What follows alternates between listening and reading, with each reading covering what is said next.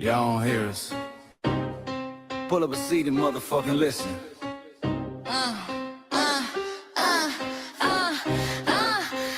Pull up a seat and motherfucking listen.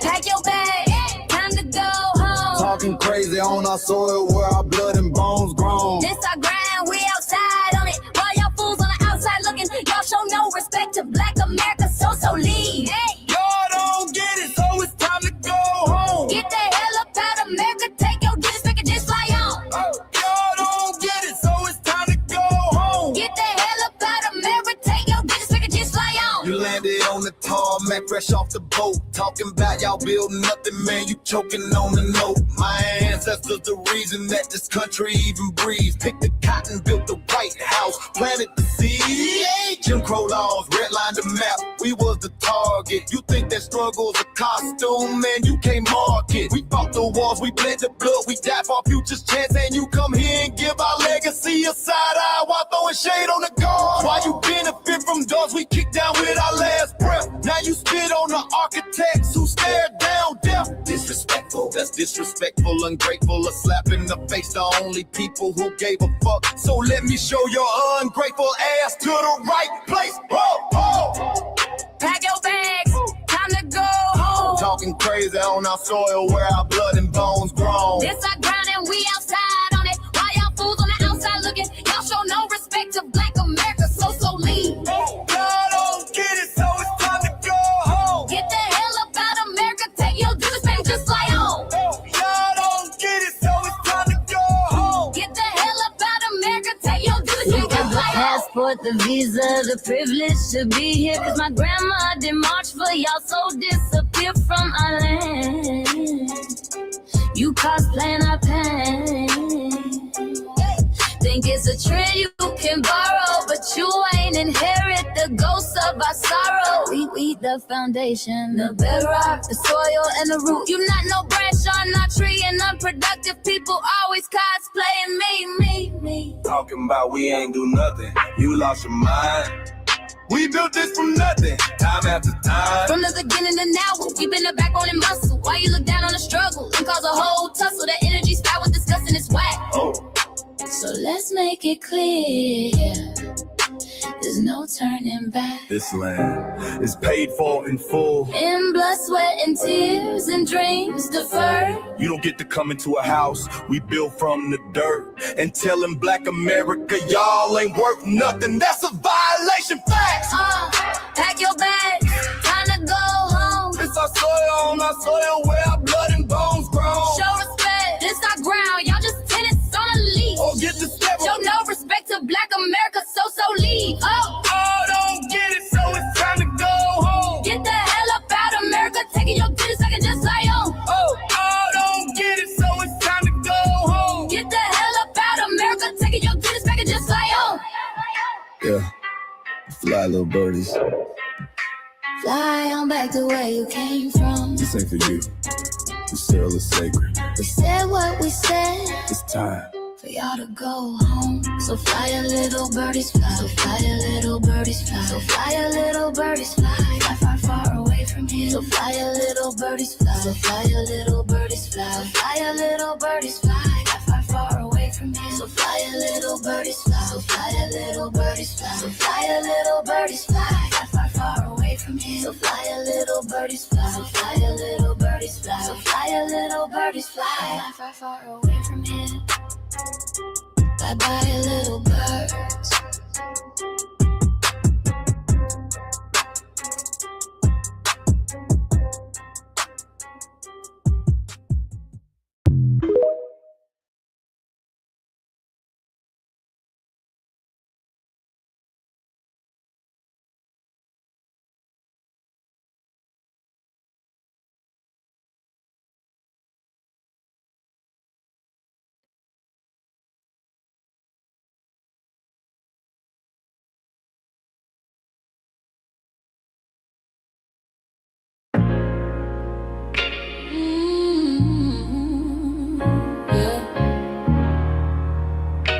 They thought we forgot, but we never forget.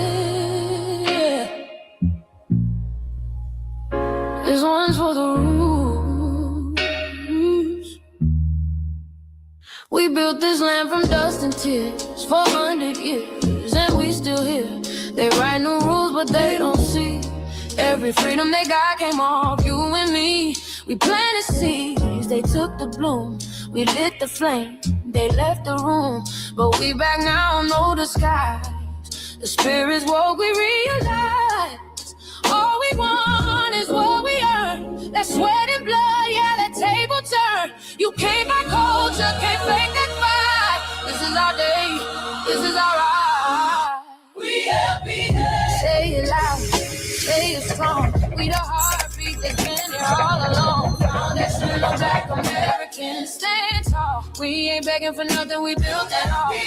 Born from pain and grace, you can see the truth written in our face. We the soul, the sound, the fight, the flame. Foundational Black Americans, say our name. They love our rhythm, but they dodge our blues. Use our voice when it fits their news. They take our sound, but not our scars. We the backbone, we the stars. Now the veil is gone, the mask is clear. We see the game, we know what's here. No more silence, no more lies. We lift that flag and watch it rise. Rise up, rise up. We the ones that made this nation breathe. Our plains are power, our roots are trees. We know worlds. It's rhythm and grace, and now we're reclaiming our rightful place. Can't copy courage, can't steal pay. You can't inherit soul by changing names. Our story ain't done, it's the revival. We guard the gate, it's about survival.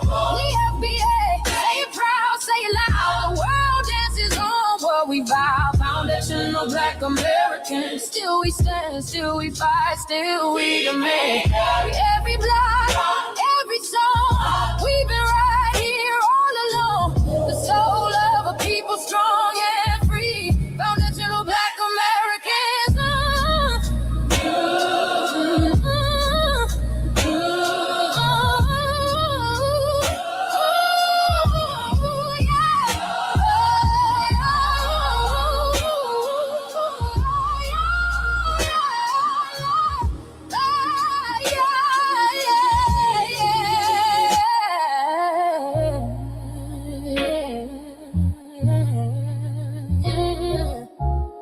We the first, we the root, we the fire. Still rising, still here. Foundational Black American. We set the tone and they copy the cadence. Dance to our drums and deny the foundation. Wear the style but don't honor the source. Smile in the crowd and you distance and force. Say you not us but you rap like we breathe. Take the rhythm, then fuse the receipts. I ain't mad, I'm just holding the glass. Showing the mirror, now answer it back. I ain't here to cancel nobody. Just keep it honest, keep it solid. If you eat from the table we built, don't act surprised when we guard it. Do you like that? Do you like that? When I flip your sound and I ride like that. Do you like that? Do you like that? Do you like that? Cause that's how it feel when you borrow my culture. Then act like we never matter. Hip-hop. Mike Larry. Now this shit here is what see it is. We're not fighting your battles. We're not carrying your fear. We're not lending our history to people who erased us while we were here. Just cause you're born here, don't make you FBA. That makes you a citizen, learn the difference today. This is lineage, not a look you can wear. Not a costume you borrow when it benefits you there. You used our culture, now like an access card, backstage pass, a straight facade, but now the mirror's in your face. No disguise, and you're uncomfortable looking truth in the eyes. We didn't leave our land to beg for a chance. We stayed, we fought, we took every advance. That's the separation, that's the line you cross. We paid the price, you learned the cost. You waving your flag on our soil, but fighting not to go back home. Waving your flag on our soil, building comfort on a foundation you didn't know. We waving our flag, red, black, and gold. Stood our ground, never sold. You waving your flag on our soil, but scared to build what you claim you love. Our humor, our style, the way we move, the smoothness, the sound, the things we prove. Music we birth, language we shape, innovation forged under constant escape. Warrior spirit means stay and defend, not flee your land and rewrite the end. You call it success, but don't confuse the two. Ease came after what we went through. You abandoned your land and called it strategy. You waved that flag loud, but won't return to build your legacy. That contradiction tells the story for you.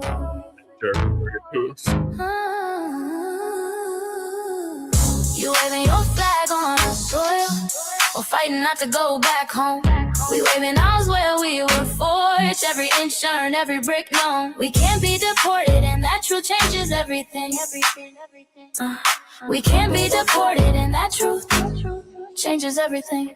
We know who we are, and now we see who you are too. Just because y'all born here doesn't make you FBA at all. It makes you an American citizen. It's biologically impossible to be us, because it's a lineage, not some damn costume you can just put on to look cool. You immigrants and immigrant Americans has used our culture as an access card, a backstage pass to our culture. Now y'all have to look in the mirror. Our sense of humor, the aesthetics, mannerisms, the style of dress, the smoothness, the creativity, our genres of music, innovativeness, our slang, our warrior spirit by staying on our homeland and fighting and not fleeing to somebody else's land to beg for a better life and shit on the very people who fought to have us there. That's who we are. And we know who the hell y'all are waving your flag on our soil and fighting to make sure y'all don't go back.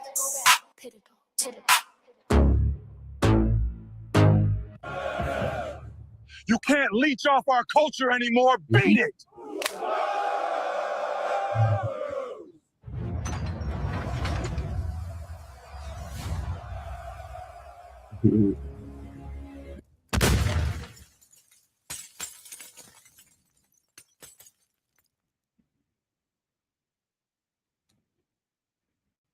Mike Larry, man, you did it again.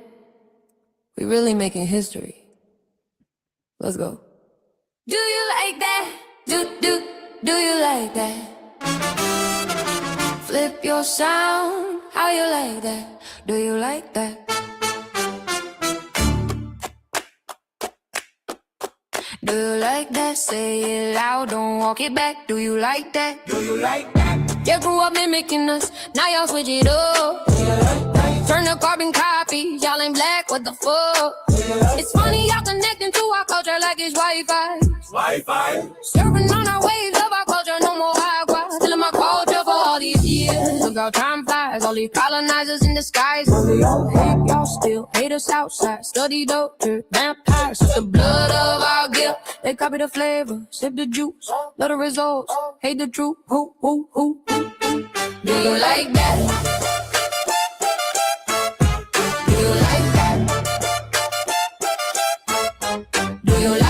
Flip your sound, how you like that? Do you like that?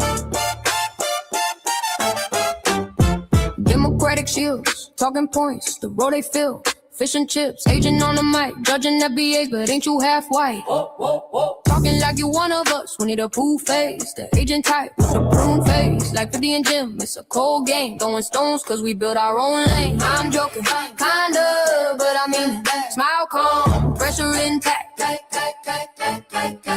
Y'all proud where y'all from, where they flag, beat they drum. But when it's us, tone switch fast. Same pride, but it's too much. FBA pride, lineage solid, you can't put this on, can't try it on. Built here, stayed and fought, that's the difference.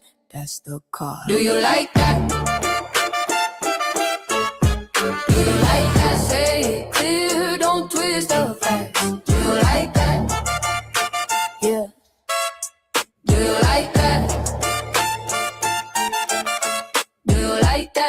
Point made. Nowhere to.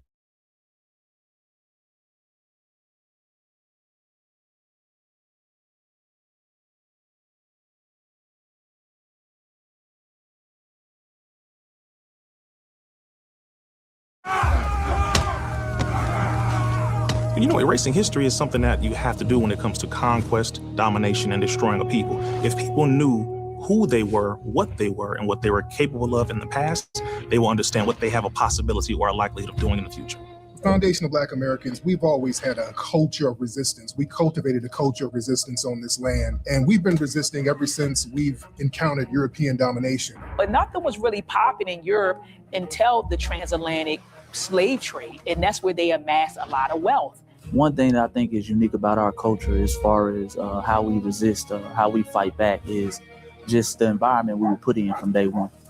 Being only 13% of the population, the white supremacists were very meticulous about keeping that population at a certain amount. There was never a period when we did not resist the encroachment of the white man. They have a natural behavior of authority no matter where they go. That's why they'll step up in front of us in the line at the store. We're not important. They don't even see us. We've never been able to excel. We've never been able to relax.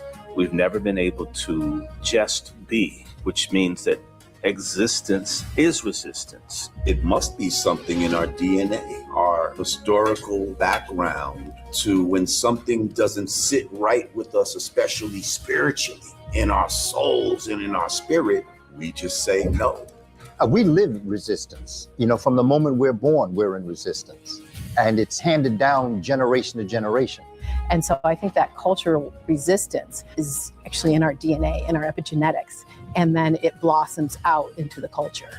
So there's almost nothing in America that we do, from song to dance to politics to the way we talk, the way we dress, having coded languages considered to be slang today.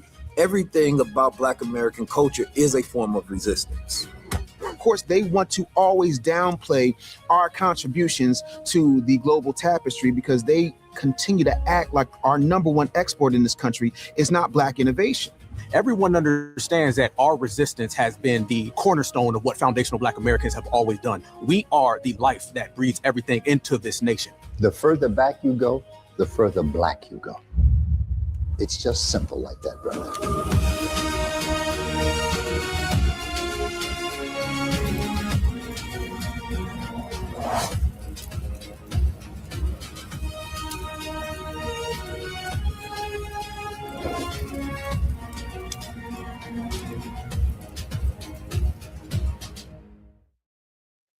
Greetings, Black family, greetings, and thank y'all for tuning in to another episode of the Front Line Blacc News. I'm your host, Shane Crumman, and we should be joined here shortly with our West Coast correspondent, Dr. Sarah Corey, Black Experience Enhanced, which I'm the co-executive producer and co-host of, and we should be joined here probably, hopefully, by Lady Che. And on Season 6, Episode 14, Part 3, continuation of the Frontline Blacc News. We'll be discussing several topics we didn't get to in Part 3, and that is Gruesome Newsom, Gruesome Newsom of California, California governor. Oh, Lord, Pete the Heat, you still in here with this madness. Let me get you out the paint right now. We don't have time for your trolling tonight. Get the hell out of here, Pete. Gruesome Newsom said some racist ass shit. Gruesome Newsom's viral clip, Fact versus Fiction. Gruesome Newsom said this while trying to relate to Black people. Apparently he can't read. Then we got John Davidson apologizes to Michael B. Jordan and Delroy. Lindo. Did BAFTA deliberately allow a racial slur to air? Yes. Latina wants Black and brown unity, but will they really address the issues that cause the divide? No. Then we got why other groups are offended that Black Americans have set hard boundaries. Relevance in 2026. Then we got Black cultures Global Impact, Black Diaspora Debate, Accountability versus Systematic Barriers. Then we got Deportations, Human Toll, Illegal Migrant News, and Local Denver/Aurora News. Then we get the news from a Front Line and Black First perspective. We are a part of the new Blacc Media and also the signal boosters of the new Blacc Media. And we have been around for 6 seasons now and counting. And we have several platforms that are part of the Frontline campaign. Frontline Blacc News is the first one, started back in 2020, 2021. And Shabaka's Black Experience Enhanced is based on the 50th anniversary of the founding of the Black Panthers, original Black Panther Party for Self-Defense. We started on Blog Talk Radio back in 2016 and have been around for 11 seasons now. Shabaka's Black Experience Enhanced covers the Black experience from the beginning of time until 10 minutes ago. It is also part of the Frontline campaign and has recently, within the last 2 to 3 years, moved from Blog Talk Radio to StreamYard. Please make sure y'all like and share the broadcast, family. Please join us on StreamYard, YouTube, Frontline Blacc News. The links to all of our channels are in the description, including Frontline Blacc News, Frontline Blacc News 2, the backup channel. Just in case you try to take Frontline Blacc News down again, we'll have backup. So please make sure y'all sub it to Frontline Blacc News 2. Then we got my personal page, which is struck right now, Jesse Paris, aka Chan Kruma. That's usually where I stream all the city council meetings, community events, all of that. Okay, I'm glad it sounds crisp so far. That's good to know.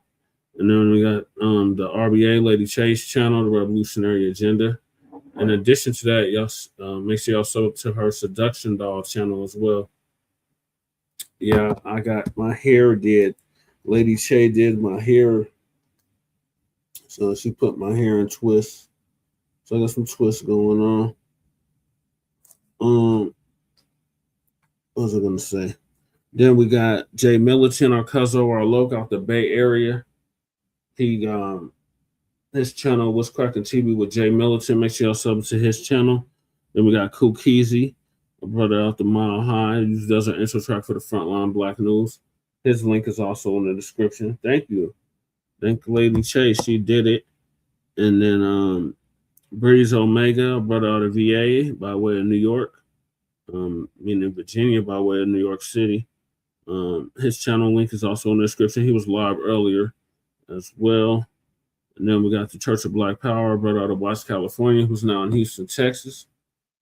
His link is also in the description. Make sure y'all sub to his channel. Breeze just surpassed 1,000 subscribers. Church just passed 2,000 subscribers. So congratulations to them both.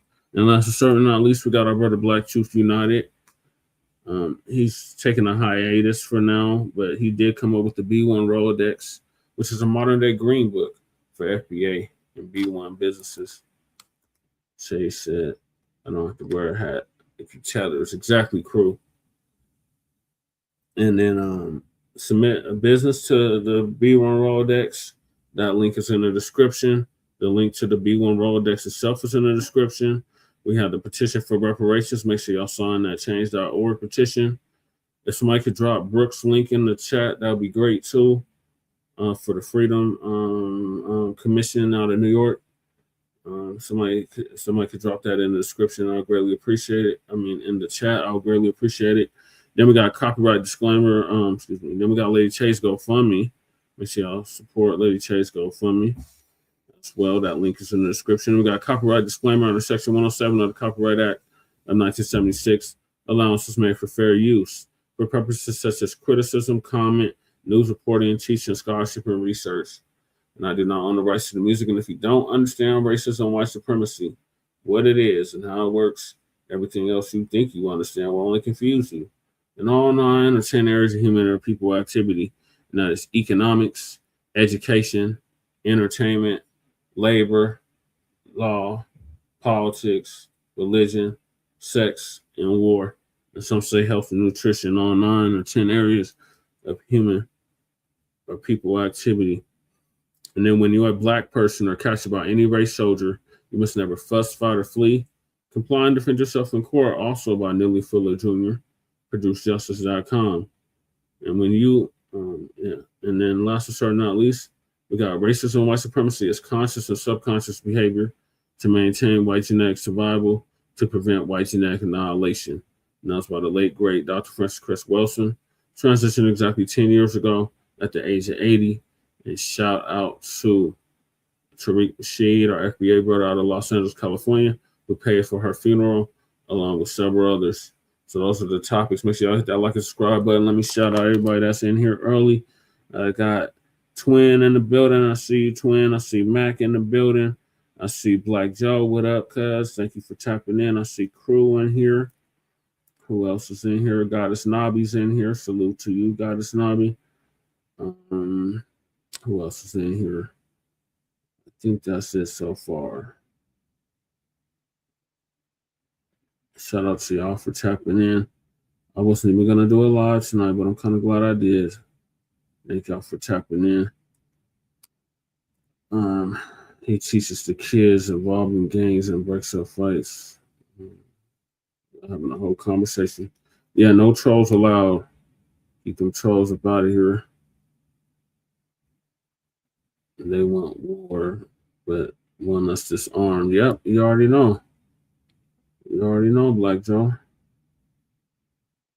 Make sure y'all hit the likes. Yep. So we're going to hop right into it with Gruesome Newsom. Oh, punk-ass Gruesome Newsom.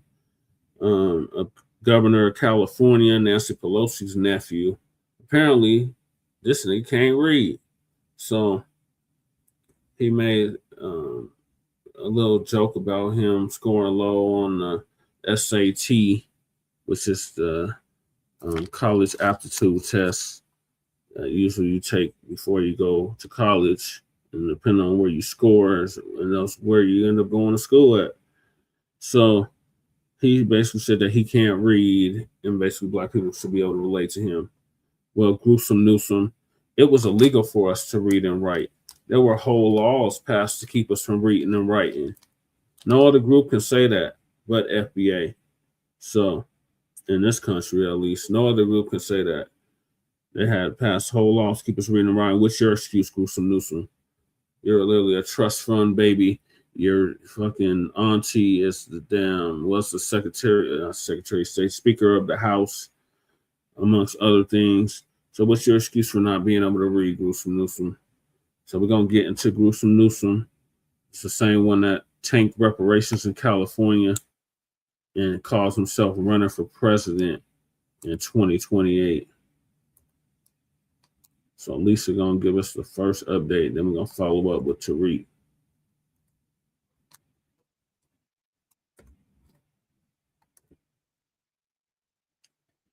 Yeah, he said he scored like a 960 or something. I didn't take the SAT. I took the ACT. Yeah, I scored that high too, crew. And the first time I took it, I got a 20, and the second time I took it, I got a 24. So yeah, we right on the same page. Newsom said he can't read and he's the governor. I know, that's crazy, crew. That's some crazy shit right there. So Lisa gonna give us an update on this craziness. So to Lisa Cabrera, she just had a serious surgery, so we wish her all the best in her recovery. Yeah, the SAT is out of 1,600. If Newsom got a 900, he's dumb. Exactly. I'm gonna help his ass lose too. I know that's right. A goddess Nami.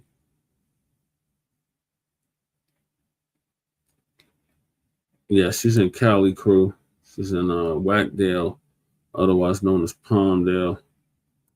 Tethers know more about the 1970s Black America than their own history. Right, Black Joe? Ain't that the truth, cuz? They definitely know more about that than their own damn history. And they surprised that we know they goddamn history. I know they goddamn history, but they know their damn history. They think all Americans are stupid, though. But Lisa gonna give us an update on this. Talk about Gavin Newsom. Oh, Gruesome Newsom. I don't like Gavin Newsom. I don't either. Ever since he pulled that stunt with the reparations, I don't care for him at all. And, you know, I know he'll probably I did have be some recalls a few years ago. a candidate for president in 2028. And, you know, it would be a cold day in hell before I would vote for anybody like him. Right, to help. But, Newsom. you know, a lot of times these folks like Gavin Newsom will try to pull stunts right in our face and believe we're not going to catch it.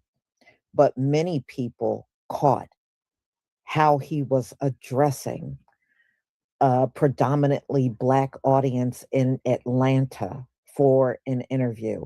And you know what else I'm getting tired of seeing? I'm tired of seeing people host these interviews. And when certain things are said, you know, I would expect our people to open their mouth. And these last couple of times, our people, you know, the ones they got interviewing don't seem to push back that hard. And that's really problematic to me. When you are sitting there, you're a melanated man sitting in this interview, and this white man is right next to you telling you, just like you, he don't read. What the hell do you mean, just like you? What the hell do you mean? Many of our people are readers. And for him to get in front of a crowd and make that comment, see, he wouldn't have made that comment if he was in a crowd of white people doing an interview. He would never have let anything like that part from his lips. But many of these folks, they show their microaggressions in many different ways. And yes, I believe that was a microaggression. Because what you were implying is the Black audience is dumb and they don't read. So you sat there and downplayed yourself and then tried to imply it's just like us. That's very insulting. You know, two incidents where you should have told the guests to leave. One was that Haitian woman that said dirty Black Americans. There should not have been an interview. You should have called her ass the hell up on out of there. Right. And two, Gavin Newsom. The interview should have stopped at that point. You know, you don't let your guests come and then insult the audience. So I had a big problem with it. I really do. I mean, we need to get rid of these soft shoe Negroes that don't know how to really push back when something inappropriate is said, you know, during an interview that you're doing. I don't care if he's the California governor. It doesn't give him the right I don't even know who come y'all vote for in California. to our crowd and insult us. I don't care who he is. The only one I would support in California would be Bill. So y'all, I'm gonna go ahead and show you these videos. I would support. All right. Where's to answer any questions about gun rights? Newsom. Y'all, please give me a 1 if you can see my screen. He's so ignorant ass. He can't even read. He had the whole world given to him, and he can't fucking read. These mugs. Thank you.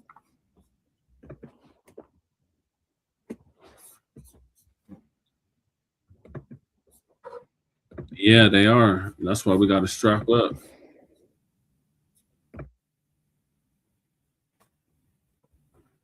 I'm not trying to impress you. I'm just trying to impress upon you. I'm like you. I'm no better than you. Yep. You know, yes. I'm a 960 SAT guy. And, you know, and I'm not trying to offend anyone, you know, trying to act all there if you got 940. but literally a 960 SAT guy. I cannot, you've never seen me read a speech because I cannot read a speech. Maybe the wrong business to be in. Oh my God. Is this So he's in an audience full of black folks talking. There's probably some other races too, but this is where he was at. This is what they do. This is what they do. A lot of people are gonna be saying it's context. Well, hey, the thing is that the way that sometimes they come out and say things, it's tone deaf, man.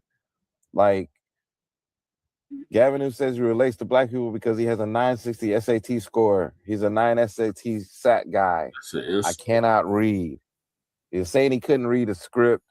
I mean, he can't read a speech, which is still twofold, and like that's not something you want to say when you're about to be the person that they want. This is who the Democrats think is their champion person. California. The only reason they're thinking that because if you put the exact same qualities, personality into, say, a white woman or a black That's woman, a pitch for the black or a black man, when he changed or a Asian man, or a Mexican man, or Latino man, whatever. They're not. Democrats, Republic, they wouldn't even give these people the time of day. They wouldn't even give them the time of day. But be it that it's Gavin Newsom, the way he looks with the slick hair, the nice manicured suits, the tall, and he looks like a politician. He looks like a Ken doll type of politician type of look. So it's all about image for them, and that he's in the governor's seat. So it looks like, oh, he could do leadership. But the problem with Gavin Newsom, he's never been able to galvanize anybody outside of California. He barely got California. And here we are. So fucking disrespectful. With their, I don't think he racist or anything like that. I don't think it's like that. I just think it's just tone deafness of they don't really understand Michael how sensitive says black people are. And then from Bill Clinton. That's just what it is. They don't understand it. And there's a sensitivity there that's understandable. There's a sensitivity there that's ridiculous. There's a sensitivity that's exhausting. But overall, there is an understanding of a sensitivity there for us black folks when we hear folks talk ignorant like this cat here. And usually around election times when they start to get to wanting to I forgot what they call it, like trying to come and appease the black audience to get the black vote and all that kind of thing. And he's thinking they're being down to earth, salt to earth. Oh, I got hot sauce in my bag. Oh, I remember cleaning so many collard greens, we had to put them in the tub. Oh, if you ain't black, if you don't vote for me, you ain't black. Here we are. I'm like you guys. I can't read. Yeah. When That's it's so just true. tone deaf, as in saying like we know what the educational scores, we know what the levels are, we know what underlying reasons that could be, because I don't want to make it sound like, oh, it's just that and it's not, because this is what this insinuates, is that in the mind of white Caucasian Americans, black folks just can't read, we can't swim, we can't do anything. And that's not true. That's not true. All demographics of people, there is a great amount of illiteracy going along in America, period, as far as the educational systems, the resources that they're having, the resources that the American government allows us to have an educational system is the reason why in white, Asian, black, well, I don't know about Asian, white, black, Latino, Indian, Native people, there's educational deficiencies across the board, across the board. He could have still said the same thing and kept it just on him. Like, hey, I'm a regular guy. I didn't do well on my SATs. I'm a regular person. Something like that. But time and time again, it's just that, sometimes subconscious mannerisms, subconscious thoughts, subconscious ways of thinking and how you look at the world is going to come out. And I think that's just one of these things. Gavin Newsom, man, just had to bring it to the front of the congregation and talk about it because it's just not looking good. We know that it wasn't your fault either about the reparations that you denied. It wasn't able to be put across on your table because the Black NAACP in that area felt it was not needed to present it to you. So I just brought that up because it's not really your fault because it didn't make it to your desk, but you also was like you didn't want to deal with that during that time. Fault, brother. What are you talking? And understood because you knew 3 years from now, which we're here now, that you're going to try to run for presidency. And that just wouldn't look good to know that you were the one that denied or vetoed the first reparations bill to go to Black Californians. So, but that did happen. And here we are with you talking about Black folks and their SAT scores, or you and your SAT scores and thinking that that's how you can relate to Black people because you can't read speech. And I keep saying that speech part because I see the title says cannot read. He said he cannot read a speech. So it kind of does give a little bit different context on it when you add that little piece on there, but it did have a connotation that it was comparable to, he was trying to compare himself and make himself dumbed down. No, the pun intended, dumbed down himself to make it seem like, oh, I'm just like you guys. I'm just like you.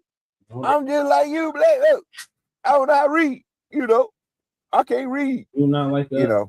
So get it together, Gavin. Get it together. They are rooting for you, bro, and I don't know why, because you're not gonna make it, man. You're not gonna make it in these elections, bro. It's just not gonna happen. You have a lot of work to do to get your state back up together, and I don't see it. We don't see it, man. Go deal with Valero, get the gas back in there, go deal with the taxes you got going on. Go deal with it. Was a little. Peace. I'm Kane King, filmmaker. Make sure you like, subscribe, and hit the notification bell to see more content like this. What just happened with Gavin Newsom in Atlanta is exactly why we cannot let DNC insiders unilaterally pick who our presidential candidate is going to be 2 years before the election and long before they've been tried in a primary process. If you missed it, Newsom was speaking to a mostly Black crowd in Atlanta when he made pretty offensive comments saying, "Don't worry, guys, I'm really just like you. I also did really badly on my SATs and I can't read." Watching the video back again, it's also not just what he said, but how he said it. He spoke in a very slow tone, as if he was talking down to the crowd and hoping they would understand it. His comments and this approach overall weren't just in poor taste, this was flat out racist. And aside from the racism, this just goes to show what happens when you try to run a true elitist as someone who can represent working class people. It's been so long since they've spoken to non-insider 1%ers that they do not know what is truly relatable, and they think that stupidity is the bridge. These are the faults that the pressures of a primary will inevitably expose. And it's also disappointing how many people are surprised. Remember, we're talking about the guy who shut the state down for everyone during COVID and then threw himself a massive birthday party at the Michelin-starred French Laundry. So please believe us and believe him now before it's too late, that he genuinely believes he is better than normal people and that will not resonate with the country. He will not win a presidential election. Gavin Newsom. So all these Black folks in Atlanta, the ATL, I could relate to you because I got a low SAT score. I'm not trying to impress you. I'm just trying to impress upon you. I'm like you. I'm no better than you. I'm a 960 SAT guy. Needs to be called over this now. And that's not. And I'm not trying to offend anyone. Trying to act all there if you got 940. But literally a 960 SAT guy. I cannot. You've never seen me read a speech. Well, he switched party because I cannot read a speech. He was on a Democratic ticket, and then he's maybe the wrong business to be independent ticket. I never seen a man named Andre in a sunken place. Most Andres I know, they very vocal, but this Andre, the mayor, just took it on the chin. He told you, yeah, I could relate to all y'all because I got a low SAT score and I can't read. That's relatable to the Black American community. And this is so on code with that particular party because when they talk about Black Americans, it's always talking down on Black Americans. Oh, we don't need voter ID because that's suppressing the Black American community. They're not smart enough. They don't have enough resources to get an ID. They don't even have computers in their houses. And then when they talk about the immigrants, oh my God, they're so hardworking. They add value to this country. Matter of fact, they built the country, just totally discrediting the ancestry of Black Americans because the country was built on slavery, not immigrants. So every time they talk to about Black Americans, it's always talking down on Black Americans. But yeah, go ahead, key it up. Now, if Trump or JD Vance said anything like in the likings of what Gavin Newsom said in Atlanta, this will be all over the news. Oh my God, they're so racist. Just because you put syrup on feces, that don't make you pancakes, right? Right. This is Gavin Newsom's attempt to win the Black vote. 2 weeks. I'm no better than try 10 I'm years. a 960 SAT guy. and I'm not trying to offend anyone, trying to act all there if you got 940. Yeah, he was. But literally a 960 SAT guy. I cannot, you've never seen me read a speech because I cannot read a speech. Maybe the wrong business to be in. I'm just like you. I'm a 960 SAT guy. I can't read. This is giving like Joe Biden, if you don't vote for me, you ain't Black. This is how you win Black votes. This is how you win minority votes, by leaning into the stereotypes. I feel like he knew it as it was coming out of his mouth, but it was just too late and he couldn't put it back. You can almost see in his face that he's regretting every second that he's talking. These politicians that are going to be running for president in 2028, they need to do a little bit more research on what their demographics actually want. I think people are tired of hearing the right things and they just want action. They just want things done. That's crazy to me. In what world did you think saying that I'm just like you, I can't read would work? You've been a governor for years. You've been in politics for years. That's like politics 101. Like you guys too. I'm a 960 SAT guy. I can't read either. We all ain't worth a damn. Did this motherfucker call us stupid? Yes, this prick did. Man, fuck this. Yeah, fuck him. Let's bounce. Excuse us. I'm not trying to impress you. I'm just trying to impress upon you. Bring you on, I'm but like it's you. device not connected. I'm no better than you. I'm a 960 SAT guy. You've never seen me read a speech because I cannot read. So to appeal to this crowd, an all-Black crowd, he said that his IQ was lower and not better than you. I'm just like you. I don't have very high SAT scores. I can barely read. Dude, Gavin, that is so cringe, brother. He can't even read? Am I getting this right? This is like that moment when Biden said poor kids are just as talented as white kids. I don't know how else to say this, but the Democrats pander so hard, they try so hard. They don't even see how embarrassing it is. It's total secondhand embarrassment. I think somewhere else in this interview, he said that he grew up eating Stouffer's lasagna too. He said, oh, I got my mac and cheese and I just ate all my mac and cheese and that's all I lived off of. Democrats need to find another way to appealing to people. Maybe it's actually fixing problems and not creating more stereotypes. You guys have done enough of that, okay, buddy? With the adults, I'm not trying to impress you. I'm just trying to impress upon you. I'm like you. I'm no better than you. Epstein, I'm a 960 SAT guy. Literally a 960 SAT guy. Just taking I cannot. You've never seen me Dickens read a speech immediately because I cannot read a speech. What I hear from the ATL, maybe the wrong business to be in. He's saying, I'm like you, I can't read the Black people. There's so many examples of this. Poor kids are just as bright and just as talented as white kids. He couldn't Young read. Black kids growing up in the Bronx who don't even know what the word computer is. They don't know. They don't know these things. A lot of people don't know how to register. Not everybody in the community, in the Hispanic and the African American community, particularly in rural areas that are distant and or inner city districts, know how to get online to determine how to get in line. They don't know what the word computer is. If you have a problem figuring out whether you're for me or Trump, I'm and Black, you ain't Black. Do you love it? Do you just love it, Black people? How about that?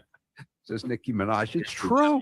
African Americans and Hispanic workers and veterans, you know, and the workers without high school diplomas. That motherfucker's gone. You know this. I'm on the other side. Yeah, Dixon. Yeah, he was too soft on Gavin Newsom. No coulda, woulda, shoulda. It's all. Is it Dixon or Dickens? I thought it was. Put it all out here. Keep talking. Keep talking. I'm just trying to impress upon you. I'm like. Yeah, slow dimensions pro Biden.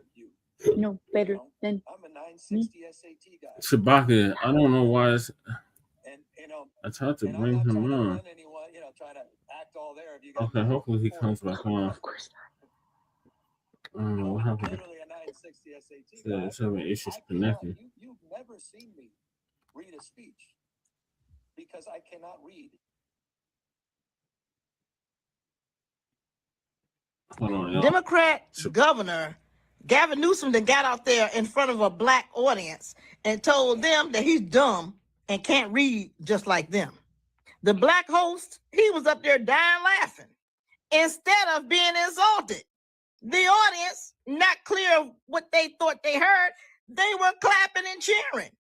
And are we surprised at Gavin Newsom? Because this is how they talk behind y'all backs. Like, how did you think that predatorial talk came about when Hillary Clinton and Joe Biden was in office? See, Democrat voters, they know that they've went ahead on and brainwashed y'all. So they know that you're not all that bright.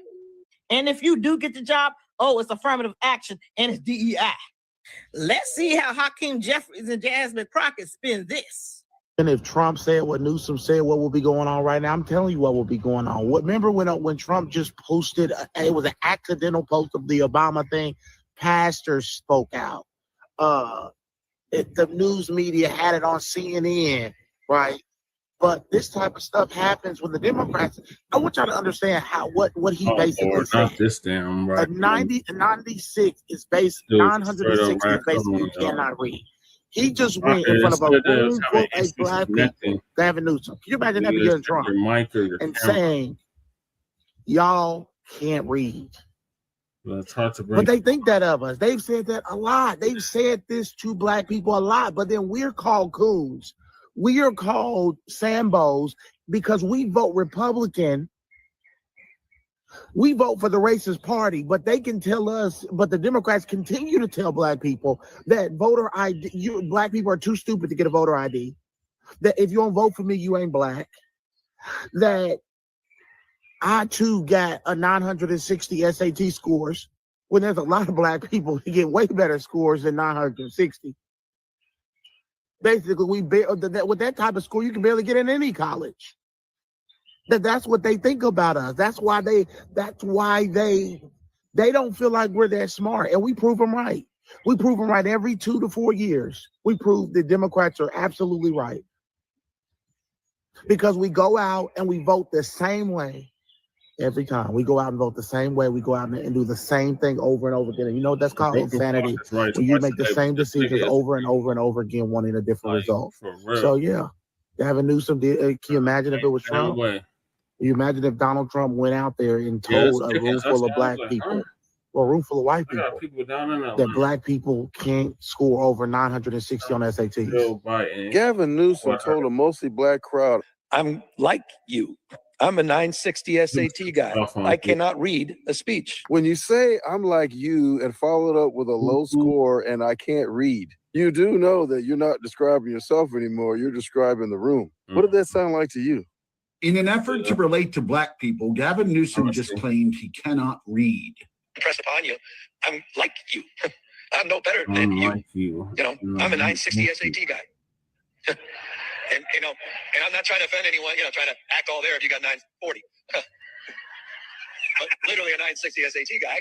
I cannot, you've never seen me read a speech because I cannot read a speech. He is the governor of California. And he is very likely going to be the Democrat representative for president of the United States. And he just claimed he cannot read. Are you fucking kidding me? He wanted so bad to relate to the majority black crowd at a university that he pretended he cannot read. So he is either a moron, which you'd have to be in your 40s and incapable of reading, or he's so fucking racist that he thinks black people at a university can't read.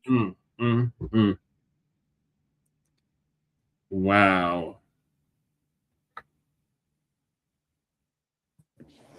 Some racist. No, he meant everything he said.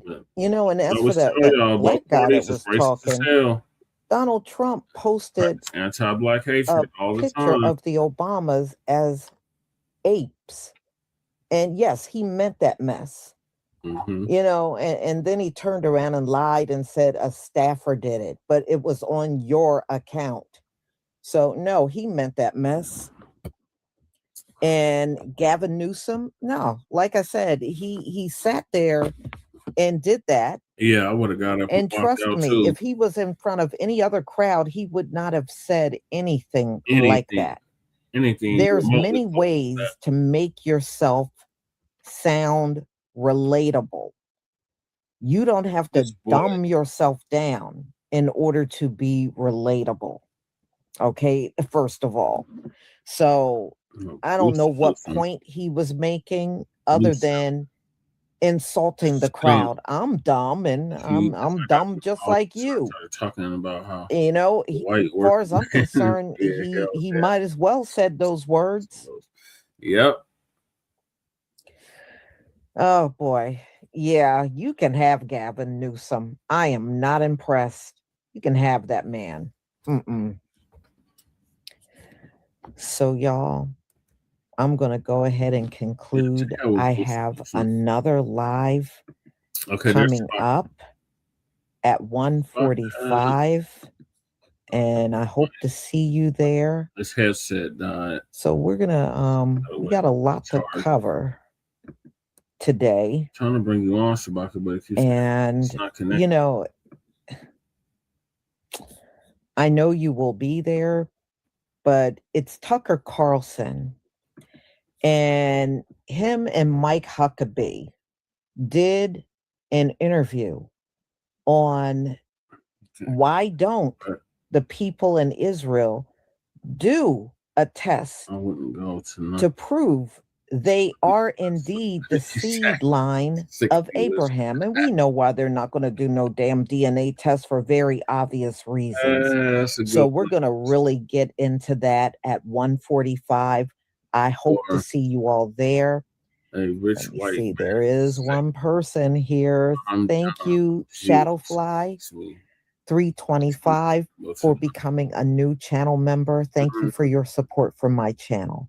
So I will see you at 1:45, y'all. Yeah, Gavin can go kick rocks as far as I'm concerned. Shalom, family. Just because you're in the underclass don't mean that you're illiterate. But I guess he thought, I don't know what the hell he thought. I know that was some racist ass shit though. But let's see what Tariq got to say on it.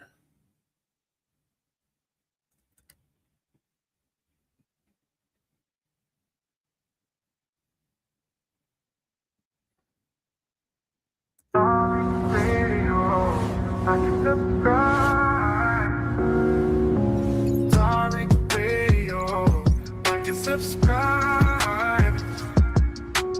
Darling Radio. Like and subscribe. Yeah, a lot of people did school. That's true. I'm not trying to impress you. I'm just trying to impress upon you. I'm like you. I'm no better than you.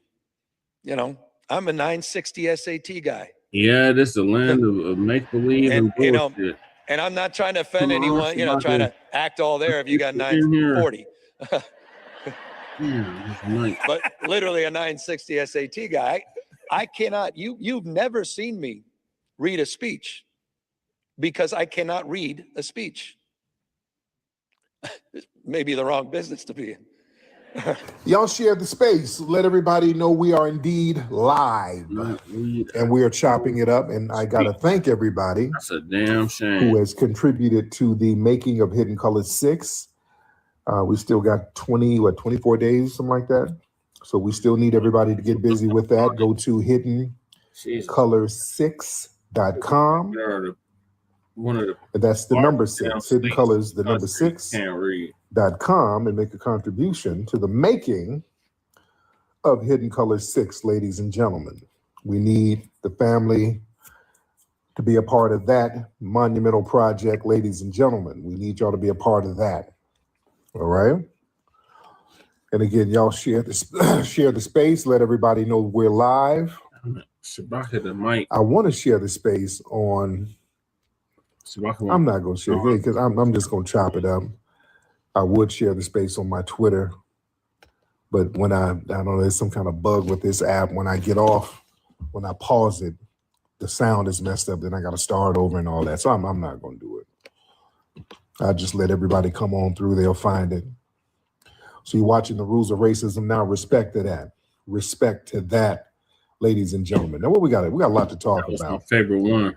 We got a lot to discuss. I'm gonna have some of the calls call in. You understand? What'd you say? You gonna bust what?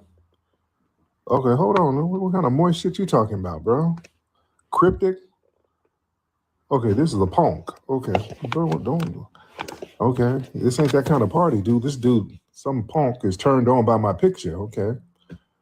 Hey, well, this ain't that kind of party, bro. I mean, there's Lil Nas X is doing a concert somewhere. You can go get you some tickets. Go to Ticketmaster, man. And just let your fantasies be free. All right. But listen. Yeah, we got these weird punks in here. All right, listen. First thing we got to talk about, ladies and gentlemen. First thing we got to talk about is, and y'all hit the hearts. Hit the hearts. Yeah, hit the hearts. Yeah, where my mods? Hold on, before because I don't like that dude's energy. Where my mods? Y'all get his ass out of here. I don't even want him in here. Yeah, get him up out of here. All right. Is there an echo? Mike Green, can y'all hear me good? Mike said there's an echo. Do y'all hear an echo, ladies and gentlemen? How's my audio? If my audio is good, there's no echo. Okay, that's your phone, brother. Yo, Mike, that's your phone. There's people saying there's no echo. Probably you're in a housing project bedroom, and you know them housing project walls carry a lot of echo. So he has to use a laptop. So that's what that is, brother. Yeah, it's that project echo. You know, them hard floors and them walls. It really, really echoes a lot. All right. But yeah, everybody else says it's good. All right. Yeah, it's that project linoleum that you're hearing bouncing back and forth through the room, brother. and that IKEA furniture, that don't really hold sound like it needs to. Linoleum and IKEA, that don't really hold the sound like it should. So, all right. But listen, what's up, Tierra Dynamite? I see you, dear. I see you. My California sister. Shout out to my California sister, Tierra. Speaking of California, did y'all see your boy, Gavin Newsom? Oh, we got to talk about Gavin Newsom. He was doing a book tour.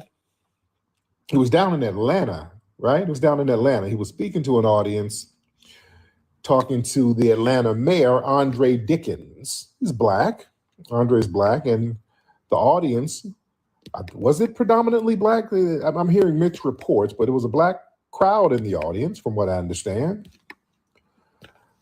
You know, people are trying to explain now, saying, "Oh, it was a mixed audience or whatever." But Newsom, he was saying something along the lines of, "Hey, you know," talking to the mayor and the Black people. "Hey, listen, you know, I'm like you. You know, I'm no better than you. You know, I'm no better than you guys." You know, kind of addressing the Blacks in the audience. Yeah, he was like, "Yeah, you know, I'm a 960 SAT guy. You know, just like you. You know, you never see me read a speech because I can't read a speech. You know, maybe this is the wrong business to be in." But he was trying to relate to the Black people by discussing his dyslexia and his relatively low SAT scores. Thank you for tapping in. And he was trying to be relatable to the Black audience. And have a good day, yes, sir. You know, many people took it a certain way. Okay, there you go. Okay, device is not connected. Many people got offended by that, as they should.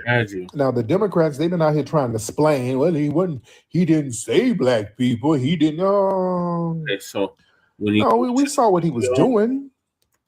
Yeah, he didn't have to yell the N-word, and he didn't have to say blackity, blackity, blackity, black, but you're talking to a mayor who's Black, and you're talking to a lot of Black people who's in the audience. We know what you're trying to say. Yeah? So Black people were offended by that.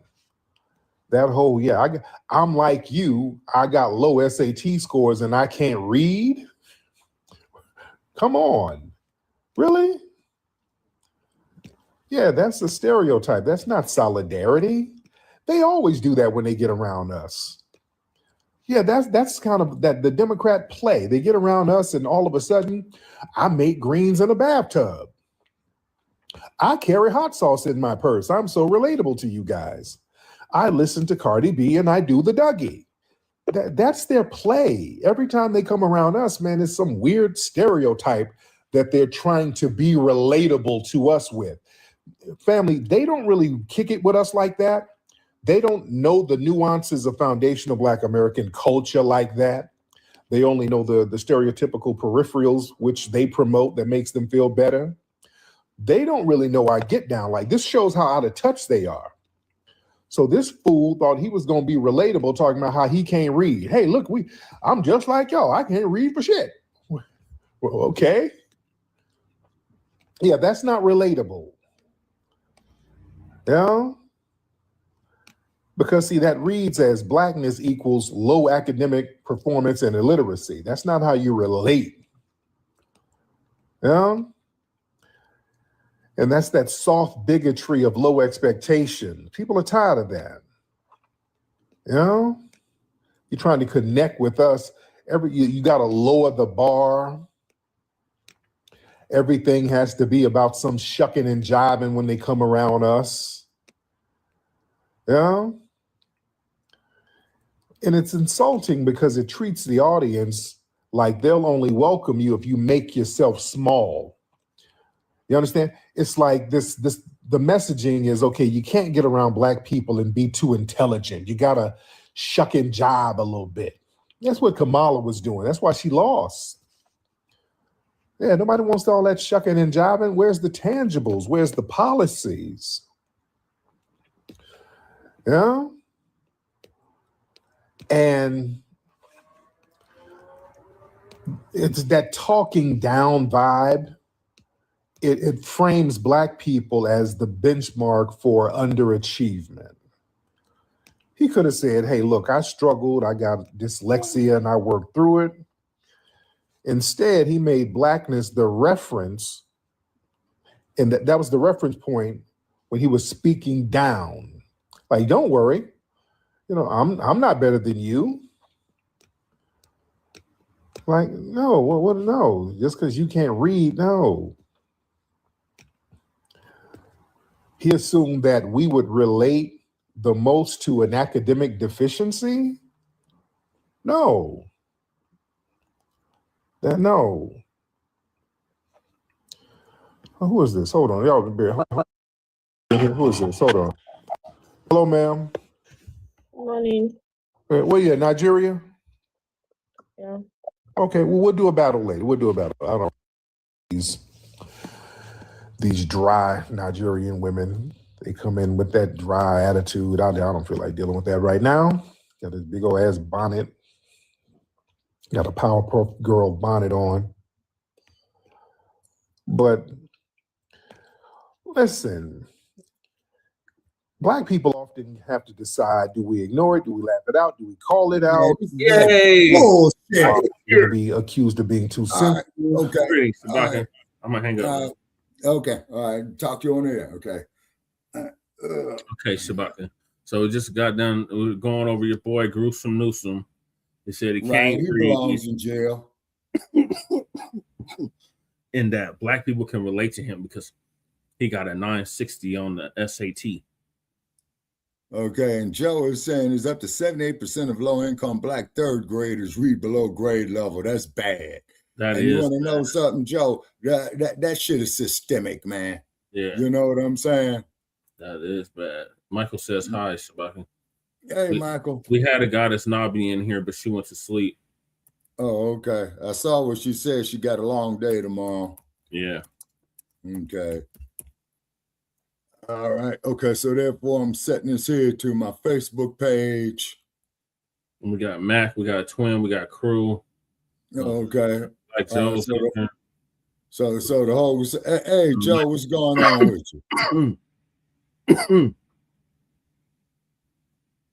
Sorry, I'm hitting this vape. Okay.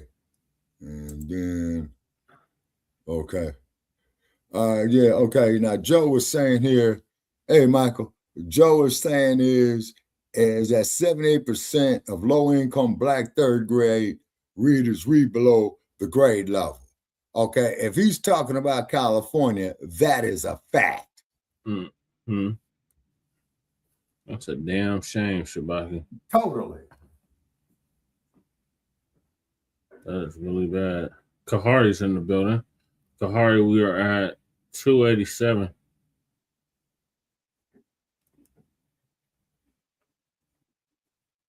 Joe says, yo, Shabaki. And this is why, hey, Joe. Okay, this is why yeah, California school system's fucked up, Joe. I was educated in the miseducated in the motherfucker. Dropped out of high school and graduated from college with an AA degree. Say, yeah, what's it called? What is the name of y'all school system out there? What's the name of the school system out there, Shabaka? Shabaka?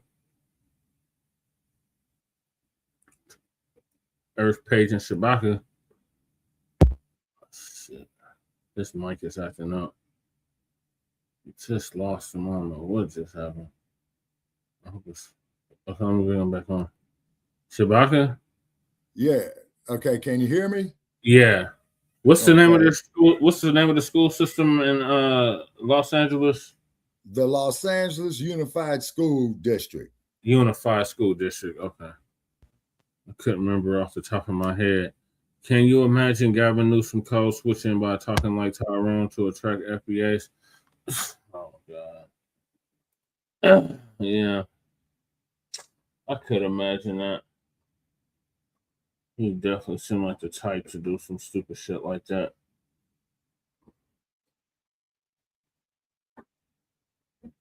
Shabaka's having issues with his mic. Okay, Shabaka.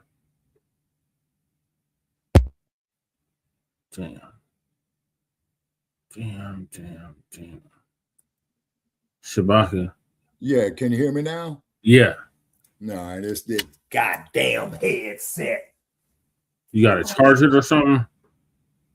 Shit. Do you have to charge it? Shit. You should be able to talk without the headset, man. Okay. Well, I'm gonna give me a minute. I'm gonna try to put the Bluetooth back on. Okay. Yeah. And we got to call it out, because if we don't, that language becomes normalized. Being offended is justified, because it's not about the one line. It's all about the constant burden of having to police the respect and framing that's given in public life. You know, people always want to come to us with these little janky narratives, and we are correct for calling it out. You know, especially in a tone political moment when, optics are everything. You're on a book tour, you're sitting there with a black mayor in a major city in front of a packed audience. So it's not just a private, awkward line. That's a message that you're broadcasting that, It is that has result in consequences. child left behind, Black Joe. And it reinforces stereotypes. It sure is. Can you hear me now? And we are justified in saying, Yes, I hey, can that's hear some you now, bullshit you bro. said. Okay. No Child Left Behind program, that every student succeeds program, as well as Common Core math. But you see, Black Joe, what's happening with that is we got to look at history here. This is the height of the crack epidemic. Mm-hmm. Okay, so there might be a correlation between the two. Well, No Child Left Behind was after the crack epidemic, Shabaki. Mm-hmm. Okay. No Child Left Behind happened when I was in school. Okay, what year was that? 2003. Okay. All right. Well, man, cheap ass head. Yeah, that's around the same time they took music out. They took home economics out. Right. Wood shop out. Yeah, all the shops. Electrical shop, wood shop, auto mechanics. You see? All that out. Because see what they was doing was they was getting, okay, in the 90s. Okay, AOL came out in 94. The www.com came out in 94. So they already knew then what they were gonna do. Like around. Yeah, he want to come up with his own acronym. It's so stupid, Kahari. Oh God, he wants us to be called descendants of African, descendants of African freed Africans. Something crazy Who like is that. this? Umar. Oh, yeah. Umar Johnson. Yeah. Yeah. Yeah, these were the early 2000s, Joe. Yeah. Yeah, Umar's lost a lot of credibility. Oh yeah, he's just gonna keep losing it. He talking about he about to open up the school. I'll believe it when I see it. We've been waiting. Man, he's been talking that shit about that goddamn school, man, for at least the last 15 years I know of. Yeah, it's been 16 years, Shabaka, and it still ain't no damn school. Yeah, so he's scamming. Mm-hmm. Yeah, he's scamming. Damn. Because if I was trying to do a venture, man, and it took me more than 5 years to do it, man, I'm gonna shit can it. Right. And give the people back their money. But no. Hell yeah. Because see, his ass can get into some criminal shit for that. It's called fraud. Mm-hmm. That's exactly what it's called. Like them Somalis that just got caught up doing fraud in Minnesota. Yeah, exactly. And then just like the Haitians down there doing the same goddamn shit. You see? Yeah. And the thing is, I got to say about these motherfuckers here, okay, yo, what that motherfucker tried to call me, man, when we was on PewTube and Akanta, and I said, you African nasty ass scratching motherfucker, go wash your ass. Oh, you're asking me if he dissed us? Yes, he did. He did diss us. I covered that the last Frontline Black News. Well, Lady Che got to it because I think I passed out and Lady Che took over. But yeah, you did pass out. Okay, Somalians are demanding reparations. Who they demanding the reparations from, Joe? The damn government. These scamming ass damn Somalis. Okay, wait a minute.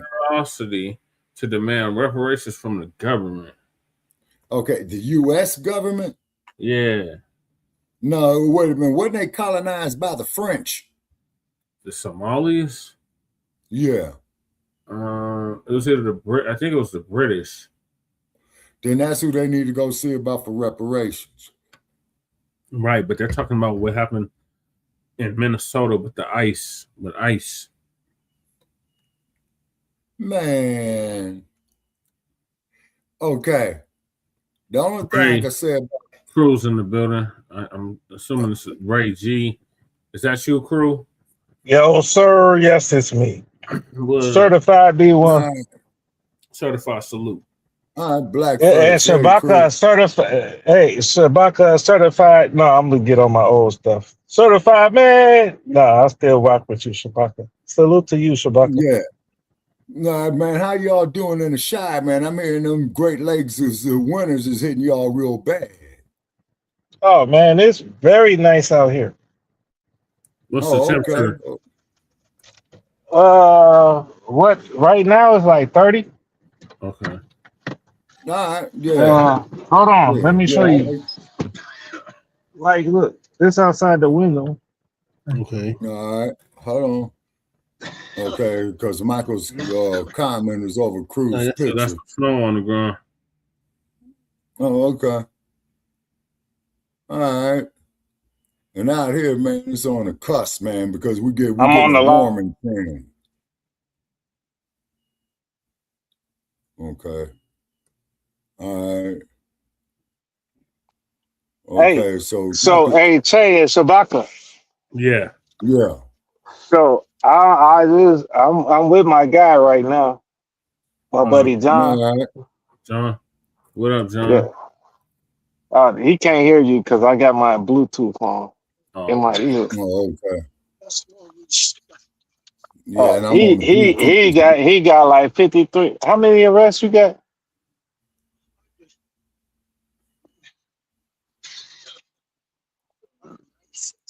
$196. Damn. 196 arrests. Damn. Yeah, but he FBA.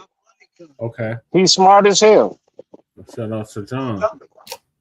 Right. I'm trying to put you. Like, I wish they could hear. Can y'all hear him in the background? Like, I ain't no dummy. Like, far from it. You get me? But like he dummy, I wouldn't be with gunball. Yeah, that's what he called me, gunball. He said if I was a dummy, I wouldn't be with gunball. Right. Damn.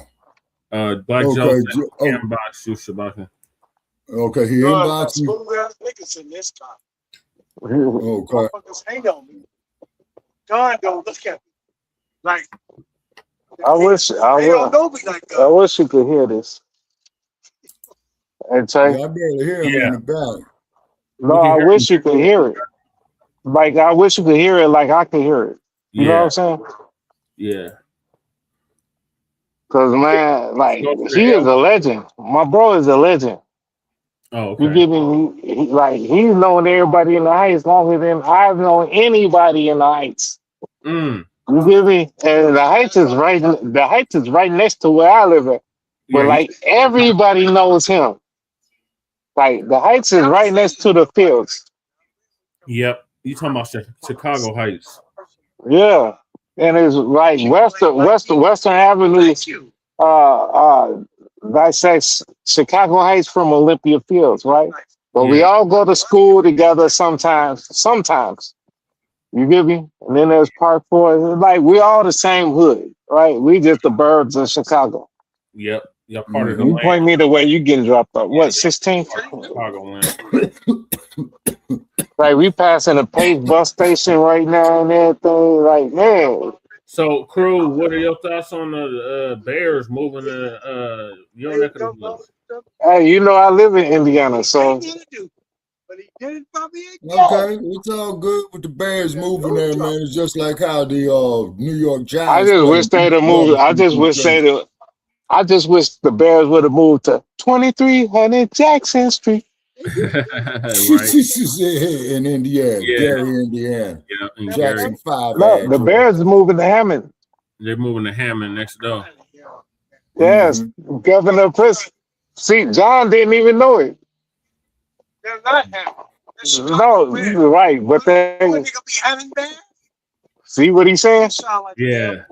It's like they're going to be Chicago Bears playing in Hammond, just like the Knicks playing Jersey or the Nets. You know what I'm saying? One of them New York teams, they play in Jersey. Yep.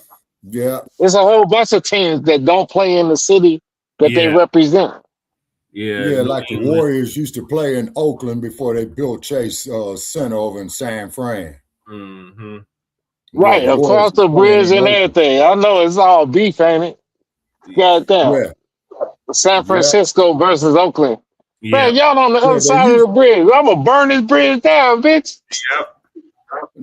Damn earthquake, damn, they took that whole motherfucker down in 89. Yeah, that Bay Bridge ain't no joke. No, a nigga built that Bay Bridge, I think. So that bitch ain't going nowhere. Nah, it adjusts. It adjusts. They have what do they call it? Stilts. They have stilts. Yeah, that's what I said. That's what I said. Nigga probably built that shit. That shit ain't going nowhere. Yeah, and then what happens, crew, when a quake comes, it's designed to sway with the quake. Yeah. Unless that motherfucker's a 9, then if it's a 9, then every goddamn thing's coming down. Yeah, everybody's done. Yeah, and like I say, for all you all there who get hit with a 9 in an earthquake, the first thing you go get you some damn water.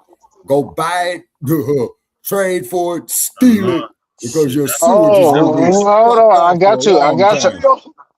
I got you, Shabaka. There's this guy named Water God on YouTube. Oh, yeah, shout out to Water God. Thank you for Shabaka. You know, there's a way you can build 3 sandboxes and then put some rocks and then put some more rocks. And then you don't even need no motherfucking water. You get me? You can take rainwater. You can use toilet water. You can use toilet water and get you fresh drinking water in an hour out of your toilet water. Wow. Yeah, you're right. No, he's right about that. Because when them motherfuckers was doing that gold rush up there in Northern California, that's exactly what they was doing. Yeah, they was doing that here in Colorado too. Mm-hmm. You filter it through the sand. Yeah. With the bacteria at first. Mm-hmm. And then once it go through the bacteria, then it go through the sand, then it go through some more fine sand, which captures every bacteria. And then the water that come out is more pure than, goddamn it, like, man, you could have made that shit on Star Trek Enterprise. Give me pure water. Oh, damn. And the water you get out that sand is even better. Which way, John? Yeah. Yeah. Because I gotta come back. Oh, you're right here. You're on this street. Okay, and get out the west. Newsom. Man, they need to impeach that motherfucker, man. Recall that motherfucker. Throw his ass in the same goddamn. Hey, Chad Shabaka. Hey, Chad Shabaka. Yeah. Yeah, go ahead. No, I just okay. So I'm with my. See, he don't even know where he's staying. I'm with the number one dude in Chicago Heights, right? Oh, word. Probably out of Chicago, period. Oh, okay. You get me? Okay. Man, hold on. Stop. Respect. Okay, good. All right, though. Come on. All right. Rolling. Okay, we see. You want some water? You want to grab a cup of them? Yeah, you don't know you need some water as much as you be drinking. Where y'all on the way to grab another one? Shut the hell up, John. Make sure you eat that taco. I got it. Oh, yeah, you better. Since I'm missing one. Yeah, and It's in the fucking air. No, damn. I gave you one of them damn tacos. I only got one right here. This is only one. Yeah. Yeah, I took it out. Right. Just find that shit. Love you too, bro. Oh, that's right. This ride was my birthday. I see you on my birthday. Just say. Yep. Just dropped them off. Yep. Now it's just me. Okay, I ain't gonna wait for him to get in the crib because he gonna get in the crib. He got a taco in his pocket and a drink. All thanks to me. Look. Like I just left to go get a burrito. They said they didn't have no burritos. They only got tacos. I'm like, what the hell? So what? You ain't got no big ass burrito roll you can put the meat in? Right. Like, oh no, we closed it up. All right. Here's what I'll just buy 2 tacos and I'm not gonna come by here the next time. You get me? Yeah. I'm gonna go to the other place. Matter of fact, I should have just stayed in the crib and just cooked. Yeah, you gotta come out here to get good Mexican food. Are you kidding me? I'm in Chicago. I got the best Mexican food outside of Mexico. Got the best Mexican food. Oh, close. I think California got us beat. I think Texas got us all beat. Yeah, because you got more Mexicans going into Texas than you got into Southern California. You got a border in Texas that's like 500 miles. 20 million with Mexico. California. No, you got a 500-mile border with Mexico. Yeah. In Texas, I think Texas got the best Mexican food. Yeah. Yeah. You give me you walk out your backyard in Texas and fuck around being Mexico. Yep. Yeah, when you cross the Rio Grande River, particularly when you go to El Paso. Mm-hmm. There's But literally niggas can't swim, so they say. Yeah, Aquaman proved that it was a lie. Oh yeah, shout out to Aquaman who put that work in. Right. Yeah, the Montgomery Brawl. And shout out to the chairman of Montgomery. Yes. Who worked that goddamn folding chair. Like I said, see, a folding chair is a multiple purpose device. Yep. You can sit down and rest your ass, and you can fold it up and beat some ass. So, Crew. Hey, no nigga invented the folding chair. Yep. Man, black folks damn near invented everything, Crew. So, Crew, what's your thoughts on what he said about him not being able to read and that we can relate to him? No, we couldn't read. That's why we were speaking a reticession. Yeah. We were speaking Tut language and shit. We couldn't read. No, we're dumb as hell. We couldn't read. And we built the whole country as a bunch of illiterate people. Well, they passed whole laws to make it illegal for us to read and write. I know. Right. And so us illiterate people that still built the White House, that still built all the railroads. Yeah. I guess we should have dumb people building everything. Because I guess dumb people are the only people that seem to be able to build shit that lasts forever. Yeah. Yep. Now, they building the Mexicans be building them houses, right? Yep. Out in Florida, out here in Chicago and everything. Shoddy work. Wait a minute, you got them in the shy? Yeah, they. Yeah, man, the Mexicans is Chicago. What the hell? What? Wait a minute. Whoa. Riddle me this here, Crew. How in the entire fuck that Chicago, the whole Cook County sanctuary city, Cook County jail, bro. They got a whole section for the Mexicans. Wow. Man, no, that hurts my soul right there. Now I can see the LA County jail. I've never been in a cell with a fucking Mexican. Yeah. They say that'll fuck up everything.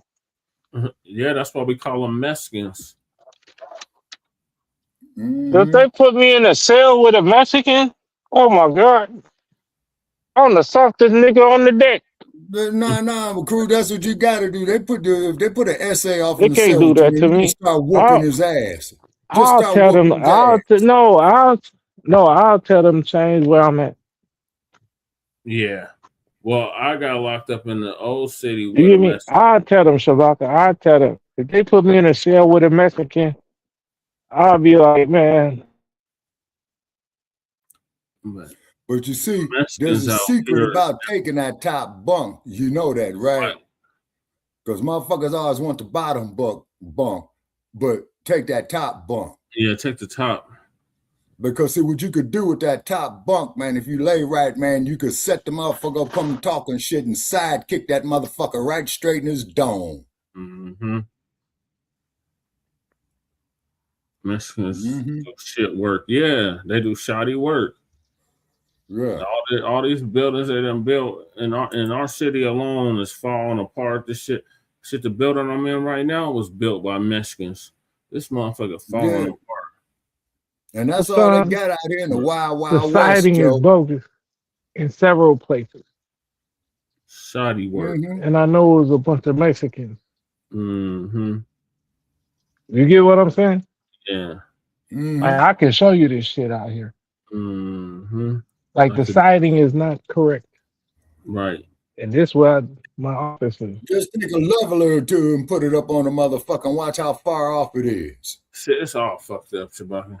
We're getting All back you to need is that leveler. And I dare tell you how fucked up it is, because see, when these motherfuckers do concrete out here in the West, like when they build cinder block walls, a quake comes, man, and it will have the motherfuckers tilt. That's what happened to my mother's-in-law's house, man, up there in the Bay. All right, so is that your final thoughts on Gruesome Newsom? Man, book his ass, man. I Fuck agree. him. Chewbacca saying book a Democrat? Yep. Yeah, man, man, fuck Gruesome Newsom, man. Oh. Gruesome Newsom, man, was fucking his best friend's wife when he was the campaign manager of one of his best friends who was running for mayor of San Francisco about in the late 80s, I think. Yep. I ain't got no respect for a motherfucker like that. Him or her. Right. Hell, there was one motherfucker that showed up there on Facebook about 15 years ago that came back from Iraq. And he went home and found his old lady in the bed with another man. You know what he did? He killed both of them. He did something even worse. You're going to love this. He had both them motherfuckers walk out his house ass naked. Oh, yeah. and put pictures of them up there on Facebook. I said, whoa. I said, whoa. But I'm going to tell you that there's definitely a case of controlled anger right there. See, I always remember, like I say up on Facebook, right? It takes 6 guys to carry a man to his grave, and it only takes 1 woman to put him there. You're going to have the sisters cuss you out now, Chewbacca.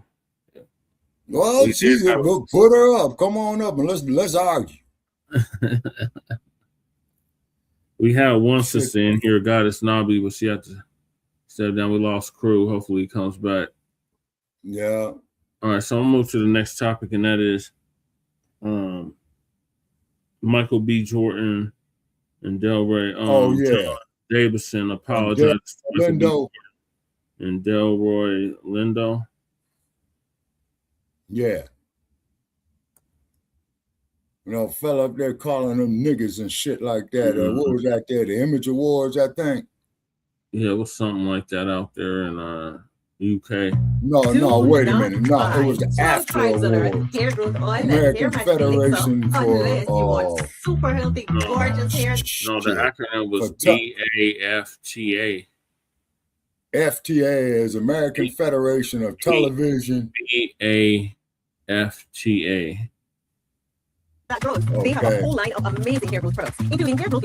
Federation Television Artists, National Academy Federation of Film and Television Artists, I believe, something like that. Well, sometimes people watch and learn what people are saying and how they feel. And that is exactly what John Davidson did, the man that have Tourette's syndrome. He went online and he said he didn't like what white people were saying to Black people. He was quite upset. White people were all over the internet telling Black people to forget about an apology. Yeah, I remember that. This man had Tourette's syndrome and he didn't need to apologize for using the N-word. He disagreed. He should have got his fucking teeth knocked out, like Franklin said. He does not support what racist white people are saying on the internet. And he decided to come out and apologize to Michael B. Jordan and Delroy Lindo. He said, even though he's got Tourette's syndrome, it did not excuse using the N-word. So he has since issued an apology. And, you know, and he was saying those white people online don't represent him. He did not feel comfortable with what happened. So, you know, he did apologize. So we're going to get into that, ladies and gentlemen. All right. Here were your comments right there. So I do have a video, and I already showed how people were responding, and of course it went right down So racial our lines like comments it are on the always right, does. Shaka.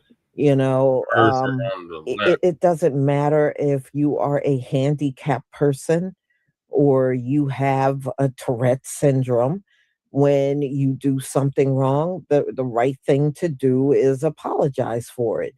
You know, because there are white people on here that act like if you got something wrong with you, you don't have to apologize. That's a load of BS. That's a load of Well, BS. sister, that's why they You got do. something called the right cross, and it So will no, get he your can't help it. mind But right. you know, shouting out the N word to somebody is wrong. I don't care whether you're a I would have healthy been person arrested. or somebody that's sick. Right. You know that mess No, is I would have been wrong. arrested. So one thing I do like about us, we are no longer accepting things that we accepted before in the past. Mm-hmm. We are now standing up and speaking out, and I'm glad we are doing that now. Too, Lisa. And people are not just sitting back making up excuses for accepting bad behavior from people. So let's get into it. Let's get it. Yeah.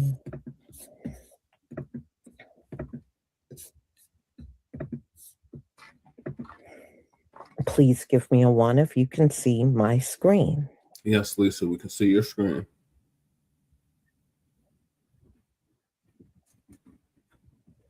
Man, I had a temporary job through Labor Ready one time, Thank man, you. building the stage like that, man. For Oh, you used to be a stagehand? No, I was through a temporary job agency. Oh. And it was like they was getting ready to have the award show there in Hollywood. With royalty mixing We with worked all goddamn night, man, putting that shit up. in controversy this morning. The BBC Mm-hmm. apologizing to BAFTA viewers after several obscene outbursts from Tourette's activist John Davidson were heard on a broadcast. Davidson is the inspiration for the movie I Swear, which was nominated for 6 awards and took home the leading actor BAFTA. He was diagnosed with Tourette's syndrome at the age of 12. It's a neurological condition that can cause involuntary movements and vocal tics, sometimes involving outbursts of inappropriate language. One such outburst Really? at the broadcast was while Cinestars Michael B. Jordan and Delroy Lindo were on stage. Delroy and I are delighted to be presenting the first BAFTA of the night for a vital part of movie making. A racial slur could be heard while the men presented the award for Best Visual Effects. Jordan and Lindo looked startled, but continued on. Host Alan Cumming later asking the audience for their understanding. You may have heard some strong and offensive language tonight. Tourette syndrome is a disability, and the tics you've heard tonight are involuntary, which means the person who has Tourette syndrome has no control over their language. Yeah, I got an involuntarily right cross too, motherfucker. Right. I feel truly sorry for what happened at the BAFTA ceremony. I want to be clear, I had absolutely no racist intent. I've spent my whole life trying to challenge prejudice. Yeah. For 30 years. Consciously, I know you're firsthand still what it racist. feels like to be misunderstood and labeled. I'm pretty Because of sure that, the I would British never knowingly hurt any didn't mean to be community stand racist behind against the any form of Irish. discrimination. I really hope people won't judge I don't me give a or the fuck Tourette's about neither community one of them. based They're on this still one crackers incident. to me. Tourette's isn't acting out, and it's not trying to offend. It's a neurological condition that deserves understanding and compassion. Yeah, The I got words a are neurological condition. It's called a- subconscious racism. That's what Yeah, it that's is. exactly what it is. See, and it's ingrained into the what is that? The group, what they call that word, Che? The group ethos. psychology. Thank you, the ethos. That's the word I was looking for. So, hey, if I may, That may seem shocking are not who we say, are. if I may, for a second. Hey, Shabaka, what's up, though? Yeah, what's going on with you, crew? Chilling. So, no, like, if I might say, Shabaka and say, Yeah, go ahead, crew. I'm not trying to explain for him. I'm just Right. saying he does what drunk people do. Yep. You get me? He's saying what he really feels. Mm-hmm. Exactly. Yeah. Drunk people say shit that they should have reserved for themselves, right? Because normal people, we might have some shit that man, Shabaka old nigga. You get me? Like I might have that pop up in my brain. Shabaka's an old nigga. Fuck you listening to him, right? But I am not gonna say that shit out loud. Right. You get what I'm saying? Right. Right. Yeah. Because it's disrespectful, and I might need to think on what I'm saying. This might be an emotional thing that I'm saying that I probably shouldn't say. But I was just gaslit or something. You know what I'm saying? Well, I lived with somebody that had Tourette's. He never called me a nigger. Right? He was one of them Sephardic Jews. Oh boy. Yeah, ain't that they're the same crew that had that dungeon down there with them women in New York? Yep. Yeah, that's part of them. Those are the Ashkenazis. But. Now, when you spell when you say crew about that, it's spelled CREW. Oh yeah, that's crew. That's a real crew, like dictionary crew. I'm CRU, Cultural Revolution Underground. Right. So no, we're not the same. But I'm sorry, Jesse. All right, I'm gonna let the video continue. Okay, and I'm trying to see, man, was this in Hollywood? I hope that through the film, I swear, more people might take a moment to learn about Tourette's. London. It was in London. Okay. It was in London. Yeah, because them look familiar. Is it in London or Durban? And get to know our community a little better. We're just like everyone else. We want respect. We want understanding. And we don't want to feel ashamed of something we never chose and can't control. Finally, I want to once again offer my heartfelt apology to anyone who was hurt or offended. And your apology. I acknowledge I was wrong. I sincerely apologize to Michael B. Jordan, Delroy, Lindo, and everyone offended by my outburst last night. My behaviour at the awards ceremony was unacceptable. While driven by the neurological impulse of Tourette's syndrome, hurtful words were spoken in a solemn setting, and the harm they caused is real. I take full responsibility.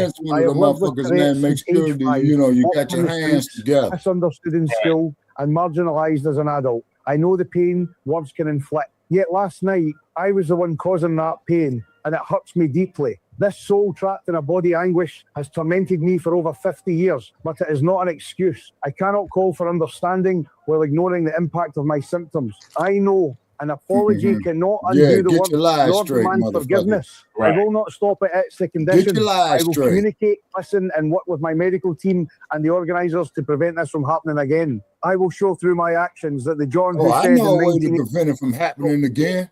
Stands Get for that kindness. motherfucker to Jake Paul business. Will not let my body's loss of control overshadow a lifetime devoted to equality and dignity.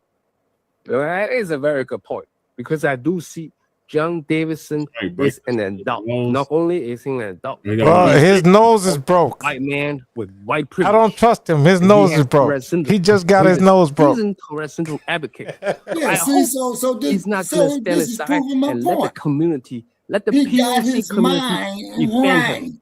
I hope he's not going to stand aside. Hey, somebody unwinded his mind through his nose. As a white advocate, a seasoned white advocate, he can come out and explain himself. He can do an apology to everybody, or he can do a very thorough explanation, explain the whole event, explain his own tics, explain his own journey. Right? Does this explain all Chinese people? Because they all sound like they got their nose plugged because somebody beat their ass? Oh, no, 100%. You're right. I do understand the heat. And as strong as the way I advocate. Hey, Jay, if you can, put that like, subscribe shit in the top corner. But when I see hypocrisy, I will call all that shit in a fucking second. So this ain't over. This ain't over. I'll be watching this. If we got to get you OBS, man. On the community and don't say a word, I'm gonna come out equally with strong words and blast his obvious fucking white privilege, and he need to do something about it. This is the perfect opportunity, especially in this current. Go do that shit in Asia. World geopolitical tension we feel. Look at his long ass thumb, pinky nail. And speak about this, and not just that. Look at his fingernails. Look, Popularly is spoken. And he paint him. But there's also but his other hand, he got one that's long as hell. There's also people who do obscene touching. That's even more offensive in this age with everything going on. that's even more. So you can't touch nobody? That's difficult to explain. So really, for the community to come out and speak with him, I hope he sees Hey, it. Shabaka, nobody can't touch you no more? The fact that community almost. No, I'm talking about like, excuse me. You need to come out. No, like if I gotta get by you, and I tap you on the shoulder, excuse me, can I get by you? BAFTA finally Oh issued yeah, I an don't have a apology problem with that. unreservedly. Because I've No, done but that. they acting like because you're too close enough to They touch acknowledge somebody. the harm this caused. They talk about what happened, and they apologize to all. You can read the full apology in The Hollywood Reporter. John Davidson also then released a statement. I wanted to I got a black dog, so I'm not racist. I got a black dog. And inviting me to attend the podcast. I appreciated the announcement to the auditorium in advance of the recording, warning Run that everyone back, my Jesse. tips are Like you involuntary see that? are not a That was the optics they was trying to give. I got a black dog. A black is blacker dog than anybody else. Ain't no nigga got a dog blacker than that. And everyone involved in the awards last night for their support and Nobody got a dog inviting me blacker to than that. I appreciated the announcement He's to the trying auditorium in to. advance of the He recording, got a black warning dog. everyone that my tics are involuntary and are not a reflection of my personal beliefs. I was heartened by the round of applause that followed this Their announcement. tics and felt are welcomed based and on understood what in they an environment believe. that would normally be impossible for Exactly. me. In addition to the announcement by Alan Cumming, the It's just BBC like and being BAFTA, drunk, right? I can only add that Hey, I pause am, it, Jesse, always have if you been can deeply for a mortified second. if anyone considers my involuntary tics to be intentional. or Now, to watch this here, people. Now, watch this here. They're going to get some brain dead, ass scratching Negro to sit up there and endorse this bullshit right here. Hollywood tradition. Now, but watch this, Shabaka, right? If I'm drunk as shit, right? Yeah. Right. Say I drink 2/5 and I jump on a live stream, right? Oh my God. Yeah. Right. I'm gonna be drunk as shit and be talking all kind of crazy shit, right? Yeah. But I cannot blame it on me being drunk because I'm not gonna say some shit that I never had in my mind in the first place. Right. Right. Yeah, that's what I mean. Drunk mind speaks a sober tongue.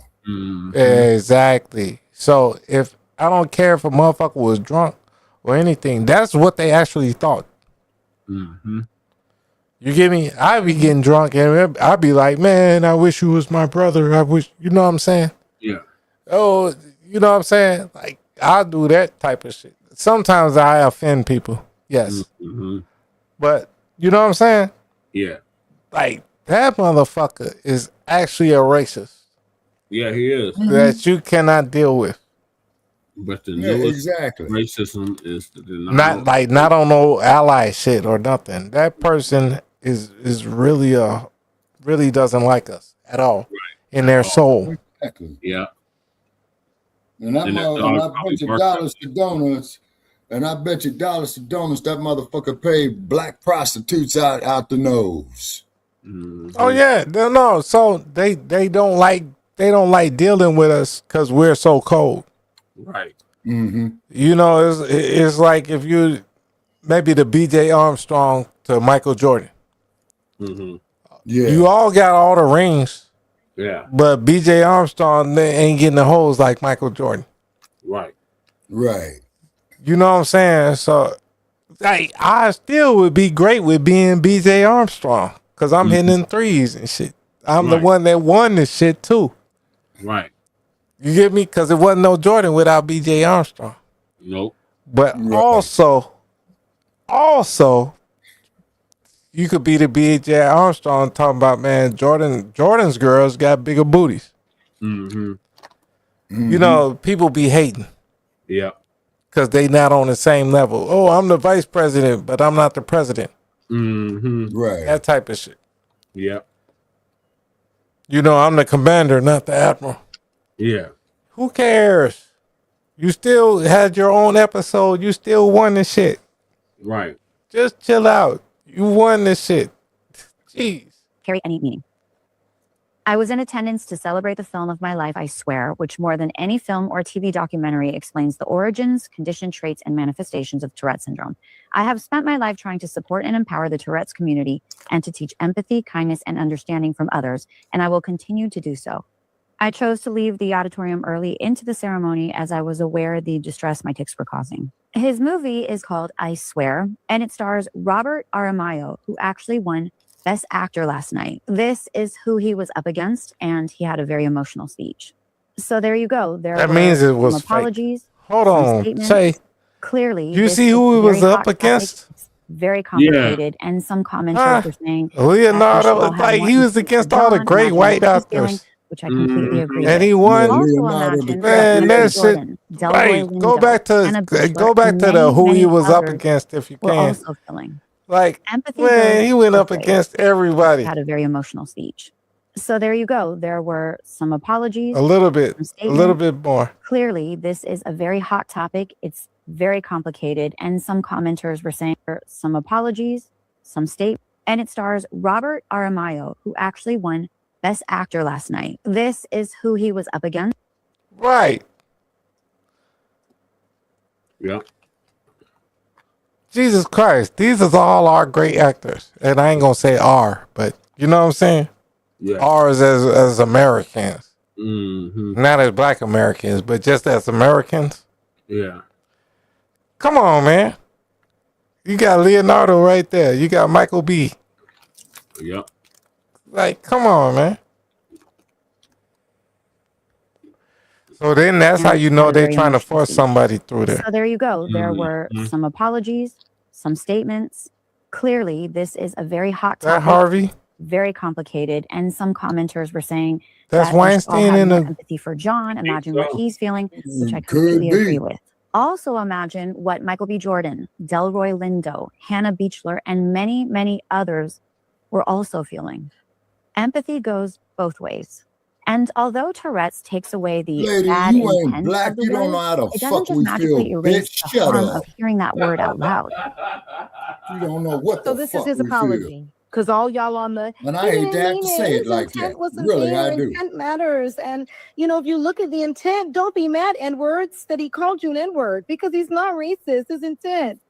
But even in his apology, he could not even call out the people that he knows he harmed. And the crazy part about it is this is an intelligent man. I mean, he has a whole movie about him. He's been an advocate for Tourette's. The whole point of the movie was to, you know, highlight Tourette's. White He's racist. not unintelligent. He knows who these two Hey, people start are. doing that at So the why city bring hall up meetings, in Jesse. this Oh, yeah. stating I am I got Black sorry Tourette's. to Delroy Lindo and Michael B. Jordan Yeah, and try all that of the there at the black LA people City that Hall were and in watch the how fast audience that The knife white that did flies supremacists. service and the black outside. people I said Yeah. at the dinner Race and soldier. all That's of the all. things, Yeah, all the that's all the places that he LAPD said is. it. Start Why coughing. weren't those things named Start instead coughing. of Race an soldiers. excuse for his involuntary Yeah. tests? It's an excuse. Mhm. The apology is not an apology. It's a hey, I know I called you the N-word, but this Come is on, nigga. why. As Come opposed to on, saying, nigga. You I have sneezed. this condition, as you all Come know, on, nigga. makes me say things, but I'm deeply sorry to these people for harming them. You coon, nigga. I'm deeply sorry for All the into pain the this has mic. caused on a marginalized community that has been burdened with this word for hundreds upon hundreds of years. I can't stand these He said girls none of that, and you know that be why? Because he ain't sorry. And y'all need to realize, like I said before, you can still be disabled and still be racist. And he can say it's not his intent or his personal beliefs, but when you actually can out your mouth say, I'm sorry, Michael B. Jordan and Delroy Lindo and all of the black people that were in the audience and had to hear that, I apologize He for not saying sorry. those words, even He though it was just sorry he got involuntary, caught. then you don't mean it. And I need y'all to miss me with the whole we don't understand Tourette's. We understand it just fine. We also understand racism better than any of y'all ever could. So y'all trying to If tell I us be what drunk as racism hell is, in your crib, you get rocks with that. Because whatever I say is how I feel, you right? experience racism. What racism is when you never experienced it in your life. And don't white people don't experience racism. So get out the comments with that shit.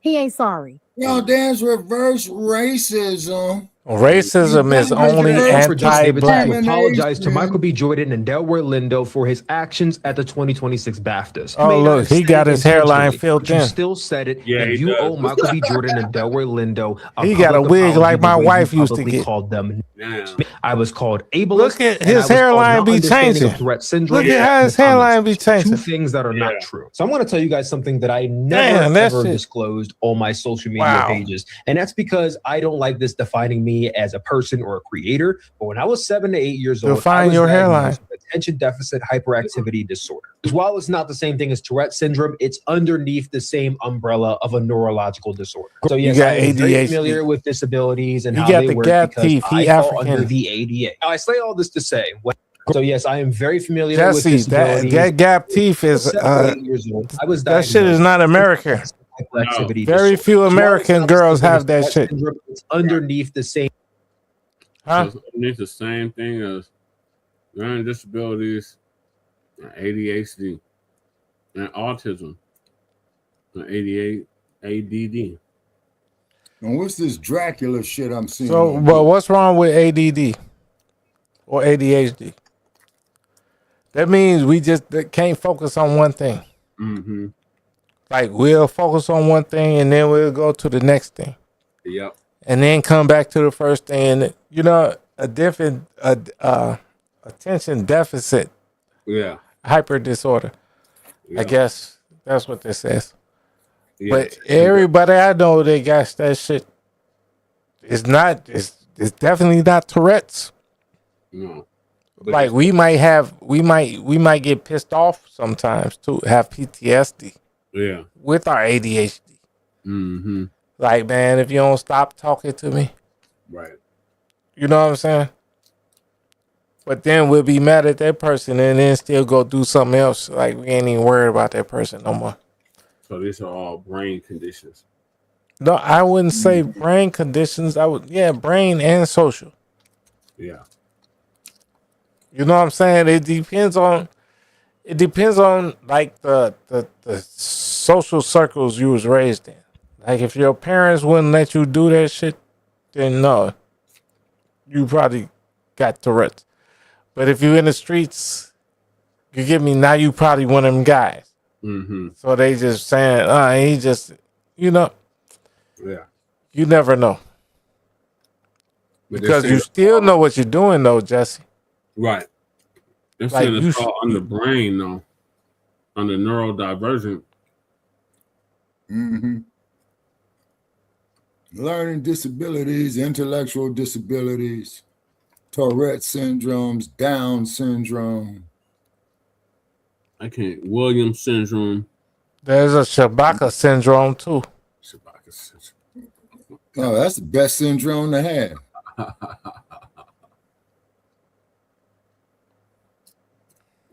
Then you just be eating Whataburgers all day in Las I am Vegas. very familiar with disabilities and how they work because I fall under the ADA. Now, I say all this to say, when I was younger, really in middle You fall school, under the FLED. I was given an FLEED. IEP stands for Individualized Educational Program. Now, this is for people who have learning disabilities and need additional help in school. But also during my time in middle school, I was put into a resource room throughout certain times of the week. The resource room is basically where people with, and I know this may be a dated term, so I apologize if I offend anybody, but this is what it was called, special needs, were placed into this class so that way they can all be in the same area and catch up on their schoolwork. In this classroom, I had a kid, I don't remember his name, but he had Tourette syndrome. And similar to John Davidson, he suffered from coprolalia, which is when you say things involuntarily. We actually had a very important lesson on Tourette syndrome at some point in 7th grade because of this kid, and so we could better understand him. During class, sometimes he would shout words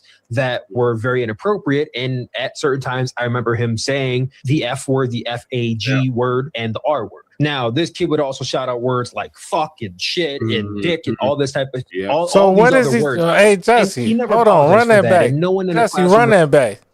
Because if he said the F word, the this word, and the R word, and then he just went and said all these words, what is this clown talking about? He talking about the student that he had in his class. No. But he's saying the words that his student. But he said the student said the F word, the R word, and all that. But then he proceeded to say all the F word, R words, and everything. Oh yeah. So what is he talking about? I don't know. Like he sounds like a whole man, Jesse. He sounds like entire bullshit. Shabaka. I don't even agree with you half the time, but I'm saying, Shabaka, both me and you, in my time and in your time, this dude couldn't talk no shit on our block. Right. No, what's the hell no, man. He couldn't pull up to our car, to our store, to anything, pull up on our block and start talking like that. Right. No, man, motherfucker get raised up out the neighborhood one way or another. It'll be strictly up to him. Yeah. But regardless, he's leaving. Right. Be in the same area and catch up on their schoolwork. In this classroom, I had a kid. I don't remember his name, but he had Tourette's syndrome. And similar to John Wow, Davidson, how you don't he remember suffered your from kid's name? You said you bring him up because he got Tourette's syndrome, but you can't remember his name. What kind of teacher are you? Right. What kind of teacher are you? I can remember Noah. Man. Noah I heard it all now. He had Tourette's syndrome. Come on, Shabak. I remember people I went to school with. Yeah. Like I seen a nigga the other day. The story, I'm remembering his name. Yeah. But then he said he went to that school. I'm like, you went to that school? He's like, Ray Gun? I'm like, what's your name? He's like, Troy. Man, I knew it. I snapped my fingers and shit. Like, cause man, I know who I grew up with. Right. Yeah. You get me? I just don't want to. You know, I don't want to run up on you, Jesse, and call you Shabaka. Yeah. You get me? Yeah. But I'm still like, man, I know this motherfucker. Yeah, I have Oh, moments like every day, especially since I moved back to my old neighborhood. Man, so you seen people you grew up with, right? Yep. Yep. But you don't remember their names per se, but you do. Yeah. But once you see them, they look you in your eyes, you look them in, oh, what's up, bro? Right. Where's the Super Soakers? Where's It'd be like, I can't place you. Like I know you, but I can't place you. Like I can't place you where I know you from, but I know who you are. Or I can place you. Right. I just don't know your name. Or I don't know your name, right? I can place you, but can't know your name. Or I know your name, but I can't place you from. Because I've been a lot of places, like not New York, but Chicago, North Dakota, North Carolina, Minnesota. Yeah, well, that was I considered Minnesota and North Dakota because I was in Moorhead. Oh, okay. And that's where I met them girls that gave me Moorhead. Damn.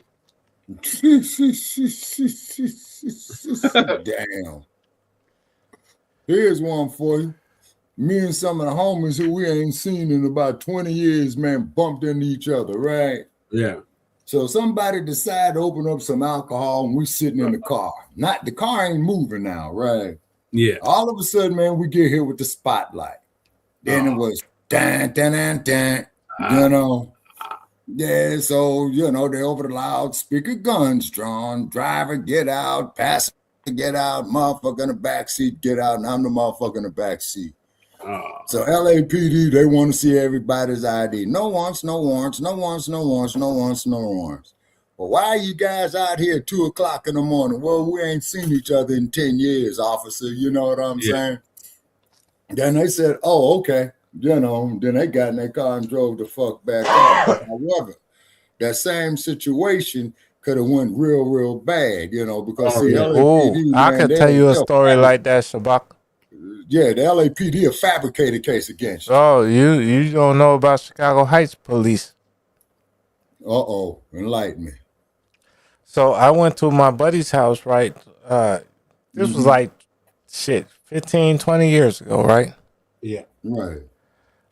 So my buddy over there in Chicago Heights, like probably about 2 blocks away from me, but I live in Olympia Fields. Yeah. Right. He lives in Chicago Heights. Mm-hmm. He said some people finna roll up on him. Crazy. So I had like 2 or 3 guys with me. I said, all right, we gonna go over to his house to make sure everybody can't roll up on him. Right. But this dude said, oh, it's a blue car that rolled up on me, and it's a green car that's helping me. Man, you shouldn't have never mentioned none of these car colors. Right. Because the police don't care. They're getting everybody. Right. Yeah. Yeah.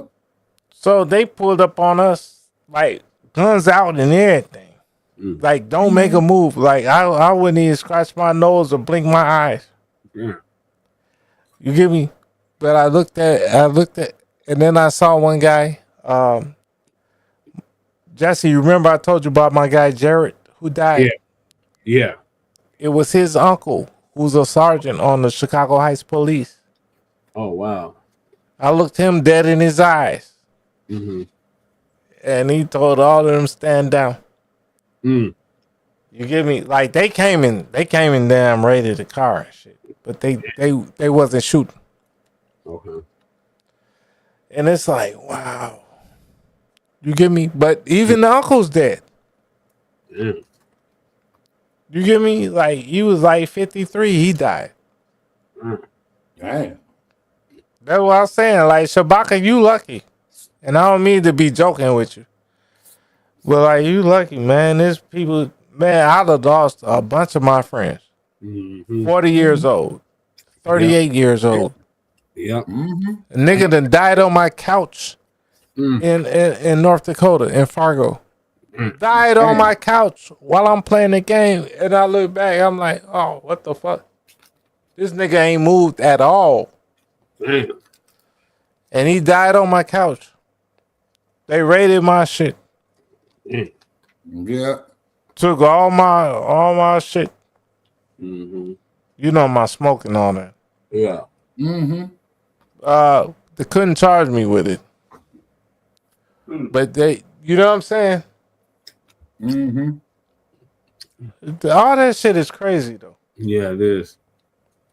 All right, let's get back to this video. Hey, move that follow like if you can. It's that's the only spot it lets me place it. Dang. Relilia, which is when you say things involuntarily. We actually had a very important lesson on Tourette syndrome at some point in 7th grade because of this kid, and so we could better understand him. During class, sometimes he would shout words that were very inappropriate, and at certain times, I remember him saying the F word, the F-A-G word, and the R word. Now, this kid would also shout out words like fuck and shit and dick and all this type of, all these other words. And he never apologized for that. And no one in the classroom really expected him to. But when he would say the R word or the F word, thankfully he never said the N word, he did apologize for that. No teacher forced him. No assistant forced him. Nobody forced him to. He would. The teacher even said one time, you don't have to apologize for that. And he insisted that he does because words hurt people. And that's what his parents told him. Disabilities vary, right? My ADHD is not the same severity as someone with Tourette syndrome. I understand that. And I said this multiple times in a video. I understand that John Davidson has a disorder. He has a disability that causes him to say things involuntarily. I did not call him racist because I don't know him. He may not be racist at all. And I also said that people who have Tourette syndrome shouldn't have to hide and shouldn't have to stay away from the public areas because of their disability. That's not right. And that is ableist. Because of my ADHD, I say that sometimes my mouth moves faster than my brain does because my brain doesn't always filter what I say exactly when I say it. And if I say something that offends somebody and I know good and well that's not how I meant for it to come out, I apologize. I have done this multiple times to friends, family, strangers, because that is just what I feel. He never got punched in the face. When you unintentionally cause harm to somebody, you should apologize. You can apologize all you want to. Get punched in the face. I believe that he did not intentionally get punched in the face for saying some stupid shit.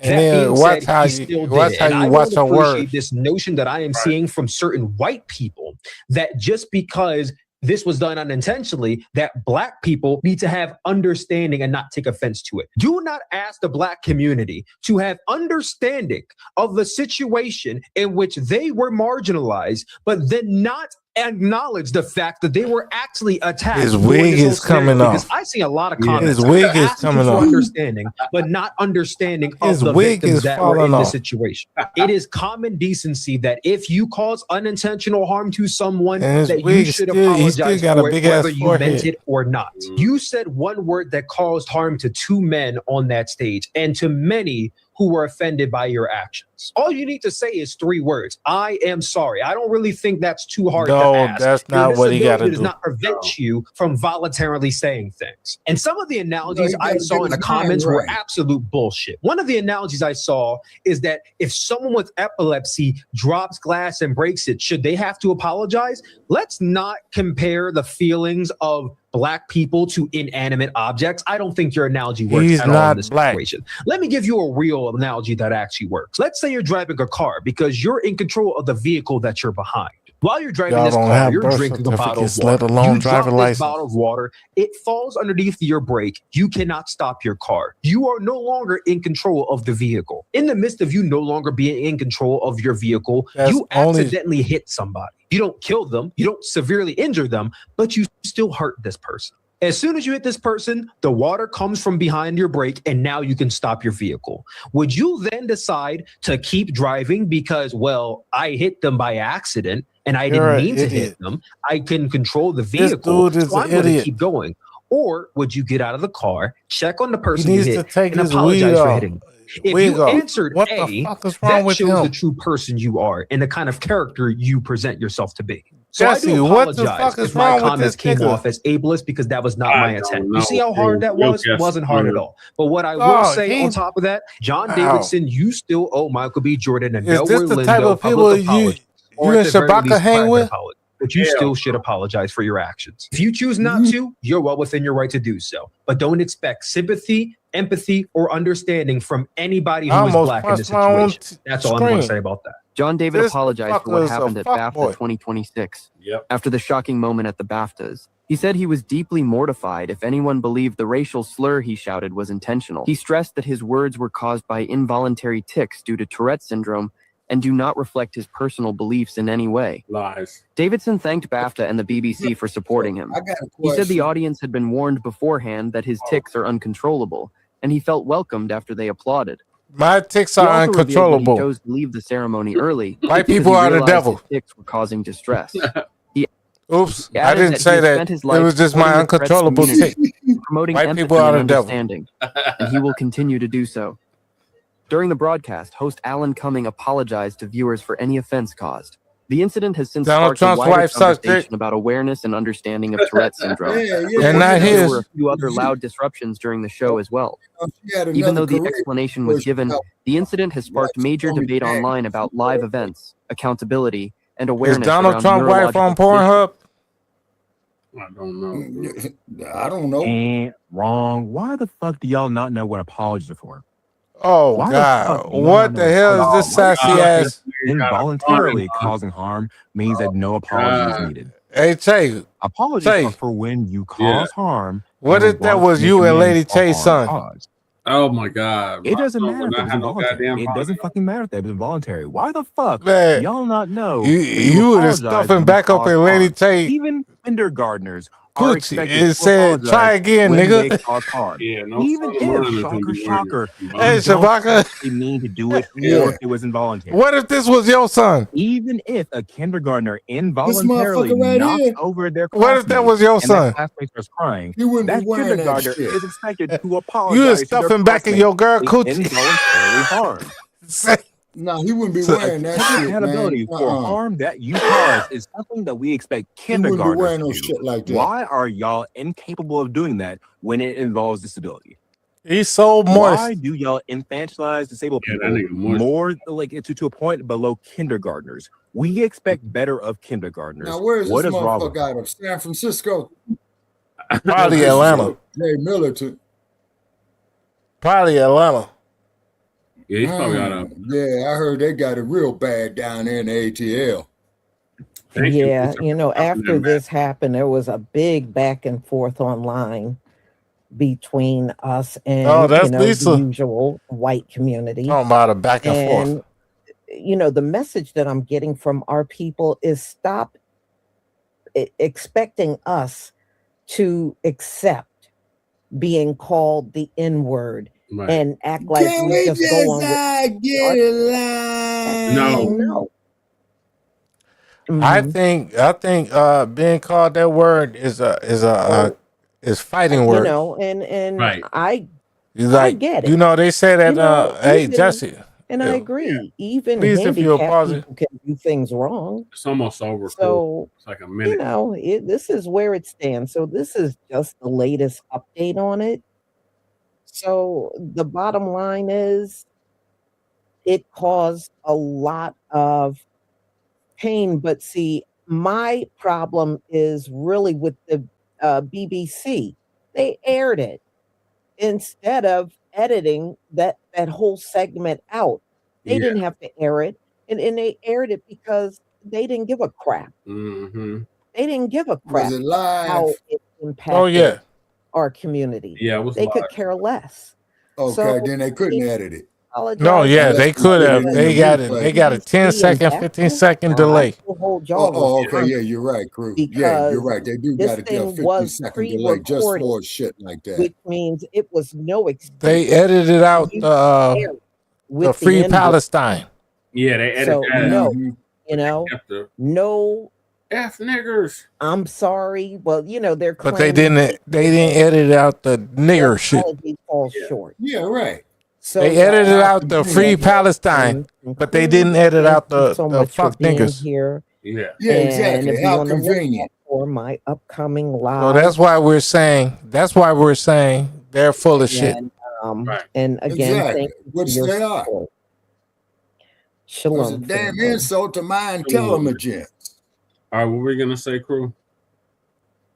No, you know, like I just said, Okay. they let that nigga ride, but they didn't let the Free Palestine ride. Yeah. Right. Which shows you they could have edited anything. Yeah. Right. Now, you remember the Godfather, man, at the end when Michael went up there to his brother-in-law and said, Carlo, you got to answer for Santino. But do not tell me that you're innocent because it is an insult to my intelligence, and that makes me very angry. Now, who approached you? Well, that's basically what the Democrats are doing. Yeah. They're telling you Exactly, Shabaka bro. is nothing going on. Yeah, exactly. You see? Exactly. To hell with the Democrats. All right. Yeah, them was the motherfuckers that brought you the Ku Klux Klan. So let's see what Tariq had to say on it. Right.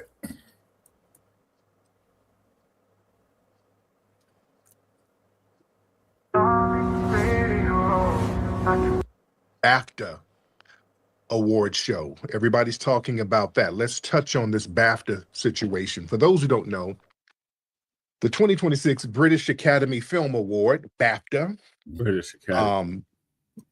It was some tomfoolery going on over there. Right Okay, now, so that's British Sinners, that was the Academy most celebrated film of the Film night. and Television Awards. A racist incident happened to really diminish the moment. Now, during the live ceremony, the center stars, Michael B. Jordan and Delroy Lindo, they were on stage presenting an award. And then an audience member, a man named John Davidson, who's supposed to be this Tourette syndrome advocate, I think his life inspired the film I Swear. I haven't seen the movie. So they had him up in the audience. And while these two Delroy Lindo is Jamaican, but Michael B. Jordan is foundational Black American, and the movie is foundational Black American theme. Mm-hmm. While they were presenting an award, this dude yells out the N-word in the audience. Ooh. And you could hear it all on the broadcast, nice and clear. Niggers! Yeah. Now, BAFTA, they responded. Just like that. The BAFTA host, Alan Cumming, he said, some people in the audience might hear strong language. And he explained that Davidson's vocal outbursts were involuntary tics associated with Tourette syndrome. The British Academy and the BBC, they both issued apologies. BAFTA specifically apologized to Jordan and Lindo for the offensive language that was heard. Here's the thing. Let's cover some things. Okay.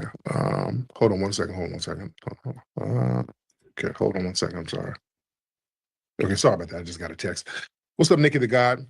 Let's be clear, because people have been making excuses for this person's Tourette's. They've been making a lot of excuses for it. Oh, he got Tourette's. Oh, he has Tourette's. Oh, let me tell you something. Tourette's does not make you racist.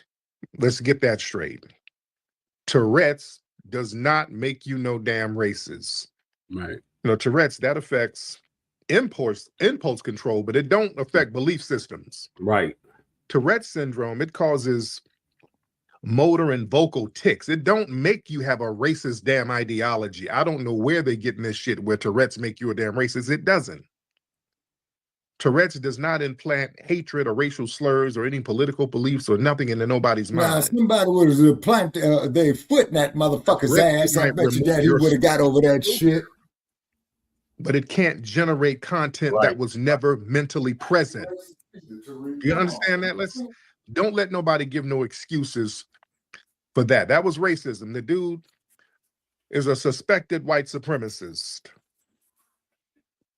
All right? Many neurological conditions, it might reduce inhibition. And when the filter drops, what surfaces is what's already internally stored there. All right? So they've been making excuses for this dude. His racism was already there. And here's the thing, when there's some white supremacist person with a disability, they twist themselves into pretzels making excuses. Yeah. Notice black people with disabilities, you're never given that grace. Never.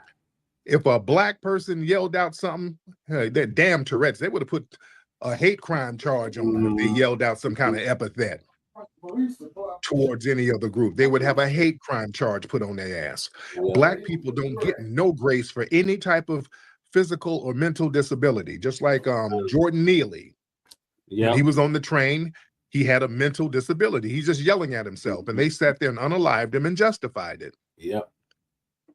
Yeah, we don't get no excuse for no mental disability. So this guy, this white supremacist suspect, they've been splaining for him all day. Mm-hmm. And I want y'all to understand something. Let's be very clear. I think that was deliberate. Do y'all feel me? I think that was deliberate. They let that happen on air like that. I think it was deliberate. I think it was deliberate, ladies and gentlemen. You understand? I think that was like some kind of institutional soft sabotage. Let me tell you something. Live broadcasts, you don't accidentally air slurs. You allow them. Listen, major award shows, they all operate on a broadcast delay system. These shows have a delay. There's at least a 6-second, even a 10-second, sometimes a 20-second delay. You can stop whatever's being said in the audience from being broadcasted. Do you understand that? They can stop that stuff. You understand? And that delay is specifically designed to prevent, you know, legal exposure, because somebody can get on the air and say something that would make the network legally liable. You can get up there and say, yeah, thank you for the award, and Harvey Weinstein put his finger in my pussy. You can say something crazy and the network would be liable. So you gotta have a filter or a button to stop something like that. But they didn't stop it. There was a decision to not cut that racial epithet out. That wasn't passive. They allowed that to happen. You know why I know they allowed that to happen? Because, see, the network, they demonstrated selective enforcement. It wasn't a technical failure. Somebody got on stage and said, "Free Palestine." They cut that out. Mm-hmm. Do you understand? It was one brother went up there, I forgot his name, but he was giving his speech, and he was like, yeah, and by the way, Free Palestine, they cut that out. That didn't air. They made sure not to air that. So yeah, they know how to cut something out that has a certain message that they don't approve. So yeah, they can intervene when they want to intervene. That racial slur was not missed, it was deprioritized. And let me tell you something. Yeah, when the movie Sinners is the hot movie of the night. And it's just the hot movie taking over the industry right now. You gotta give praise to it. So there's now this international push to kind of put the people in its place, put everybody in their place. See, you see editorial restraint, it disappears when Black dignity shows up. See, that's a pattern. See, when a network can protect itself from political controversy, but they fail to protect Black artists from racial harm, that's a hierarchy of concern. Yep. You see? Historic foundational Black American achievement, that triggers corrective humiliation. See, that wasn't neutral. See, Sinners represents a dominant foundational Black American film lineage asserting itself globally. You understand? So that invokes status anxiety in a lot of dominant institutions. So even on a subconscious level, the dominant society, they have to rebalance power by diminishing the moment. That makes sense? Because listen, Coogler, our brother Ryan, he won an award for like the best screenplay. This was the first time in the 77-year history of BAFTA where that screenplay honor went to a Black man. You understand? So this was a very major symbolic win just for that award ceremony itself. So they had to neutralize the moment by allowing racial epithets to go on the air. That was a psychological equalizer. That was a soft sabotage. The soft sabotage, that's the preferred method of modern power maintenance. See, you don't need nobody to boo or nobody to say anything explicitly racist. You allow somebody who could use their disability as a shield to get out here and say that. So now everybody is explaining. Now, after the harm is done, everybody's trying to make excuses. I'm telling you, I think that was very, very deliberate. And I think there's a subconscious fear that global recognition of foundational Black American lineage is destabilizing. Notice how us celebrating our lineage, and that's what Sinners is about. Sinners celebrates foundational Black American lineage. When we start celebrating FBA lineage, man, everybody starts panicking. Yep. Because we are the power source. You understand? When our cultural power, when clearly named, globally affirmed, commercially dominant, you know, that challenges all these myths about dependency and being marginalized on a subconscious level, man. Listen, dominant institutions, they got to bring the big moment down. And that's that soft sabotage. They can't openly resist it. Just like when ABC News did an international story praising foundational Black American history. Yeah, remember, ABC News earlier this month, that's an international network. They broadcast this all over the world. They did a story talking about the greatness of foundational Black American history, naming it by name. Some phone calls were made. They were made by the highest up, possibly the people at the DNC, to take the story off their website. That's power.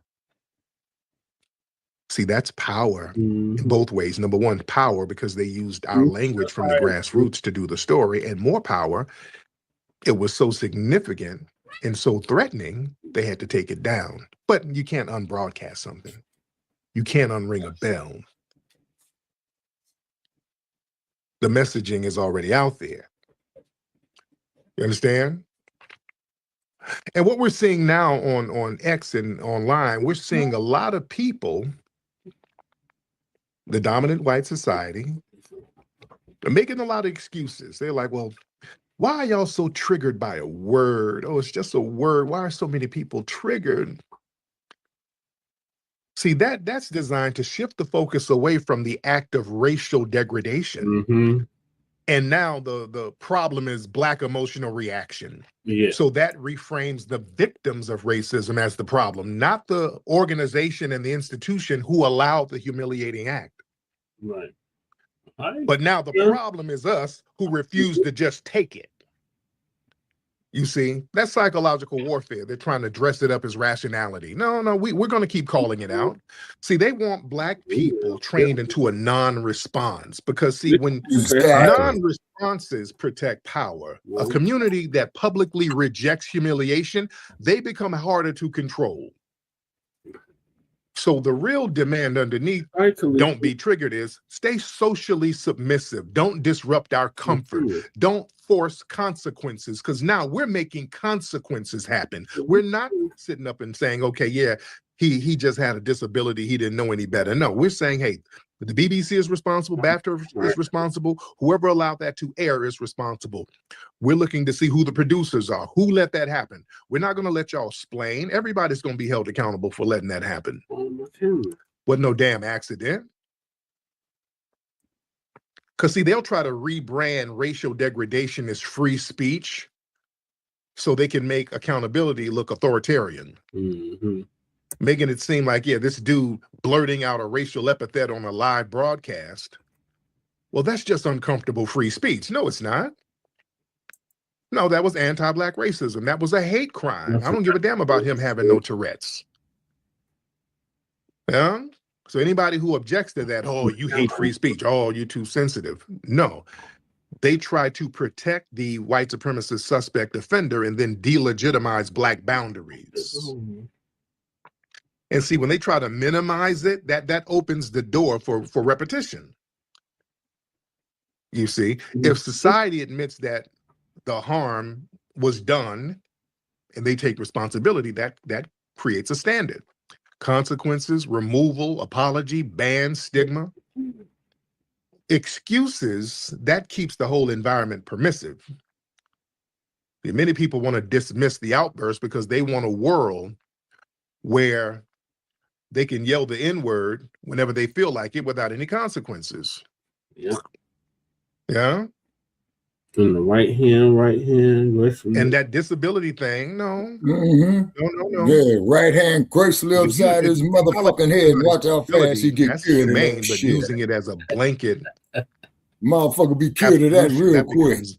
A moral laundering system. Yeah. And Black dignity is not optional. Right. No, we're going to have dignity and we're not going to allow that. And again, they allowed that to happen at a moment praising Black artists.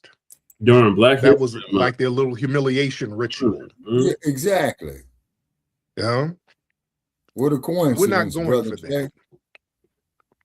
But another thing, have y'all been seeing? Guess who else has been making excuses for it? Guess who else? Have y'all seen online? Who else has been making excuses for the racial outburst? Tethers. All you Tethers. Yeah, we see you Tethers. Oh, they've been making a bunch of excuses whenever you see these, quote, melanated faces online. Oh, hey, why y'all tripping? He got disability. He didn't know that. Yo, you see them damn Nigerian last names. Every time you see some melanated face making excuses, it's the usual damn suspects. The goddamn Tethers. All right, some of these Africans. All right. Oh, here they go. They're like, oh, it wasn't that bad. He didn't know no better. Oh, we shouldn't trip on a word. We shouldn't be like that. So what they're really trying to do, they're trying to say they're trying to campaign for the white supremacists. They're trying to say, look, I'm not like those angry Black Americans. Hey, look at me. You see how mad they are? I'm Black and I'm not mad. See, white daddy? See why I'm preferable? I'm not even mad. I don't know what they tripping on. I ain't tripping. That sounds like, what's his name? Emmanuel Acho. No, he said something, some old tether ass shit. He was like, where he did an interview talking about how they view racism. He's like, yeah, as an African Nigerian, when I walk in the room, I don't have the trauma and the baggage of a lot of Black Americans, and so I can see things a certain way, certain objective way without the trauma and the baggage. Y'all remember when he said something like that? See, a lot of them have that mentality. They want to go to the white supremacists and say, hey, listen, I'm your ideal Negro, because those FBAs, boy, they got a lot of hostility because of the way y'all brutalized them. But, we got a little deal going on. And yeah, I can be the Black face of whatever you need to be the Black face of. And I'm not going to have all that little negative baggage and anger and trauma. So I'm a clean slate. So it would behoove you to choose me. So they're using this to audition. The Tethers are really auditioning right now. Yeah, they're using this to basically score points against us and get rewarded with some attention from the dominant society. That's why we delineate, and that's why we stay on everybody's bumper. So when people try to use the whole, why y'all checking Africans and Caribbeans, the white man be doing this, the white man be doing that. Well, if you're sitting up here aligning yourself with them while acting as a representative of us, well, you're going to get the equal smoke. You're going to get the equal damn smoke. You're not going to get a pass. So yeah, everybody who's against foundational Black Americans will get equal smoke. That's where it is. Let me chop it up with the family. Let me see who's in here. Let's chop it up. We got Dr. Davinsky. I haven't heard from our white supremacist brother in a long time. Dr. Davinsky, brother.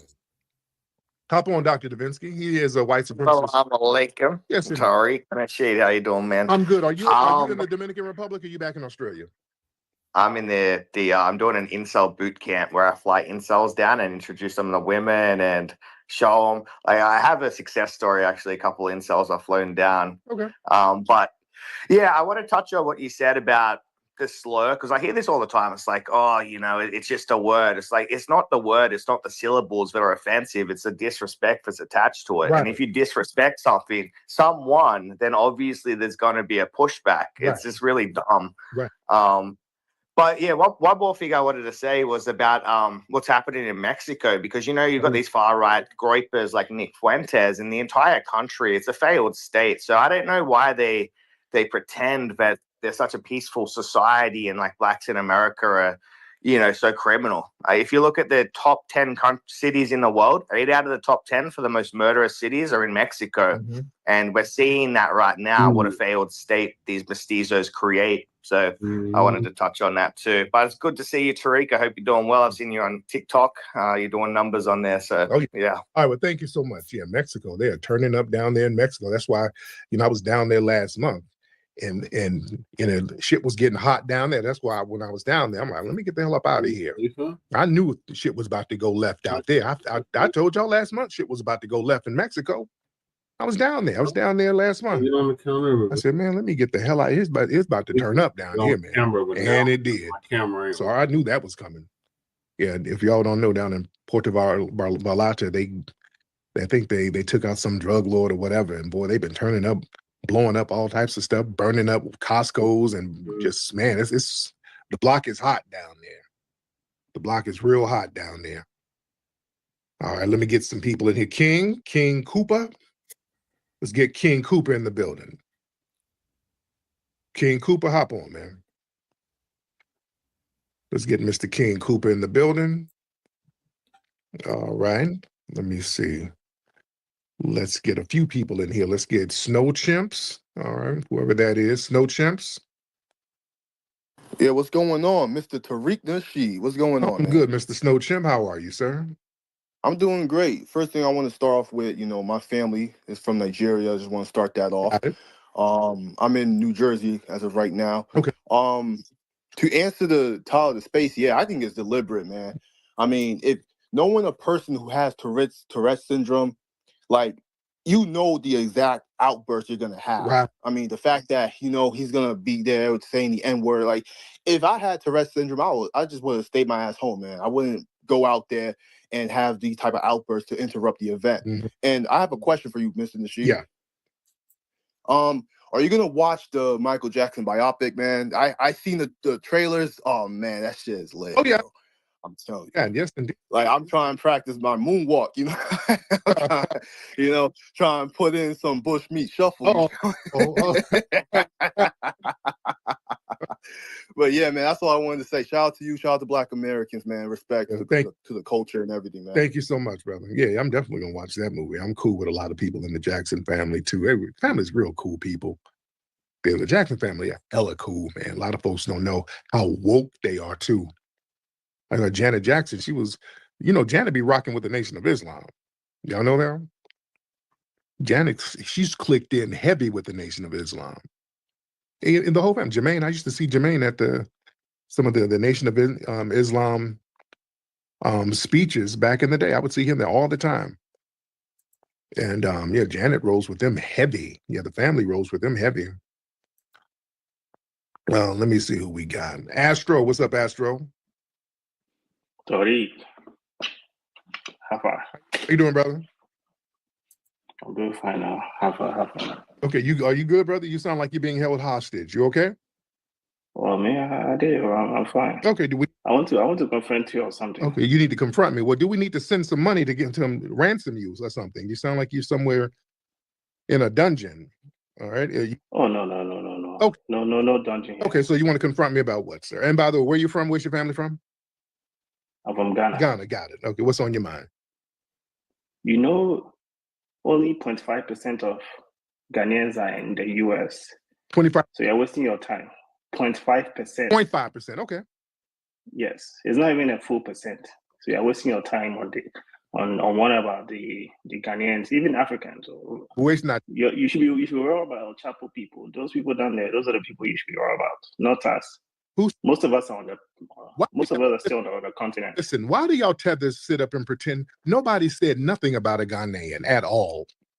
Not one thing. After nobody. I'm just saying, you have the narrative. You have this narrative that we are fleeing to come here. We are all running here. Nobody's running here. By Ghana, so a hit dog hollered. Nobody even talked about you, but you felt a certain way about it, and then you tried to center yourself. Nobody's talking about Ghana or Ghanaians. You just said no. It's in general. It's the rhetoric in general. I'm not saying you talk about it today. The rhetoric. It's your typical rhetoric. There's no typical rhetoric. What happens is you do, and some of your fellow tethers do what you just do. Y'all call in, centering yourselves, talking some bullshit, and then y'all get checked. And you hate accountability because now all the little slick shit you do and centering yourself and inserting yourself into certain conversations that nobody was talking about you in, when you're held accountable, now you want to act like you're being attacked because you're held accountable for your actions, sir. No, nobody said anything about. You cannot attack anybody. Nobody's attacking you. So you said we feeling like we are attacked. Nobody said you're attacking anybody. Yeah. The point is even talking about you, sir. You like the ugly woman who thinks everybody. You try to pretend niggas trying to fuck on them. Girl, I came in all. See, there you go. You have to do some. You have to do. My pussy. I ain't like that. Ain't nobody trying to fuck on you. Now you have to do batty boy rhetoric. What is this? Why your brain have to go batty boy every? I wouldn't. I was talking about women. I said women. You brought up some batty boy stuff. I said women. So what's on your mind? You got a lot of subconscious things on your mind that you're projecting, sir. I didn't say nothing about a batty boy, anything about no dudes. You said that. You brought that up, sir. What's on your mind? You are quick to go that direction. Nobody. I said a woman, and you start talking about batty boy dudes. So, sir, what did you do to get a green card? You said I don't want to F you. Yeah. Why you? I was talking how ugly women talk. And you start talking. Okay, well, please. I start talking about how ugly women talk, and you start talking about batty boy. Sir, what did you do to get that green card? Did you wake up sore when you got that green card, sir? Here we go. Hey, I don't want the batty boy session like you typically do. I don't do batty boy session. So if you are going to, well, yeah, you brought it up, sir. Nobody was. That's coming from your subconscious mind. I didn't say nothing about batty boy. So you got some of that Bantu bussy is tingling because there you go. That's your Bantu bussy tingling. Yeah, your Bantu bussy is tingling, sir, and you're doing a lot of projecting. You couldn't wait to say that. Yeah, you couldn't wait to start talking about batty boy, sir. You just whining. You're trying to center yourself. You're just trying to center yourself. You know why? Because nobody's thinking about you, sir. Nobody cares, and you know that. So you try to make yourself seem more important than what you are, sir. You're sitting up there in an Uber, musty, smelling like onion rings from Burger King or wherever you're making the delivery. Nobody cares, sir. And that's the reality, right? Try new jokes, my friend. Try new jokes. Those jokes. That's a reality. That's a reality, sir. Not even a joke. That's how you live. Nobody's thinking about you, sir. All right. Thank you so much, sir. You just, I don't want to hear tether whining. That's what the immigration office is for. Y'all like to have people to whine to. I don't want to hear musty whining. I don't want to hear that shit. That's what you got nonprofits and NGOs for. They hear your grievances. Oh, I need food. I need a malaria shot. I need bushmeat. Yeah, whatever. Go take that shit to them. They get paid to hear that. I don't want to hear that shit. But listen, let me get out of here. I got some repair people at my crib. Y'all follow me on TikTok. Y'all follow me on TikTok and join me on TikTok. I'm gonna go on TikTok live later. Everybody go to the Kickstarter page for Hidden Color 6. Everybody contribute to Hidden Color 6. Go to my profile here or go to hiddencolor6.com. Hidden Colors, the number 6.com. And everybody get involved with the making of Hidden Color 6. All right? I'm out of here. Papi Akute, Lalavuve to the family. Peace. You know, erasing history is something that you have to do when it comes to conquest, domination, and destroying a people. If people knew who they were, and what they were capable of in the past, they will understand what they have a possibility or a likelihood of doing in the future. Foundation of Black Americans, we've always had a culture of resistance. We cultivated a culture of resistance on this land, and we've been resisting ever since we've encountered European domination. But nothing was really popping in Europe until the transatlantic slave trade, and that's where they amassed a lot of wealth. One thing that I think is unique about our culture as far as how we resist, how we fight back is just the environment we were put in from day one. Being only 13% of the population, the white supremacists were very meticulous about keeping that population at a certain amount. There was never a period when we did not resist the encroachment of the white man. They have a natural behavior of authority no matter where they go. That's why they'll step up in front of us in the line at the store. We're not important. They don't even see us. We've never been able to excel. We've never been able to relax. We've never been able to just be, which means that existence is resistance. It must be something in our DNA, our historical background, to when something doesn't sit right with us, especially spiritually, in our souls and in our spirit, we just say no. We live resistance. You know, from the moment we're born, we're in resistance. And it's handed down generation to generation. And so I think that cultural resistance is actually in our DNA, in our epigenetics, and then it blossoms out into the culture.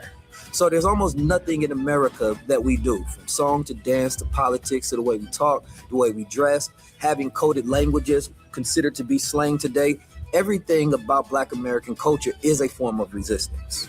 Of course, they want to always downplay our contributions to the global tapestry because they continue to act like our number one export in this country is not Black innovation.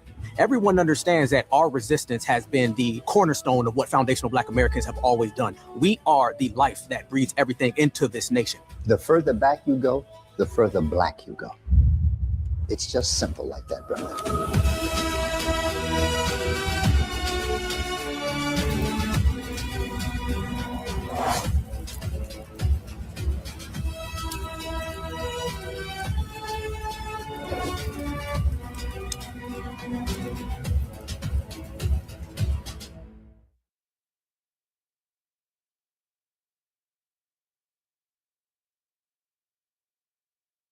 You know, there's a lot of people that's been addressing, you know, some of the shock that a lot of people are having toward Black Americans these days because Black Americans actually set boundaries. And this shock is kind of sent a shock wave through the whole country because everybody is talking about why Black Americans are just kind of not taking much anymore. But why don't you play with this has to say? Let's get into People mad at me because I said Black folks ain't letting the N-word slide. And we not. We not letting it slide. You know? Stay mad. Y'all can stay mad. See, I think the problem is that traditionally, Black people have been very forgiving. Black Americans have been very forgiving.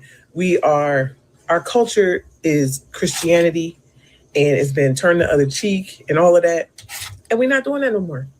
Okay? We're like a scapegoat in a family, in a narcissistic family unit that woke up and decided they're not taking it no more.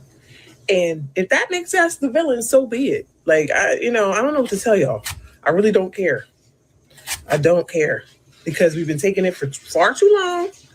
Far too long. People do stuff to us and we supposed to apologize.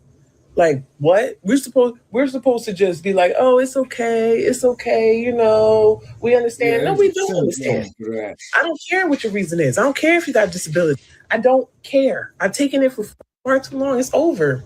We're not forgiving no more. Now, the sisters are 100% right. A lot of us are raised in the church, and it was really drilled into our head about turning the other cheek, being forgiving, 70 times 7, in the area of forgiveness.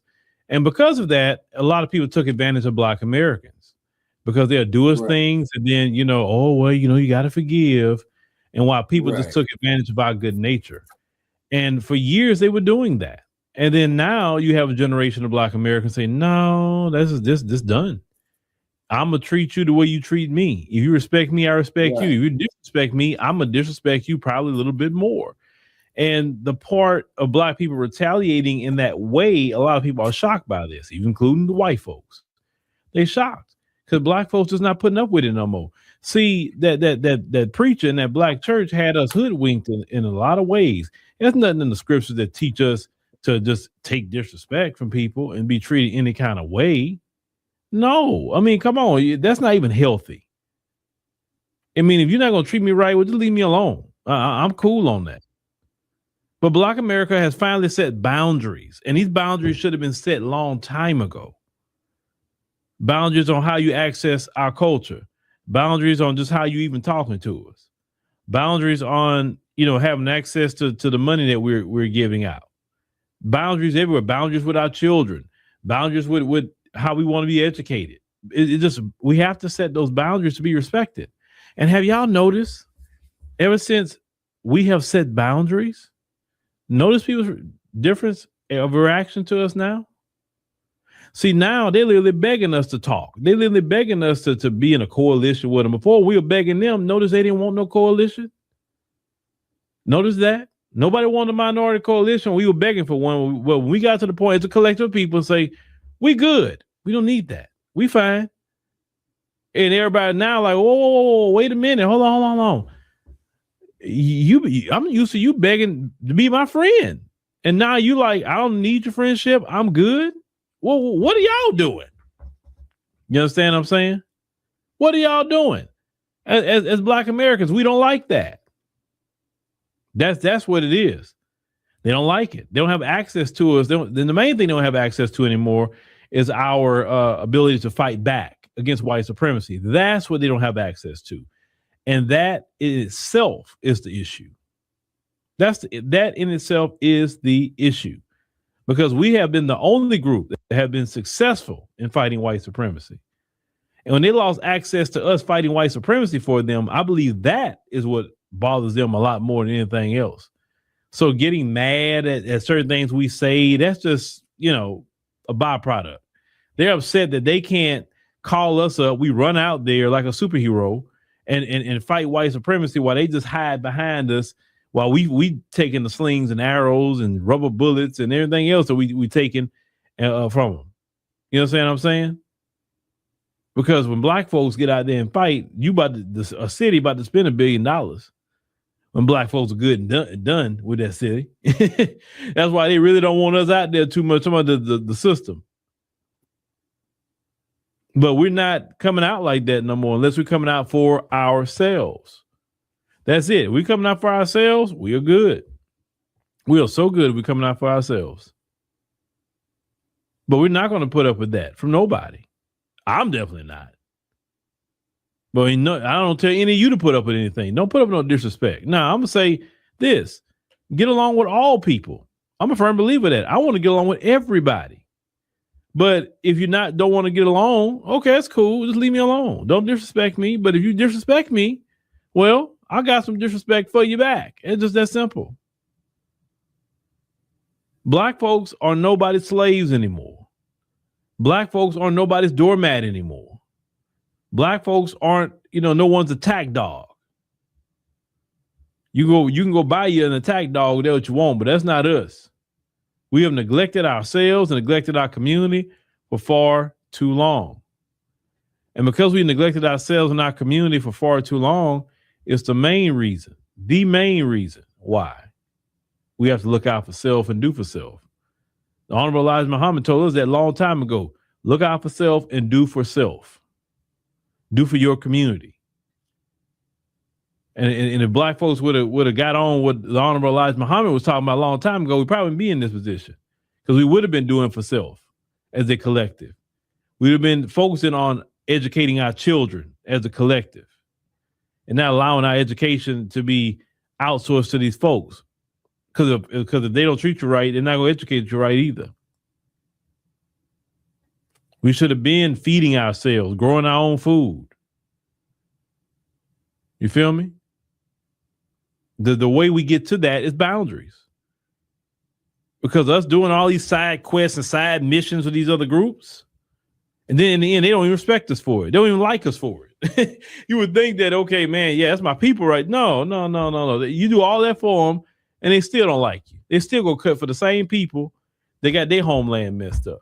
So that's why Black folks say, yeah, we good. We set boundaries, and that just, it is what it is.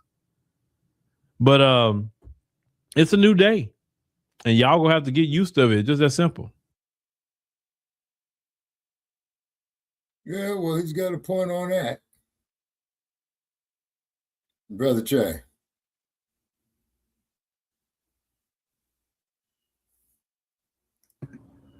All right. Shalom, family. Hope you're all doing well. We got our blizzard here going, and man, the wind is really kicking up. You can hear it. And hey, Brother Che. And the thing is, we just saw the sidewalk, the grass and sidewalk again. Now it's back covered with snow. All right. So what we're going to talk about today is the Congressional Black Caucus, or some people call it the Congressional Immigrant Caucus, because they focus on immigration a lot more than people in our community. In fact, they outright ignore us. And we know why. They were hoping that one day in this country, the immigrants could replace us. And they won't have to deal with us anymore. We would be irrelevant. But that's not working out the way they planned, because it doesn't help if you got one president in and he's letting everybody in the country, and then an election happens, another president comes in and he shuts it all down. So, at that pace, yeah, you're not going anywhere with it. So we know they never address our issues. They don't talk about reparations unless they're screaming for us to stop talking about reparations. And, the George Floyd Policing Act, they tried to pretend like they were going to get that through. Everything for us is, it can't be done. It can't be done. But for anyone else, especially immigrants, everything can be done. Money can be found. Anything they need, it can be done. It's only when we open our mouths, it can't be done.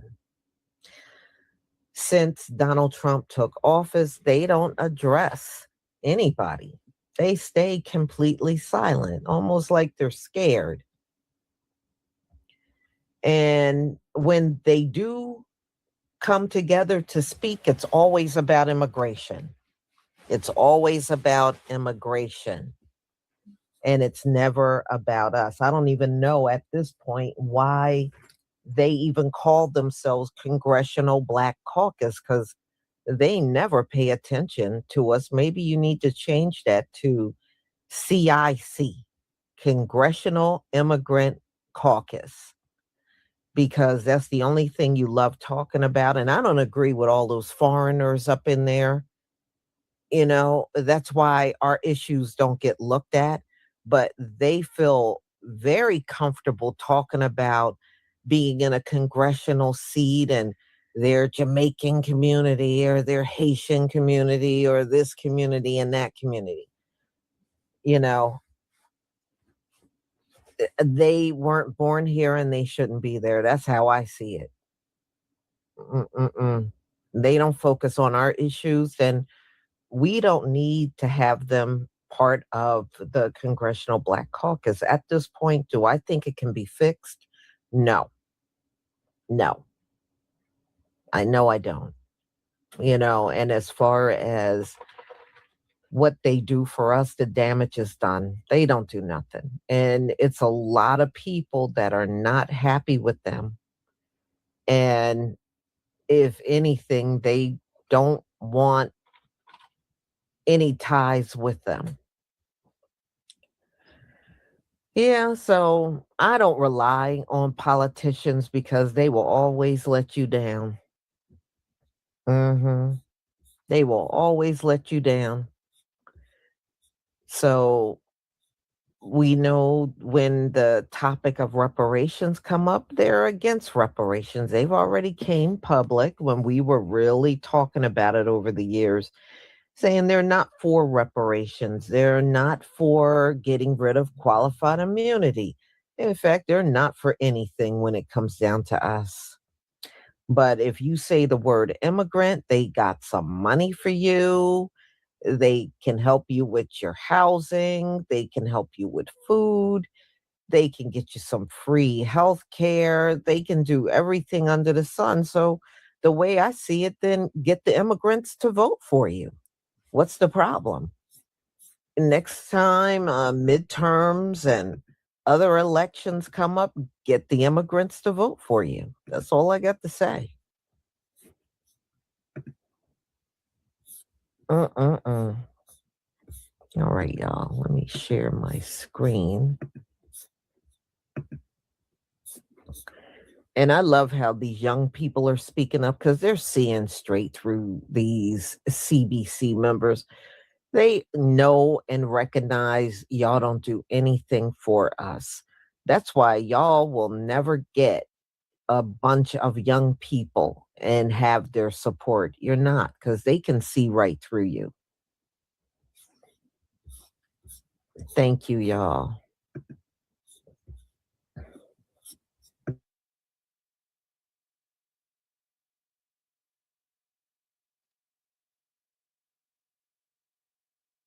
It's not a credential. The problem with the Congressional Black Caucus is they think they can represent all Black people because they think skin color is a credential.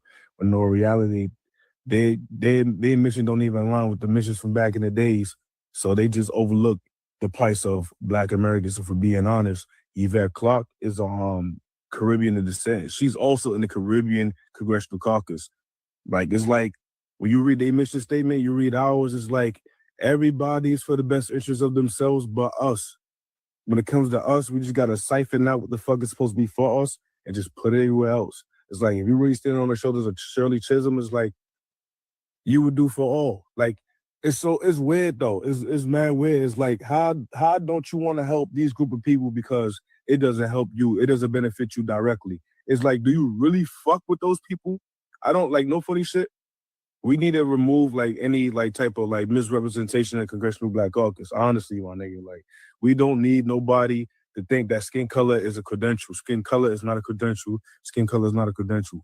I don't give a fuck if you're doing community work. You can't do community work and then let that be your credential for your skin to be a credential. I don't give a fuck about none of that. Like you can't pull that shit over my eyes, my nigga, because at the end of the day, the root is the root, my nigga. Because how the fuck Kamala Harris in the Congressional Black Caucus? That bitch is Indian and Caribbean descent. I'm like, cause skin color cannot be a credential, my nigga.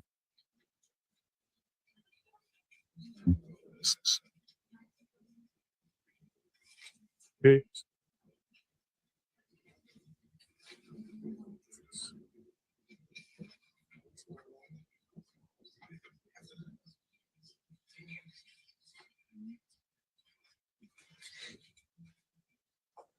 Good afternoon, and thank you for joining us. I'm Congresswoman Yvette D. Clarke, Chair of the Congressional Black Caucus for the 119th session of Congress and proud representative of New York's 9th Congressional District, located in Brooklyn, New York.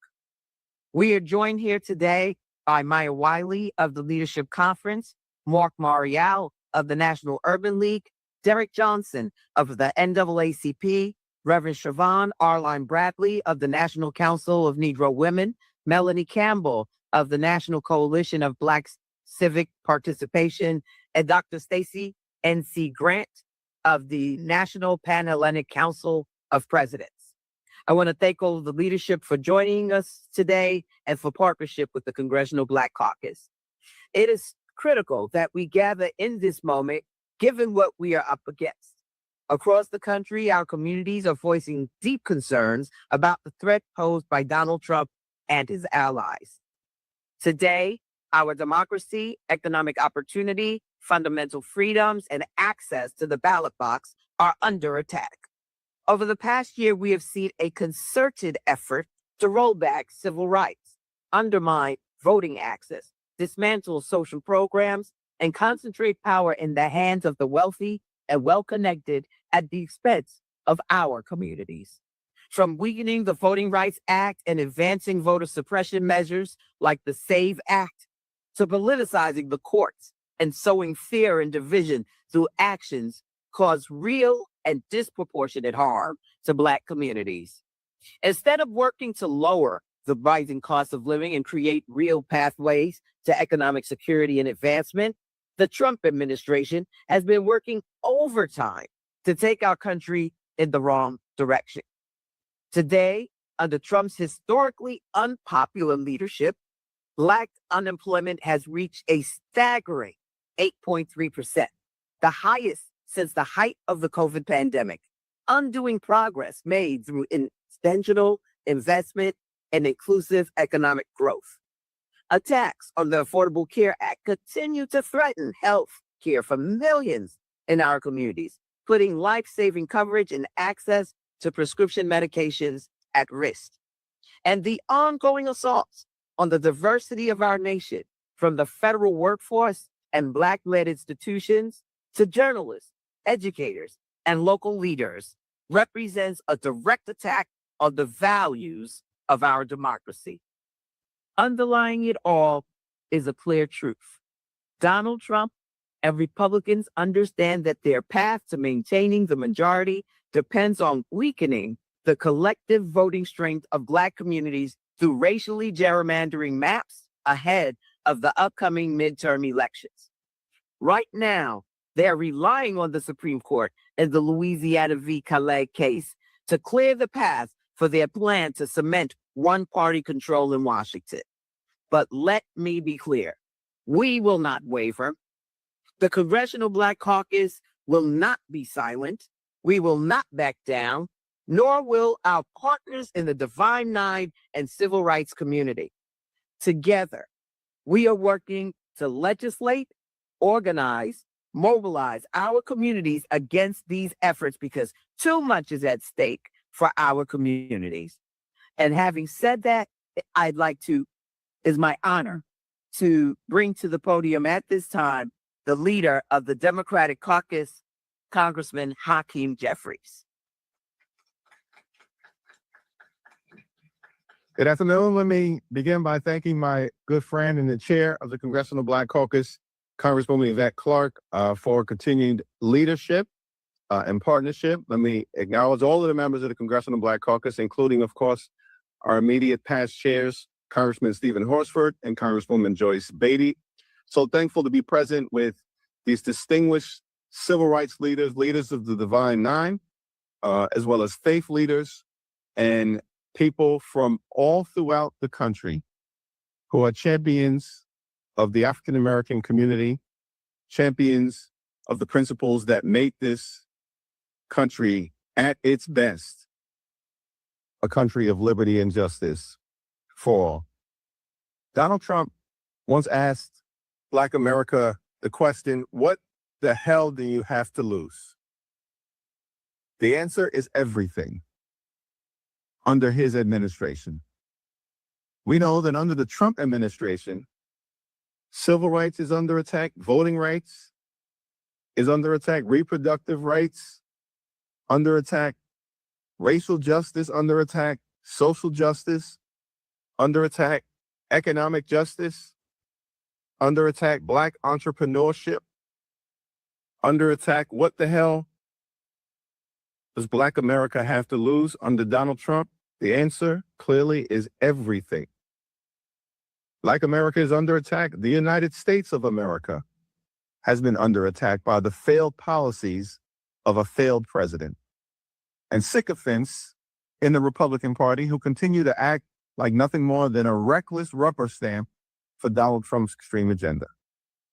Under the Trump administration, the Black unemployment rate is up, the Black home ownership rate is down, and healthcare is being ripped away from millions of Americans, disproportionately impacting Black and brown communities and lower income white communities throughout the nation. But we're here as members of the Congressional Black Caucus, civil rights leadership, faith leaders, leaders of the Divine Nine organizations, standing together to make clear that we're not going to step back, we're here to fight back, and to make sure we protect the interests of Black America and all of the United States of America.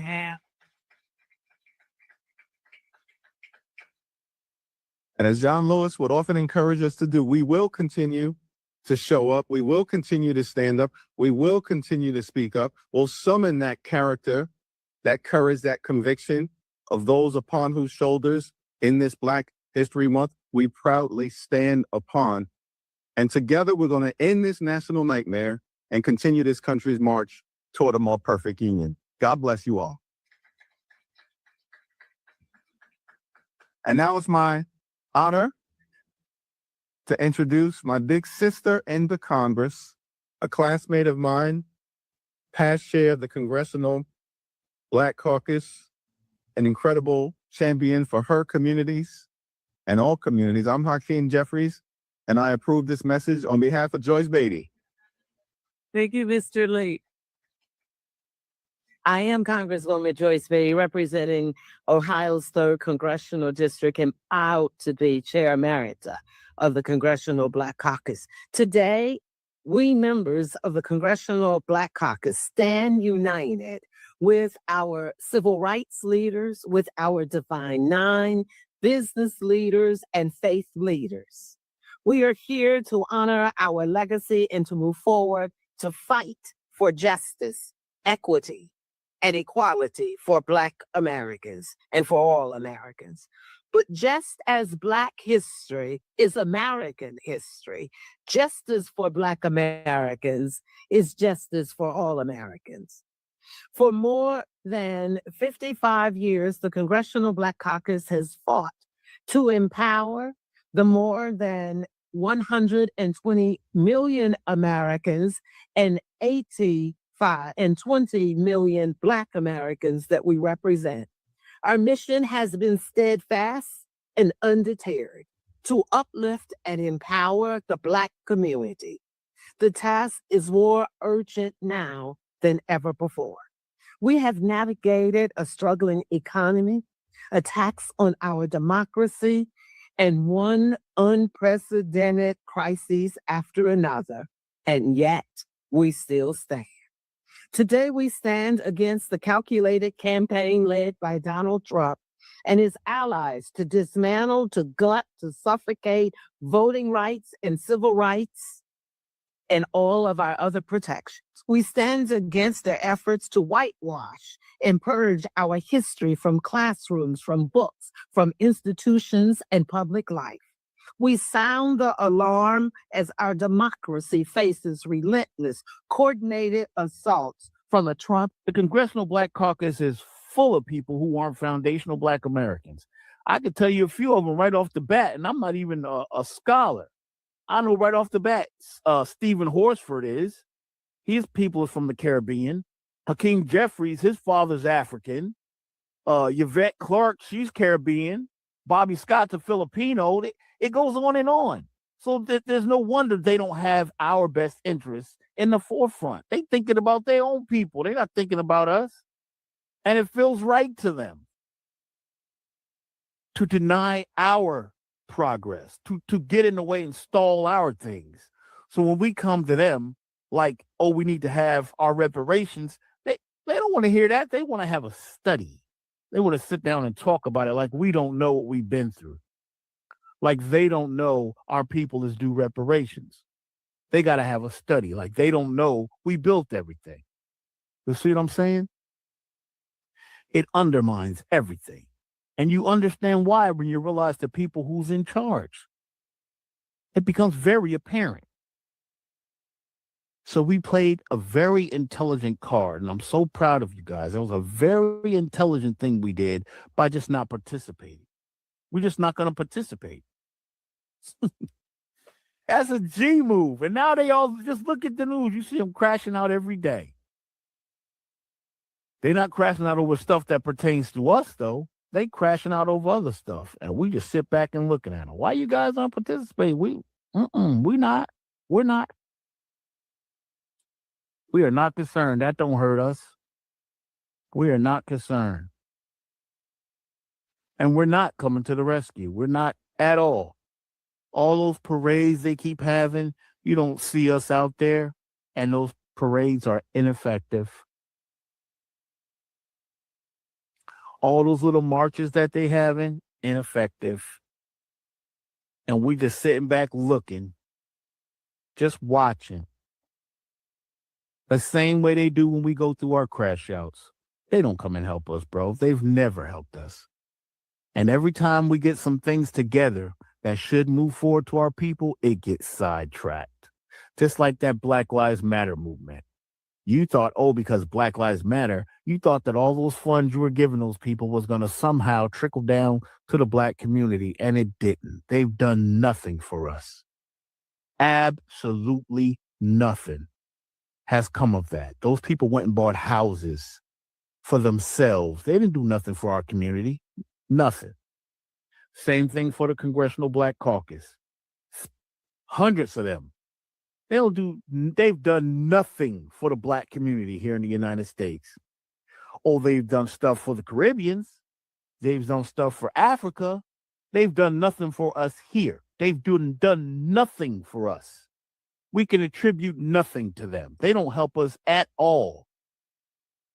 But because they put the word Black in their name, you will get a couple crumbs. Look, y'all, I got some real fucking beef. And I shouldn't be at this point, but I am.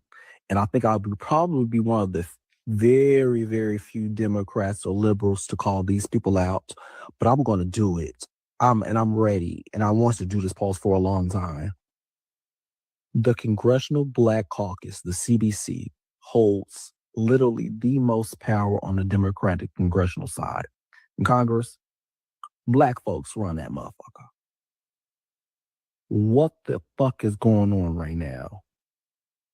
I literally went to the CBC's Twitter page, the Twitter X page. There was nothing about the Charlie Kirk situation. Do I expect them to say, we should kumbaya? Absolutely not. But don't, you are missing the fucking moment. Like, what are you doing? Call out the bullshit. You can speak with you can have a big fucking brain, CBC. Like, I'm dead ass serious. I'm so sick of it. Like, we should not be in this fucking place. We are in this place partially because the CBC, yes, I will say, because the Congressional Black Caucus held up Joe Biden where he should not have been. I'm not trying to go down that rabbit hole. I'm really not, because we're past that point. In this point, we're done with that. But where the fuck are you? You have said nothing. I don't want you to come out and praise or say we should kumbaya, like I say. But you can say we should not be this. We should not be a country where we gun down people that we disagree with. That's unacceptable. Charlie Kirk should not have died in that way. That's point blank, period. But at the same time, you need to be able to say Charlie Kirk was a fucking racist. He was a bigot. He didn't care about Black people. He didn't care about gay people. He didn't care about women or anybody in between any of those things. All he cared about is white fucking supremacy. You can say that. You had that fucking power. But you know what? Y'all are failing right now. And I'm being so dead ass, and I'm probably the only fucking Black person on the fucking social media that's willing to call y'all out right now. Because it's a whole lot of tiptoeing. It's a whole lot of fucking tiptoeing. Listen to me. I listened to Jasmine Crockett's interview on The Breakfast Club today or recently. I support Jasmine Crockett. If I could vote for her, I would.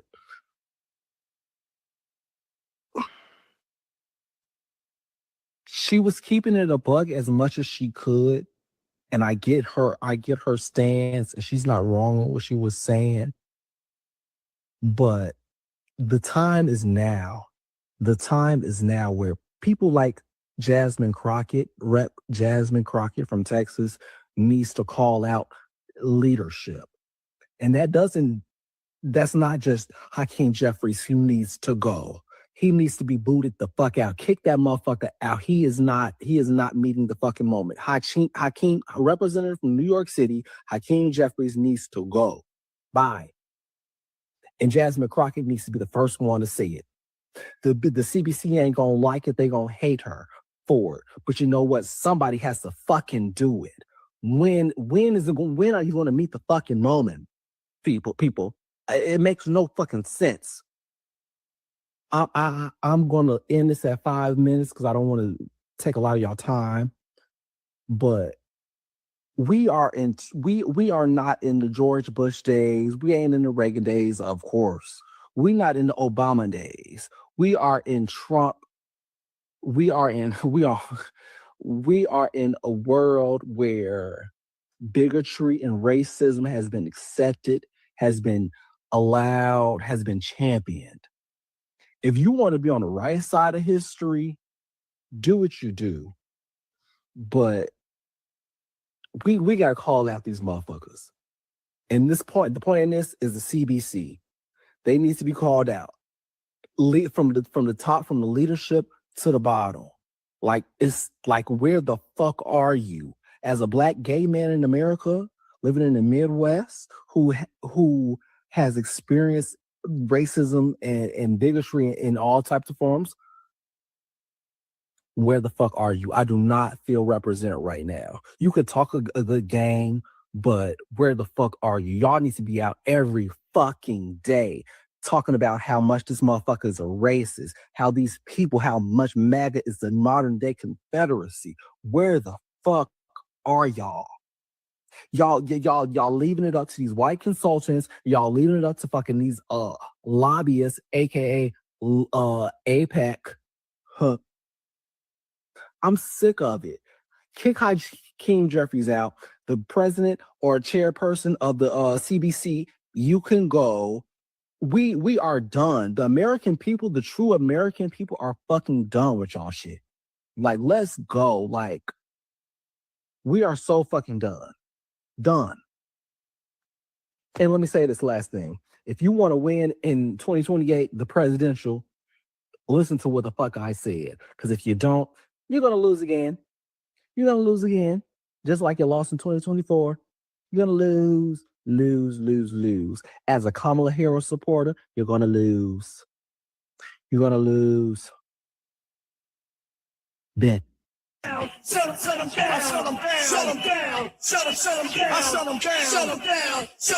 down. The reason why Black Americans do not have reparations is because you have an enemy from within that is giving all of your money to Israel. They're supporting Israel over getting you reparations. Let's read this. Yet to this day, the Congressional Black Caucus, the long-standing core of lawmakers dedicated to safeguarding civil rights and known as the conscience of Congress, has not issued a formal declaration condemning Israel. It hasn't even produced a statement calling for a ceasefire. The CBC's silence isn't accidental. More than half of its 61 members have been endorsed or funded by the American Israel Public Affairs Committee, the powerful U.S. lobbying arm of Israel's agenda.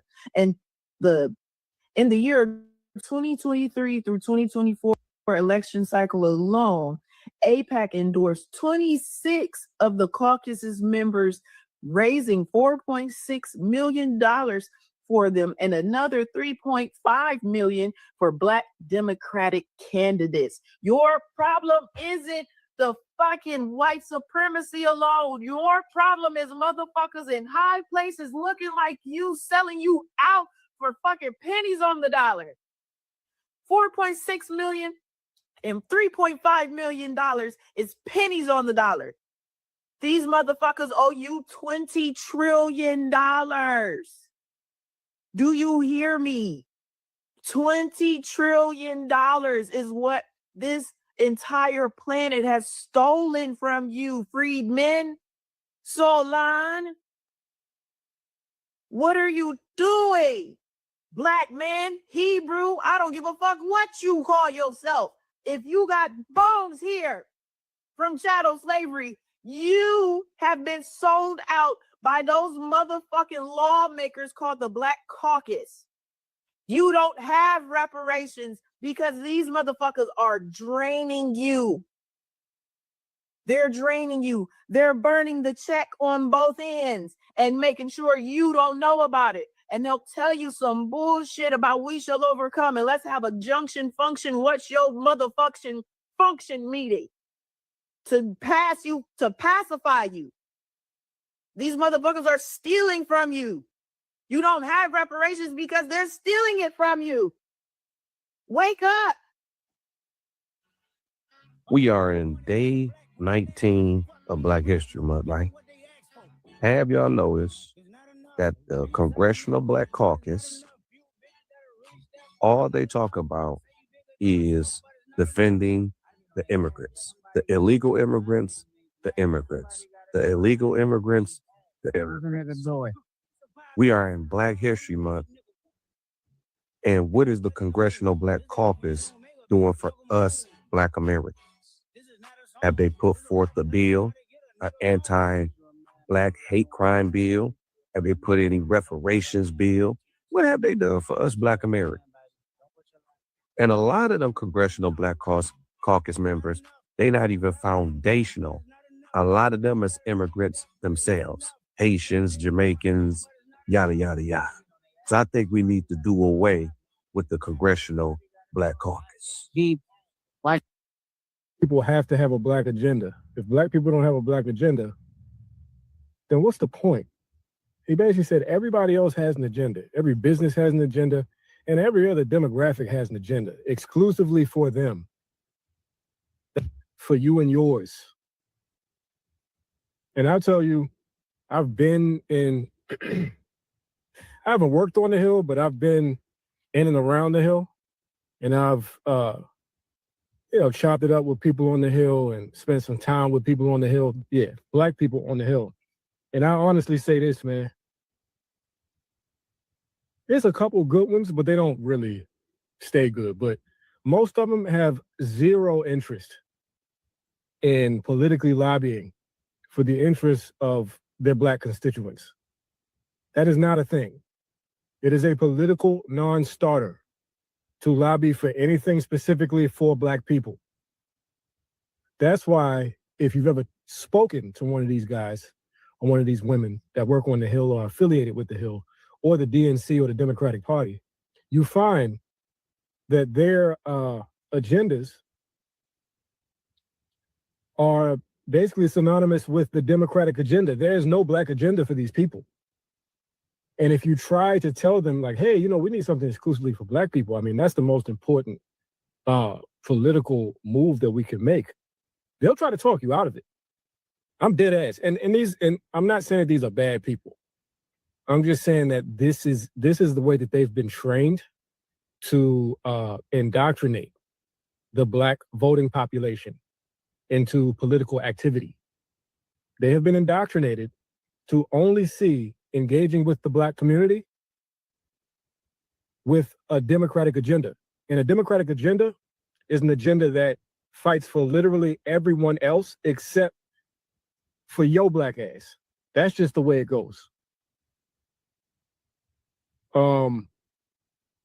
That's the long and short of it. It is what it is.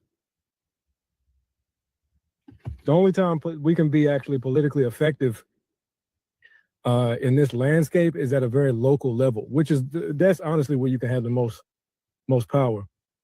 But yeah, I'll say it again. None of these Black people that you see on TV, on social media, that you might know personally, on the Hill, affiliated with the Hill, affiliated with the DNC, working with DNC adjacent organizations or initiatives, none of them have a substantive interest in moving the needle exclusively for Black people. That is a fact. It's not a matter of opinion. Is the Black Congressional Caucus even needed for today? In my humble opinion, I would have to say absolutely not. I don't see the need for a Black caucus. You see, you don't represent all Black people. Let's start there. You only represent those folks that aligns with your ideology and your values. So if I vote Republican, you don't represent me. You see, you don't represent me. You only represent those who align with your values. Just like Nicki Minaj, you guys turned totally against her. Even Donald Trump, the president, when he was a Democrat, you was all with him. As soon as he ran for president, you guys turned on him as a dime. And we got one of the greatest presidents in American history. But as far as the Black caucus is concerned, you're not even needed. You represent wokeness. You represent LGBTQ. You represent illegal immigration. Everything that I have values for strongly, you don't represent that, folks. Why don't you just eliminate that name Black and change the name of the Black caucus to the woke caucus? You talk about racism all the time. And many of you got white husbands and white wives. You want the borders to just be open to everyone, but you got your homes well protected so no one break in. But you want our borders to be open. Think about it. Amazing, isn't it? The hypocrisy. You claim and you speak about racism all the time, but you're the very one that's racist in your ideology. If you really truly want racism to end, let's start by yourself first. Acknowledge your own actions that they can be very racist, because if a white person said, we want a white caucus, you will raise Cain all day and all night. You'll probably be even out there protesting, but you want to remain the Black caucus and you don't represent all Blacks. What hypocrisy. You folks are some of the biggest goddamn hypocrites I done seen. You rub the paint off the church walls and you can't find 1 ounce of forgiveness in your own body. You can't forgive nobody. You want to keep reminding people of the past, a past that you weren't even a part of. You had nothing to do with slavery. You was not enslaved. You personally was not enslaved. And you would swear you was the person that was enslaved. You don't want to let go of it. If you don't want to let go of the past, how can you move forward? If you can't forgive people of the past, how can you move forward? Huh? Think about it. America's great. You guys trying to help ruin it. You're aligning yourself with all these people that hate America. You don't represent me, and you don't represent many other Blacks. You need to change yourself, because the Democratic Party is no longer the Democratic Party of old. It belongs to the extreme left and the progressives. You see the actions that they're taking? I don't hear you guys crying out about that. The hypocrisy of you people is disgusting. Let's get this correct. Okay, I need everybody who is melanated and indigenous to the lands of America only When did the Black Caucus become immigrant only? Don't get me wrong, you got a couple of old immigrants. No, not old immigrants. You have a couple of old melanated people who are indigenous to this land of America trying to represent us. But at the same time, when you mix them with the immigrants overpower. So that's how bills is getting passed for their people. Now, I done went on a Black Caucus website today. They got a summit coming up. And it's kind of funny how the summit says something about African Americans, then it said Black communities. Like, what the fuck is that? So either they African Americans or Black communities. I mean, you can't be both at the same time, right?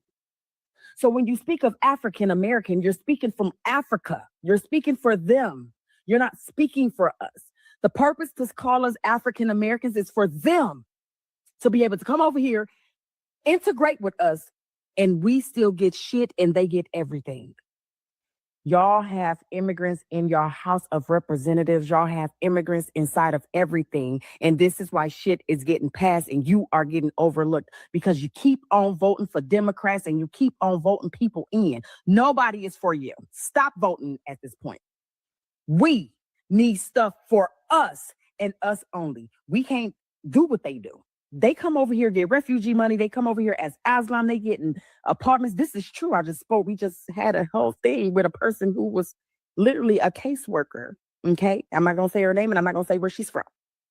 On panel yesterday, speaking that they do get everything and grants and loans to go to school, which they talk about us on EBT, but you motherfuckers getting everything. Because your hoes come over here as refugees because the only reason why they're able to do it is because the couple of people who are indigenous to the lands signed their fucking signatures. You don't see no Native Americans signing up for anything. You want to know why? Because they're part of them. They're part of the government. They're immigrants. Until y'all delineate yourself from saying I'm African American, we are going to stay in this repeated ass cycle. And newsflash, spitting in the tube ain't gonna tell you over there. United States people who had slaves already tried to sue Britain. And Britain said no. They threw that case out because they know you're not African. We already been here, done this. Time to wake the fuck up.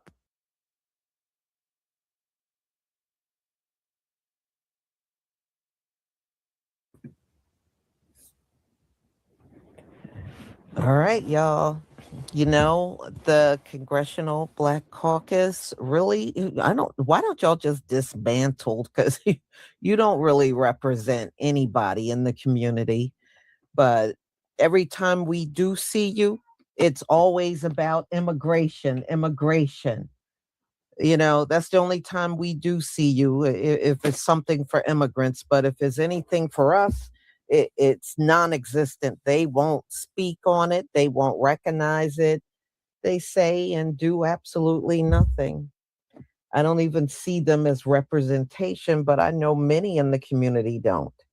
You know, if anything, you know, a lot of people will say, get rid of them, vote them all out. But in all reality, I don't see that. You know, voting for them. I just think it is just, the organization is just too corrupt. You're not going to be able to do with, you know, anything. And voting all of them out, that takes time. That is not something you can do overnight. But yeah, you know, technically, you know, we don't have representation.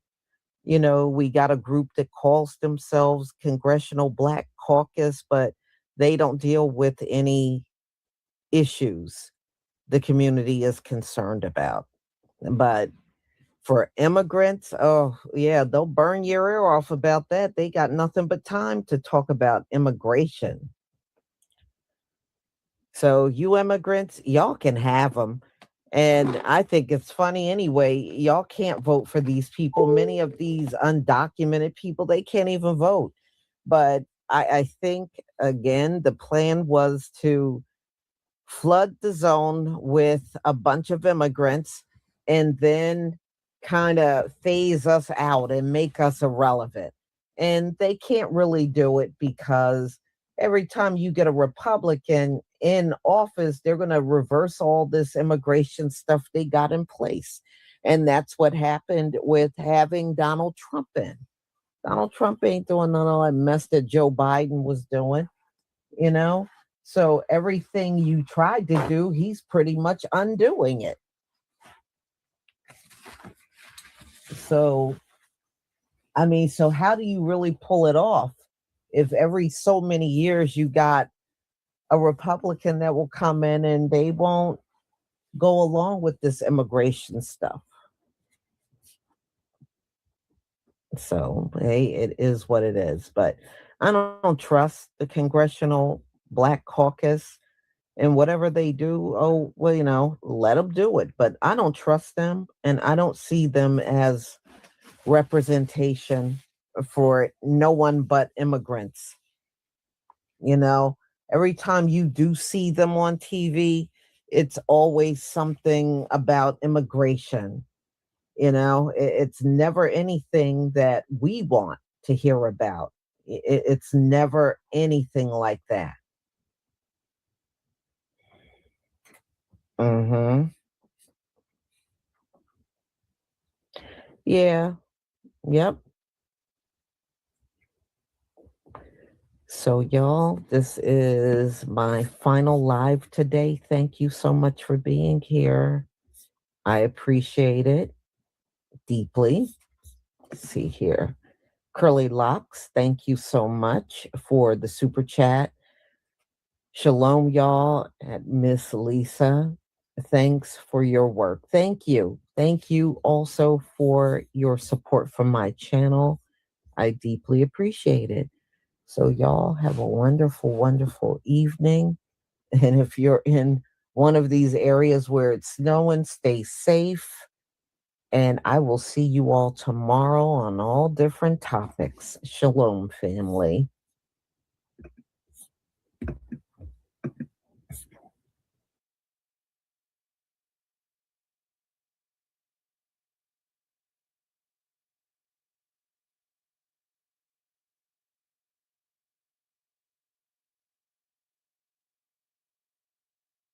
What's up, world? Let me tell you about this beard growth oil I got from 12 tribes on Earth.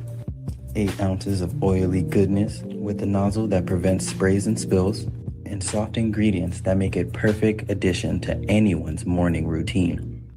From coconut to castor, all these oils are hand chosen.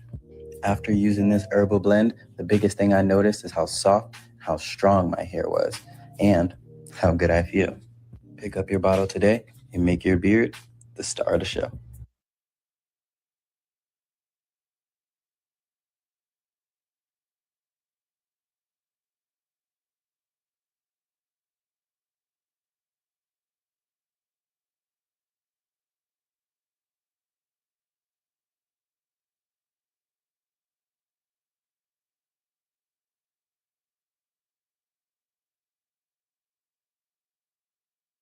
Shalom, family. Good to see you all here. Hope you're doing well.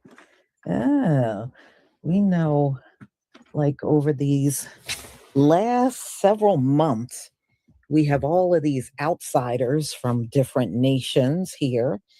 And one thing they have not done is hold back on how nasty they are to us. And one of the big things they have been saying is, we have no culture. But I notice all of the people that say this, nobody on the planet is copying any of their cultures.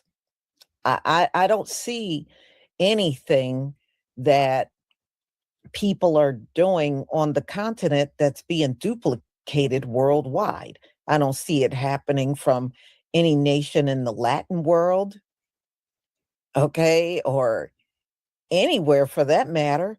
But we do see ourselves being copied and duplicated everywhere globally.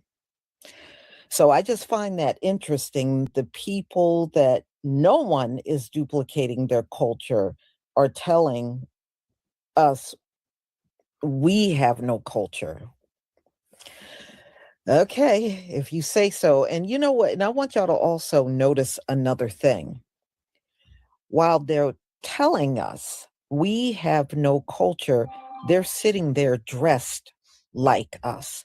They're not dressed in their traditional African attire. They're telling us we have no culture while sitting there dressed like us. Go figure. So I'm going to show you. Let me get this video here.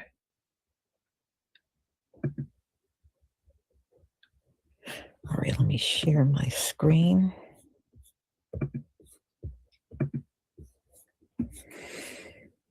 Please give me a 1 if you can see my screen.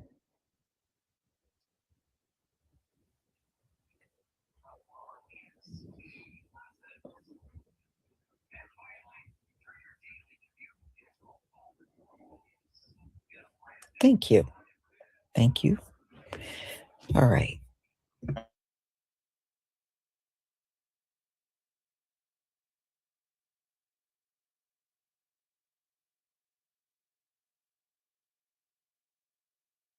Unk does not mean uncle, guys. Unk does not mean uncle. Does anyone know unk does not mean uncle? What does it mean, Maya? It means uncool, but like, I just found out what unk means. It means uncool. Did anyone else know that unk means uncool? I just found out that unk means uncool. And respectfully, shut the fuck up. God damn. Do you ever shut that trap of yours? No? I say that. We absolutely need to start gatekeeping our culture. It's gotten to a point where white people feel so entitled and comfortable taking Black culture, especially AAVE, and whitewashing it to the point where they think they own the terminology and the uses of something to redefine what it means. Unk means one thing, and I'm not going to explain what it means to y'all because y'all don't need any further explanation to try to steal and regurgitate it back to us. But I know one thing unk doesn't fucking mean, and unk does not mean uncool. You know what's uncool? That you guys can't come up with your own slang. Back in the day when I was growing up, you guys had some cool ass shit you would say. You're on thin ice, pal. Oops, I'm just gonna scooch right past you. Get a load of this guy. Newsflash, pal. You guys have so many cool things that you could do and come up with yourself, but you are stealing Black speak, trying to make it something else, and telling us that unk means uncool. On the first day of Black History Month, please stop. Stop. That's one of the biggest talking points when you talk to immigrant Blacks. You know, we don't have no culture. They have no culture. They have no culture. We have no culture, but everybody in the world steal from us. You got Asians trying to get afros. You got Asians doing trap music. You got Asians doing Black spiritual music now. They got band choirs over there in Asia singing like Black people. You got African people, Dido and Burna Boy and all these people that try to emulate what we do, Nasty C. The list goes on. But we have no culture, but everything y'all do, it comes from We are the culture, man. We are the culture of the world. They sell a cereal, they sell a Pop Tart, they got hip hop music in it. You know what I'm saying? Like everything comes from what we do, but we have no culture. We are the culture. Yeah, we are the drumbeat of the culture. Straight up. Like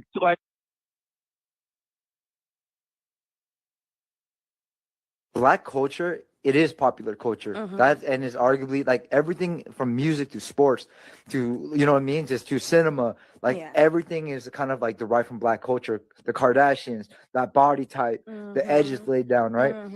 Just be 100% real. When you see an individual like myself and I got a mouthful of gold on, when it's from your culture, how does that make you feel? I feel like if you do it, you got to respect us.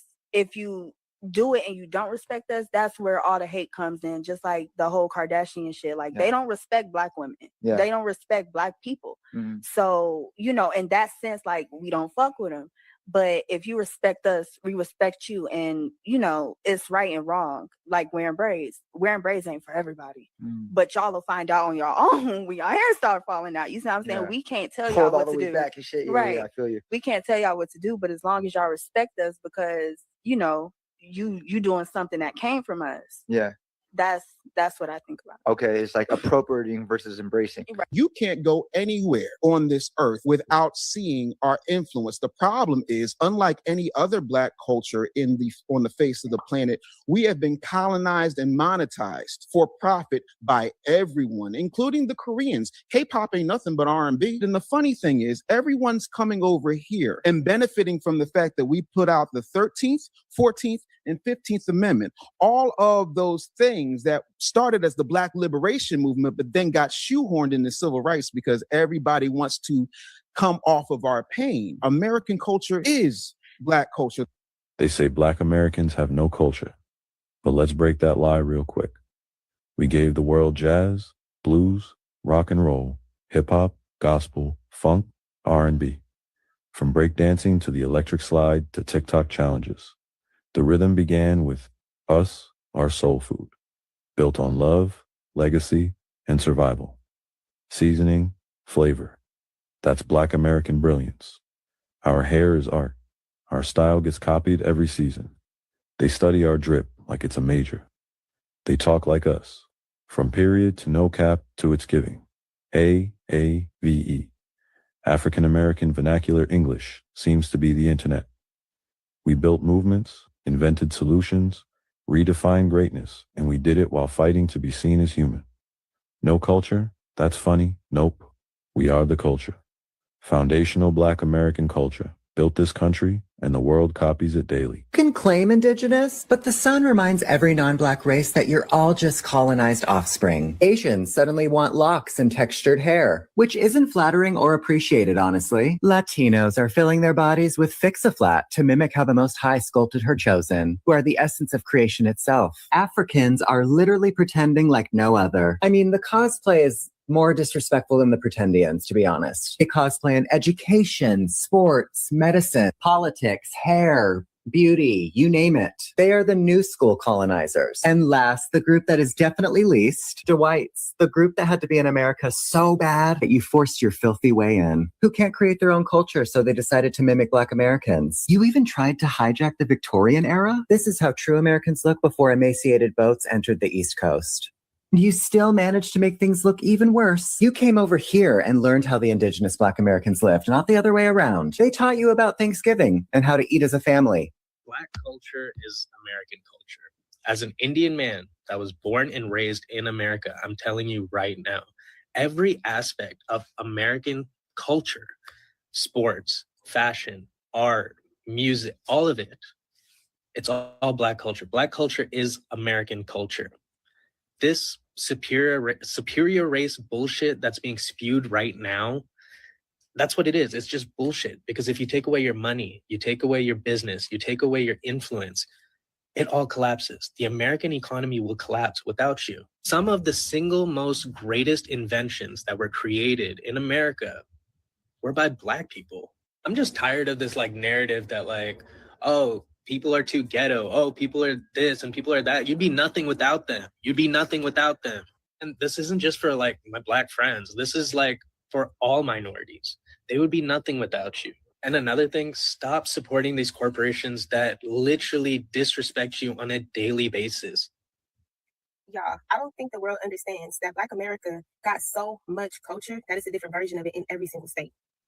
A different way that they eat, a different way that they talk, a different way that they cook, a different accent, different way that they dance, a different way that they make music.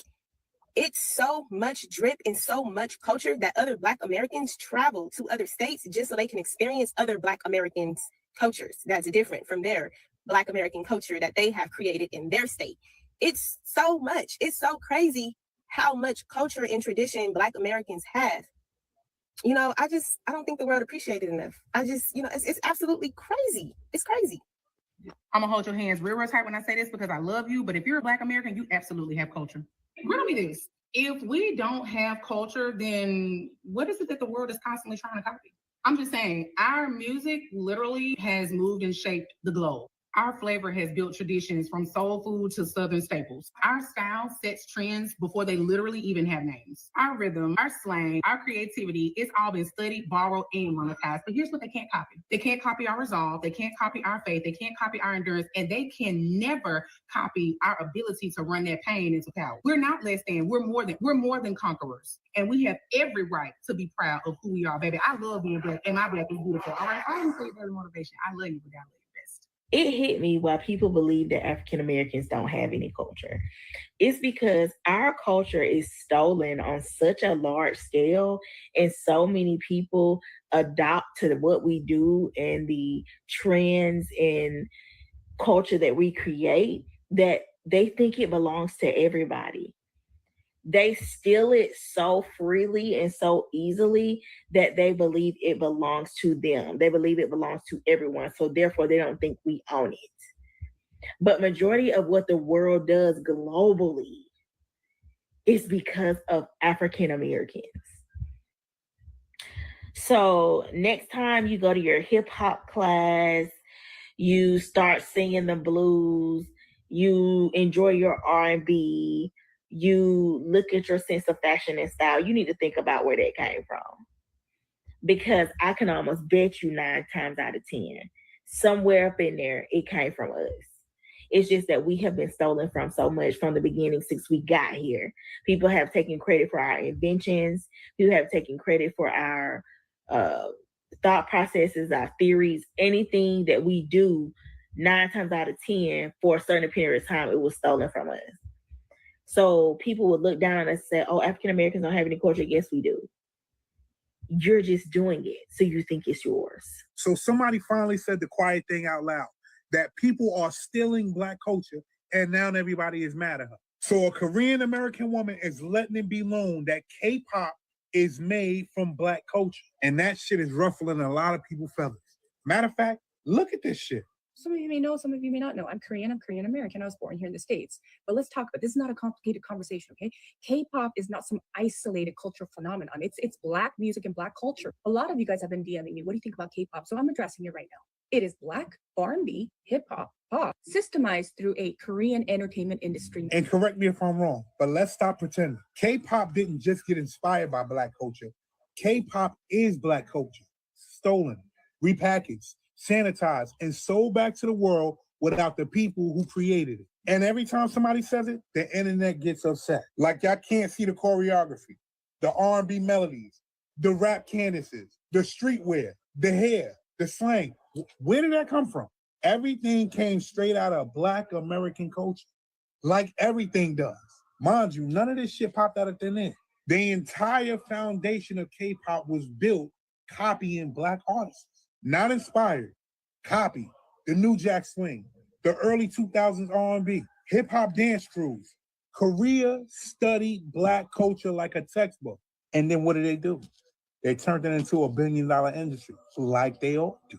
But the crazy part, that we already know, they took the culture, but not the people. They respect the culture, but not the people. Go down the rabbit hole. You'll see groups dancing like Black artists, dancing like Black choreographers, wearing styles born by Black community. But where are the Black idols they stole it from? All right. They're not allowed to exist in that system they stole it from. And don't get it twisted. I'm not saying that K-pop isn't talented. I'm saying that the industry pretends the blueprint didn't come from us. Us. They act like the sound is original, like they invented that shit. But every single generation of K-pop owes its identity to Black American culture. You could borrow the style, but you can't erase the source. And you can't erase the source. For real. For the people who are in denial about K-pop appropriating Black culture, right? The K-pop fans, I don't know. Something is very special with you. And I really want to know what type of la la land you be in. Because like your country's racist. Okay. Everybody, like we all understand that now, especially with this whole like, you know, it's happening on X where like South Koreans are saying racist stuff about Southeast Asians based on like how they look. They're calling us monkeys. They're talking about how poor we are, all this. How do you think that these K-pop fans, which by the way, this happened at a K-pop concert, okay? The K-pop fan, the K-pop person said it to them. How do you think that they really feel about Black people naturally, given that Black people are just naturally melanated? But when you guys are saying on here, right, when Asian Americans and Black Americans are trying to talk together about like how we can exhibit changes and stuff, Black Americans exhibit racism from beauty stores. Who do you think own these beauty stores? Vietnamese people got the nail salons. My people, Chinese Cambodians, we got the donut shops, or we got the Chinese fast foods. I don't know how much more proof do you guys need in order to take accountability to understand that you cannot appreciate Black culture and give enough credit to the Black American community. Like, you cannot pay them or credit them enough when your country is quite literally racist and you guys discriminate. Like, I don't know how much more we can prove to you so that you can hold that accountability. Black people are the cool. They make things cool. They're the culture drivers of America without Cultural question. filters, In for some sure. ways, I guess that's, maybe ancient Greece. What's democracy if not the original hip hop? How everything filtered out from there. Kind of, the same way. Love it when you call me Big Son. The same way music's been taking from Black people forever. Everyone's kind of been taking our shit between philosophy and democracy. It happens every single day. People steal our style. They steal our culture. They steal our words. They steal how we dress, how we feel, what we drink, what we eat, everything. And we can't allow that to be a point where it's like, oh man, we ain't getting the credit. It's almost like you got to be like, oh shit, we got to do it even harder. Exactly. Like everything that we do, we move the needle. And we got to continue to do that. People love the culture from Black people, and then when they see Black people go through the worst injustice ever, they quiet. Exactly. And it's like, we need that love. We need that. Give us that credit by standing with us so we can stand together, all nationalities. But you see us going through it, say something, because we're here. We're giving the world our sauce and all of that. And it's like, if you want to take that sauce or whatever you want to call that thing we give out to the world, then be there with us. Speak up against the injustice. I'm Jewish and Irish. I wish I was Black. Every white Jewish guy wishes he was Black. Like, this world's amazing. I mean, let's also just be real. Like, I wanted to be Black. Listen, all the best players in the world were Black. All the best. Oh, why do you hang out with so many Black people then, huh? What do you want to be Black? Again, a little bit. It's so much cooler some of the time, okay? Every white person wishes they were Black a little bit. Any white person who says they don't is a fucking liar or a cop, okay? Do not believe that to be Black.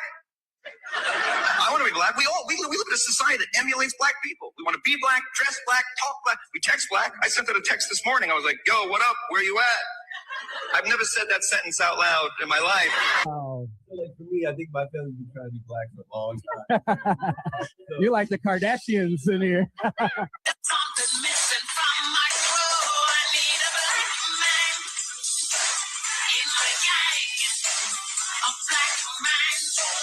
This is all the things to qualify as a culture is food, music, clothing, language, tradition.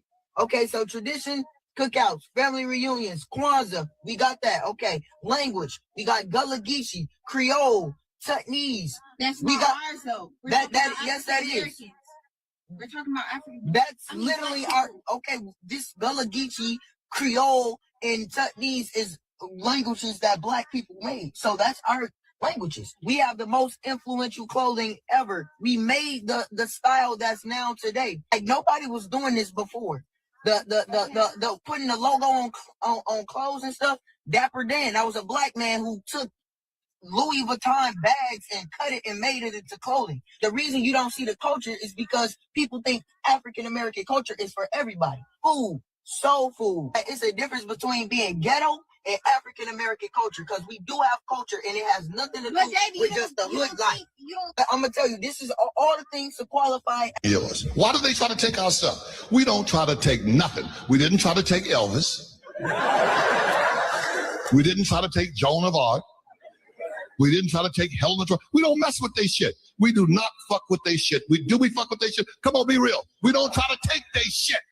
They always try to take our shit and recycle it and say it's theirs. American Idol. It's so English. It's so brilliant. American Idol. American Idol is the Apollo with white judges. Keep this shit real.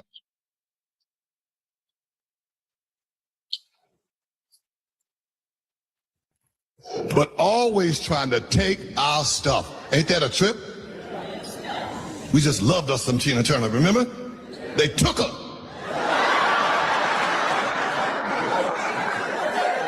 Remember Lionel Richie? We loved him. They took him.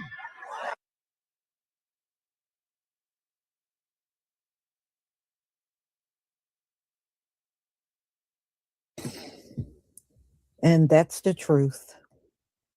That's the truth. You know, that little young brother knew what he was talking about. Now that girl sitting behind him, she needs to be quiet and learn. So anyway, and those two white guys that we're talking about, they get democracy and philosophy from them. No, nobody gets that from white men. I'm just telling you. In fact, usually when y'all fall out with other nations, they will tell you, and I've seen this, they will tell you they don't want no Western world democracy. They don't want it. They don't want it. And philosophy, I never met one person in my lifetime that get philosophy from white people. So I don't know what the hell the two of you are talking about. Maybe you just said that to make yourself feel better. I don't know. So anyway, y'all, we got culture because every single group that comes in this land copies our culture. All right. And like I said in the very beginning, they're telling us we have no culture while sitting there dressed exactly like us. Okay. You can't make it up. You can't make it up. You know, I'm glad all of the things that are happening today are happening, and it's happening more on a more visible level than before. You know, we would have these little debates back in the day among each other. We knew these white people would be stealing from us all the time. And every now and then you'll even come across videos online where they're admitting the reason why they steal other people's culture is because they know they don't have one. And which makes sense. You know, if you really had one, you wouldn't have to study and copy other people, but that's what they do. And all of these other groups do it as well. The Africans too, all of you. You know, there is literally no group that comes on this soil and they don't duplicate us. None. So the next time somebody tries to tell you we have no culture, ask them what culture do they have, and is the whole world copying their culture? And they know they're not. You know, people are not copying African culture. It is not being copied anywhere. People are not copying no Latino culture. So these people, I guess they got to live out their little fantasies, let them live it out. We got more culture than they had in the last century. And then they said, well, your culture is made up. Ladies and gentlemen, all cultures are made up. It had to start some damn where. All of them are. All languages are made up. So when they tell you this, oh, well, that's made up, everything's made up, including the languages that they're speaking. And another one the Africans run to, you don't speak nothing but English. We live in America. We don't have to speak nothing but English. The hell you talking about? We ain't got to learn 50 different languages. We live in America. The only language we need to speak is English. I mean, what benefit is it for me to speak some African language and nobody around me speaks that language? That's not going to do me any good. All right. It's not going to do me any good. And being that Gentile groups don't get along with us, why would I want to learn their language? Why would I want to learn the language of people that openly hate my people? I fuck your language. I ain't got to learn your language. I'm getting around just fine without your language. So everybody, let me see here. Blacc or Us, 365. Thank you so much for the super chat. Always imitated, but never duplicated. But you know what? Blacc or Us, 365. The duplicate is never as good. You ever notice that? The knockoff is never as good. So y'all, I'm going to go ahead and conclude. I do have clippings of the Donald Trump speech. I'm looking at all kinds of reviews. People said it was boring. His State of the Union was boring. This man babbled for 1 hour and 40 minutes. That is way too long. I don't believe a State of the Union speech should be no longer than maybe an hour.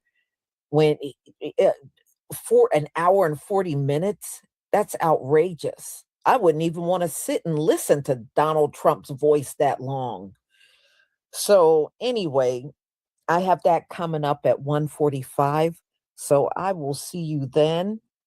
Have a wonderful afternoon. Shalom, family.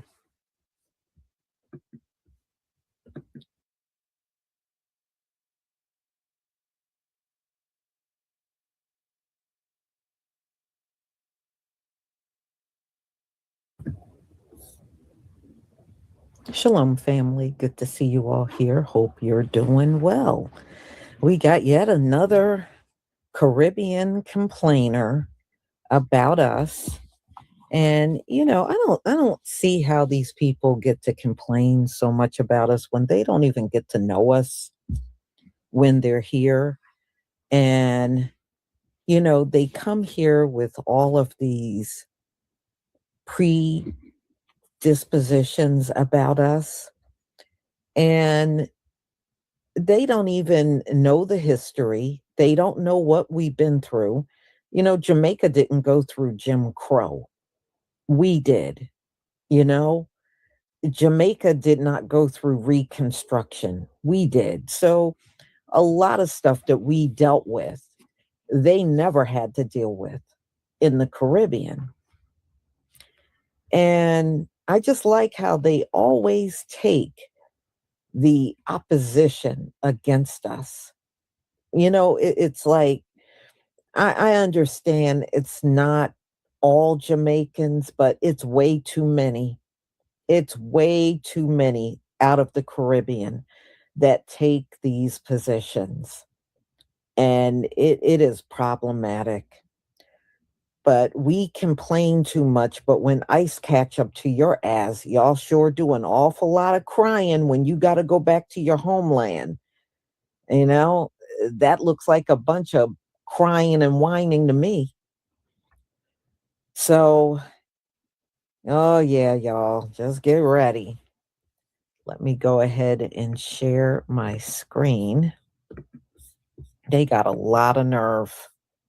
They got a lot of damn nerve. Please give me a 1 if you can see my screen.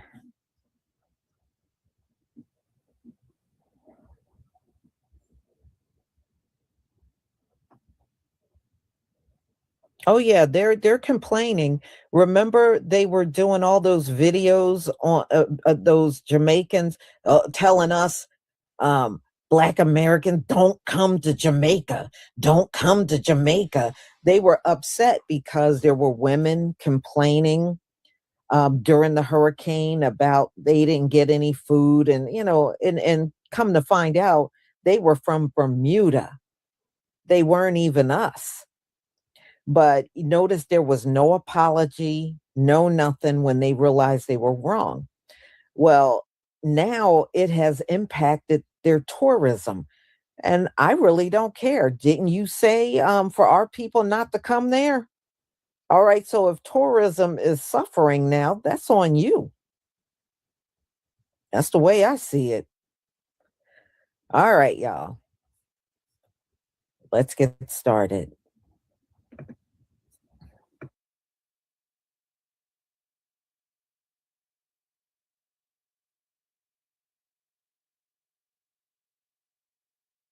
I'm not going to speak for my whole country. Love Jamaica.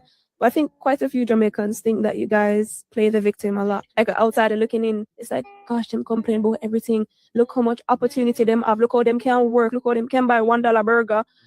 And them over there complain. And that is how I was preconditioned, if I'm being totally honest. They're like, Shantae, yeah, don't go over there and waste the opportunity. Don't go over there and start complaining. Work for your own, focus on that. So that's always been my mindset. We're so focused on just making it. I really want to emphasize that. But sometimes when you just focus on, oh, you have to eat, you know, I think say somebody I touch you. You know, I think say, you know, oh, I'm gonna have the right temperature.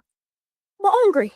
We have to do it is our job, or it's everybody's job, to be able to grow up and be able to see through other lenses and other perspectives without having to live that experience. I know, get it.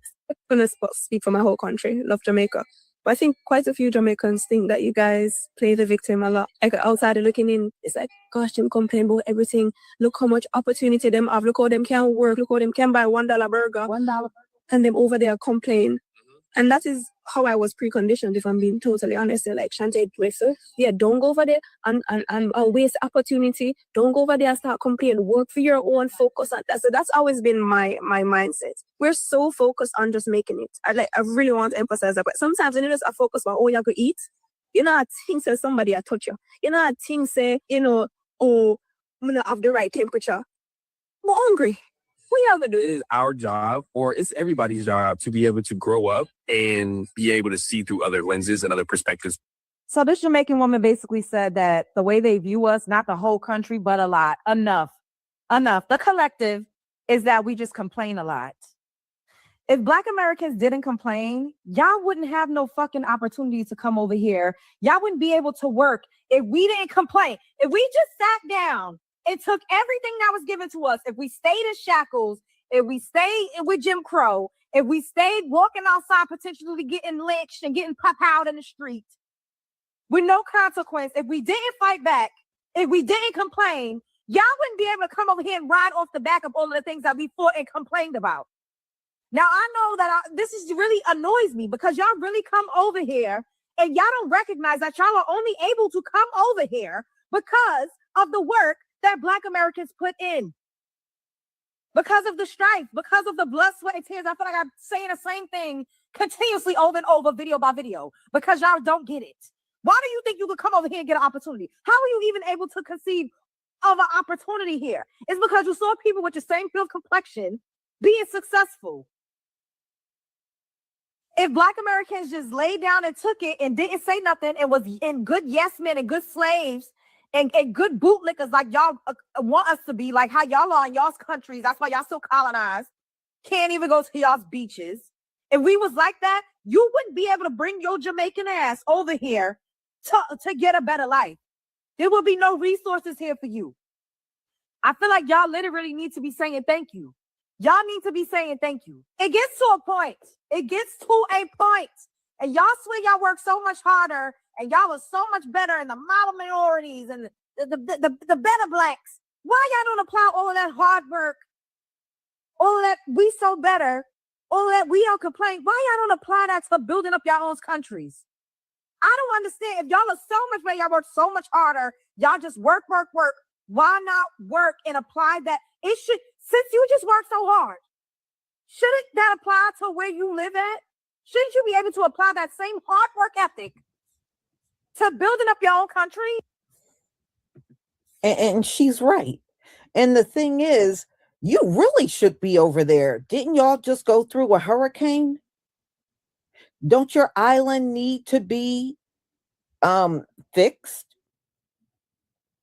A big part of Jamaica got torn up. in the hurricane that passed through there over the summer. That's all the more reason why you should be there building your country back up. But instead of doing that, they're sitting here in America complaining about us. Unbelievable.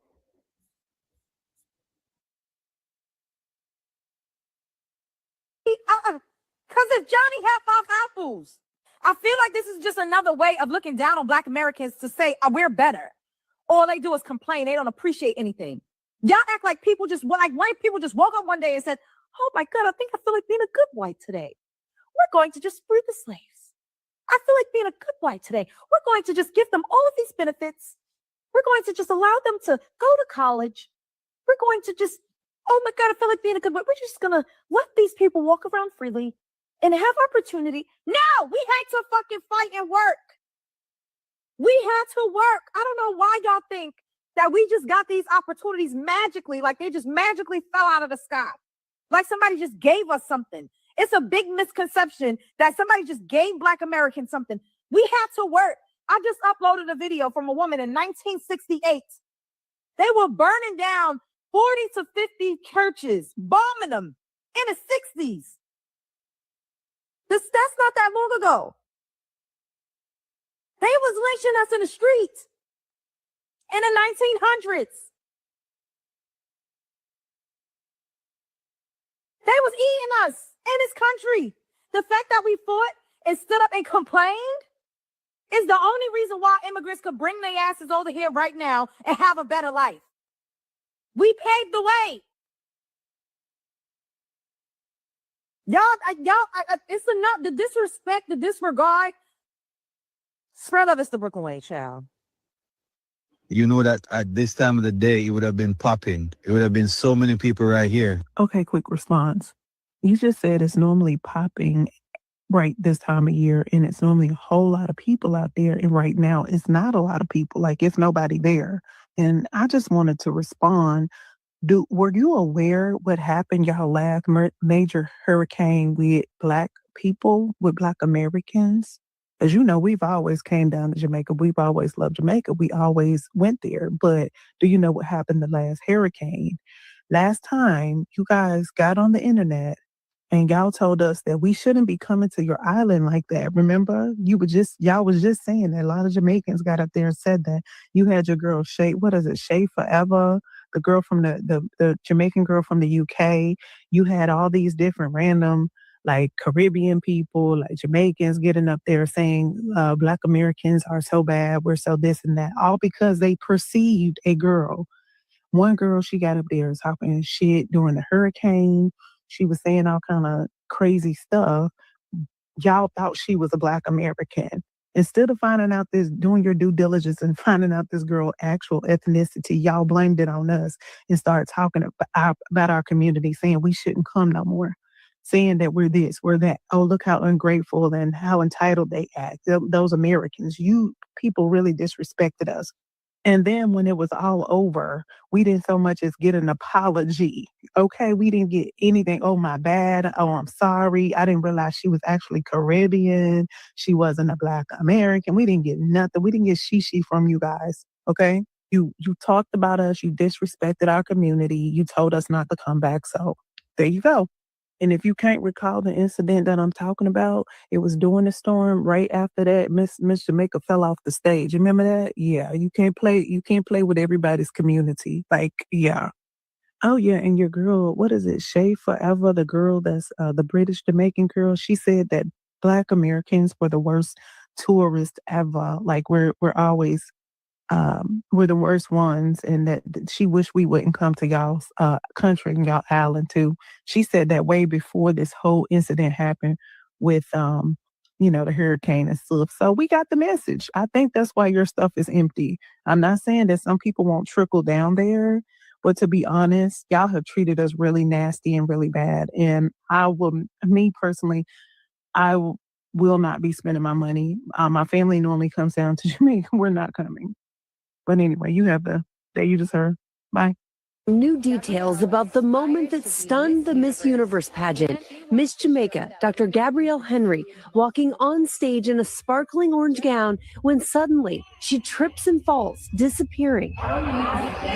The 28-year-old ophthalmologist rushed to the hospital. Now the pageant revealing she suffered a brain bleed with loss of consciousness, a fracture, facial lacerations, and other significant injuries. Recovery from a TBI and a brain bleed is a long process. People are going to be in the hospital for quite some time as they deal with complications and the immediate fallout of the injury. After the incident, she was admitted to the ICU in Bangkok under constant neurological monitoring. Now the organization says she's planning to return to Jamaica, accompanied by a full medical escort team, adding Henry will be transferred directly to the hospital for continued treatment and recovery.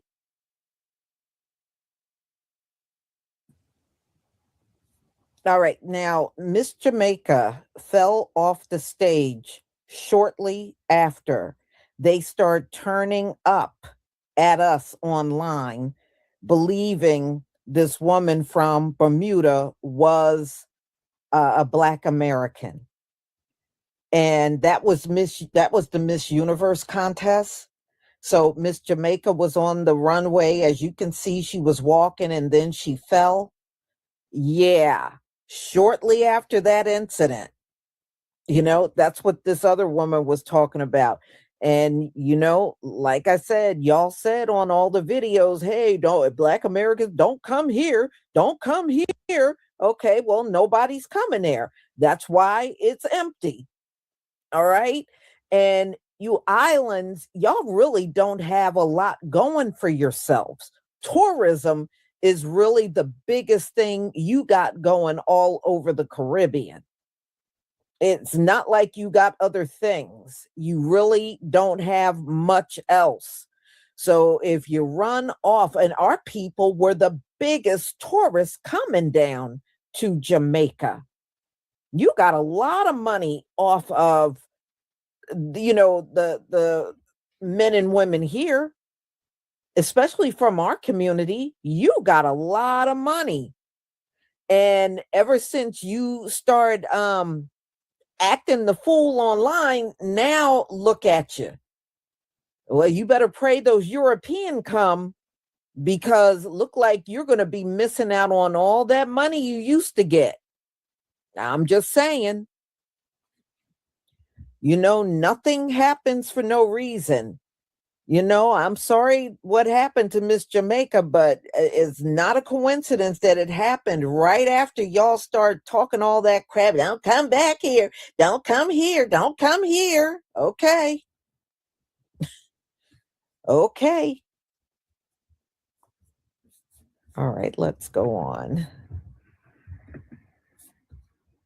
Miss Universe Fatima Bosch recently telling our Juju Chang about that terrifying moment on stage. But the scenario was like too dark and you couldn't see what was going on, so she fell. And of course, it wasn't her fault, like we have these huge like empty circles on the stage. So if you get distracted, you just fall. Like all of us in the practice were worried about that. The Miss Universe organization accepting full responsibility for the fall, writing, "From the time the incident took place, the Miss Universe organization has stood beside Gabrielle and her family as if she were their own, assuming full and immediate responsibility without hesitation." The statement also says the organization has covered all hospital, medical, and rehabilitation expenses in Thailand, as well as the accommodation and living costs for Dr. Henry's mother and sister. They have both remained by her side throughout this very difficult period. We don't know exactly when she's going back to Jamaica, just in the coming days, but we do know that she will likely go straight to the hospital there as she continues to recover. Please recognize that a lot of the anti-Blackness directed towards Black Americans from foreign people of color derives from jealousy. See, to be Black American is to be marginalized and disenfranchised, but from a foreign perspective, you're marginalized and disenfranchised in America, which is the best place to be marginalized in, from a foreigner's perspective. I am from a foreign family. I've said this before and it bears repeating. My family is Jamaican. I'm mixed race. I was born in Montego Bay, Jamaica, emigrated to the United States when I was 5, and I am now a naturalized citizen. System and the university system, I have that lived perspective in addition to the lived perspective of being raised by foreigners. Like a lot of the opportunities for advancement, for job placement, for obtaining a formal education that are here in America, that exist in America, are of course taken for granted by American citizens who are born here. These opportunities are unheard of in most parts of the world. For example, in Jamaica, the opportunities for employment, right? You can graduate from high school here in America and literally go work at Target or at the Dollar Tree or go learn a trade or something like that. It's not desirable. It's not what society wants you to do. You know, society says that you should be working in a corporate structure, but the opportunity at least exists. There's also opportunity for obtaining a 4-year college degree through the provision of student loans that are widely available to most eligible individuals, in addition to community college and junior college that's available to folks who wouldn't qualify for federal student loans, but who can work and put themselves through school and pay for tuition out of pocket.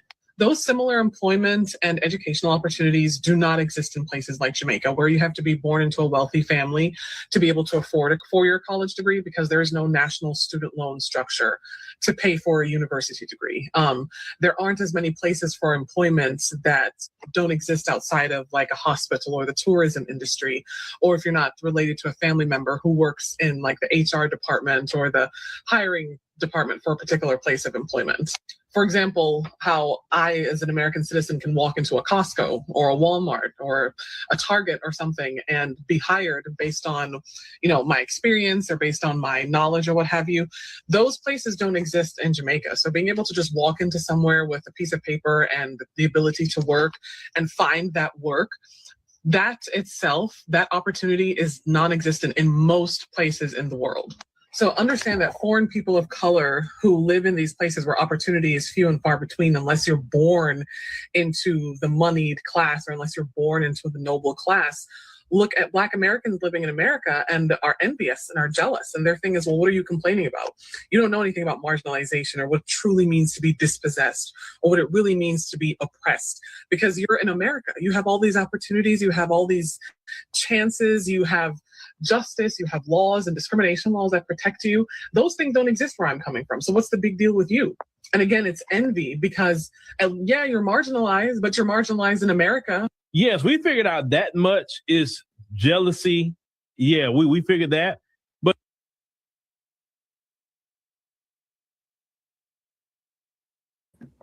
no, I saw what somebody wrote talking about you may be poor, but you're happy. Y'all are not happy. I tell you what, if you're happy, you look awfully miserable when you're bashing us on these videos. That's all I got to say. You look miserable as hell.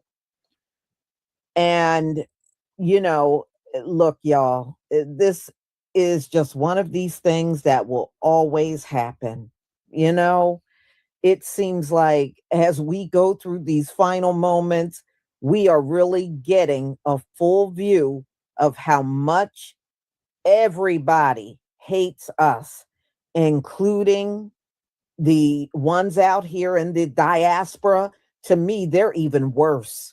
How can you be melanated, come from a place, you know, Jamaica, all of the Caribbean, y'all, was a slave colony. How do you come out of that, come over here and hate somebody, especially other melanated people? What the hell? Now that's some damn, I thought we were bad. Boy, it seems like the diaspora is badly walking around with colonized minds. Bad. And then they come over here and they speak the same words you hear from white people. That you really can see how badly colonized all of these folks are out in the diaspora. It's sick. It's almost like a mental illness. It is deeply, deeply sick.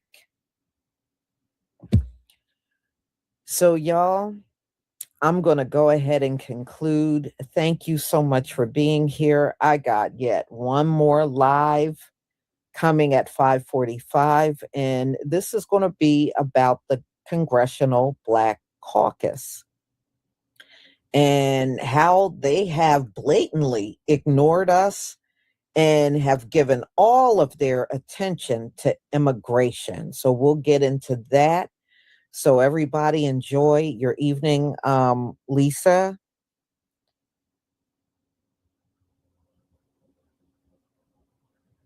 Okay, Lisa Fire, thank you so much for the super sticker. It went by kind of fast, so sorry about that. Thank you so much for the super sticker and your support for my channel. I deeply appreciate it. Shalom, family.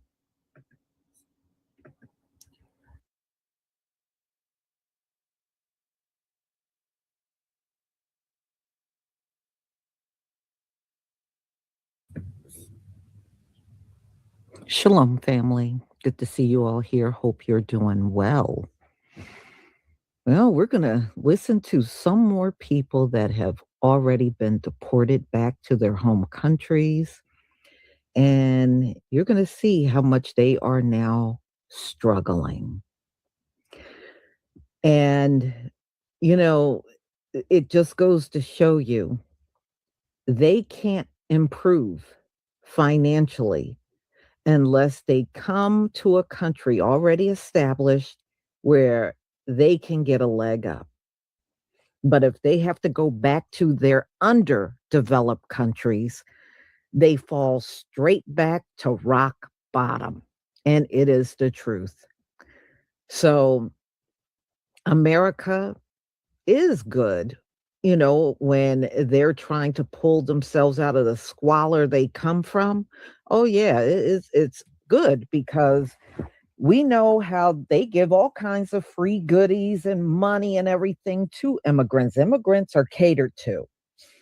The people that should be catered to, we get ignored.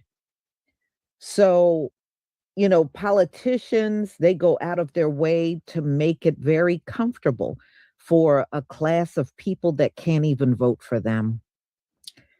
And, you know, the whole concept of immigration is replacing us. That's really the whole concept. And that's the reason why it's not working out, because the ulterior motive is evil. They want to wipe us out and make us completely irrelevant and just kind of prop up these immigrants and push them ahead of us. But the outcome is not working out the way the Democratic Party, the CBC, had anticipated. See, Donald Trump has come in and he has really messed up their game big time. And even if they can get back in office, it takes some time. And, you know, with all of the scamming that the Somalians are doing, they may get a lot of pushback on giving free stuff and money to immigrants after billions have been stolen by these folks, these immigrants here in the country. See, it's never going to be the same from this point on. This scamming thing is huge. And like they said, it's the biggest in American history.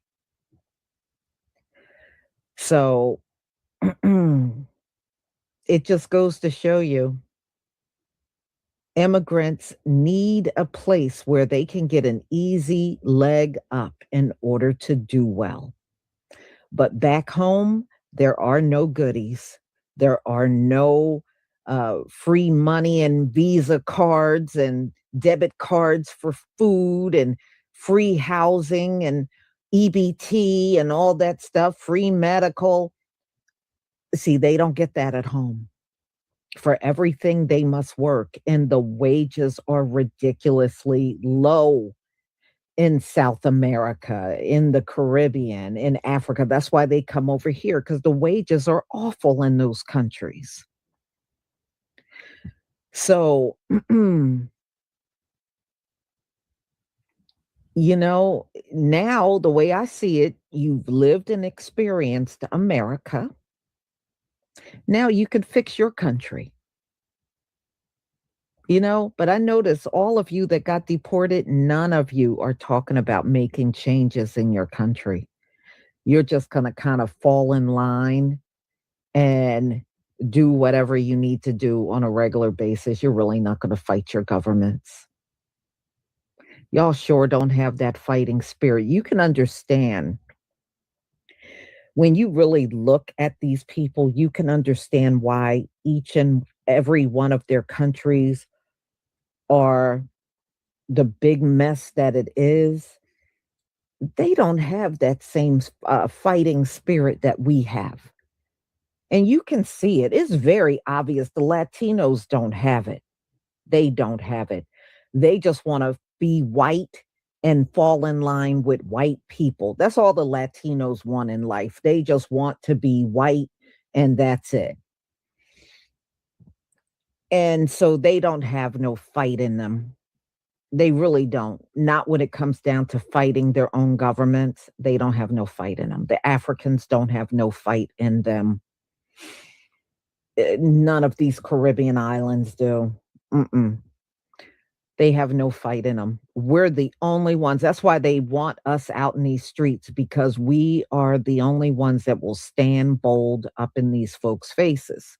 They won't do it. They won't do it. That's why I'm telling you, their countries will never get out of the conditions it's in, because they just don't have that spirit on them at all. They don't have it. All right, y'all. Let me go ahead and share my screen.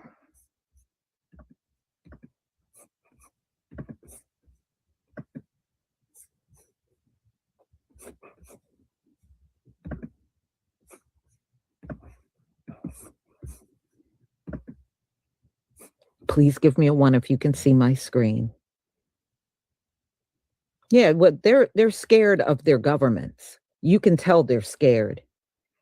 I was watching, after I had showed y'all, I think it was still summertime, the flood, this really bad flood hit Mexico. Oh, man. And their president came out and they were complaining to her. And you know, all she had to do was do this. Shh, shush. She shushed them. And you know what they did? They shut right on up. She pretty much told them to shut up, and right there on the spot, they shut right up. And they were in a dire situation, and they let that woman come out there and pretty much shut them down. They couldn't complain to her. She wouldn't allow it. She was telling them to shut up, and they were shutting right up. And I was like, see, that's why y'all are never going to get out of the position that you are in these countries. Y'all are deathly afraid of your governments. You're scared. They're scared. All right, y'all, let's get started.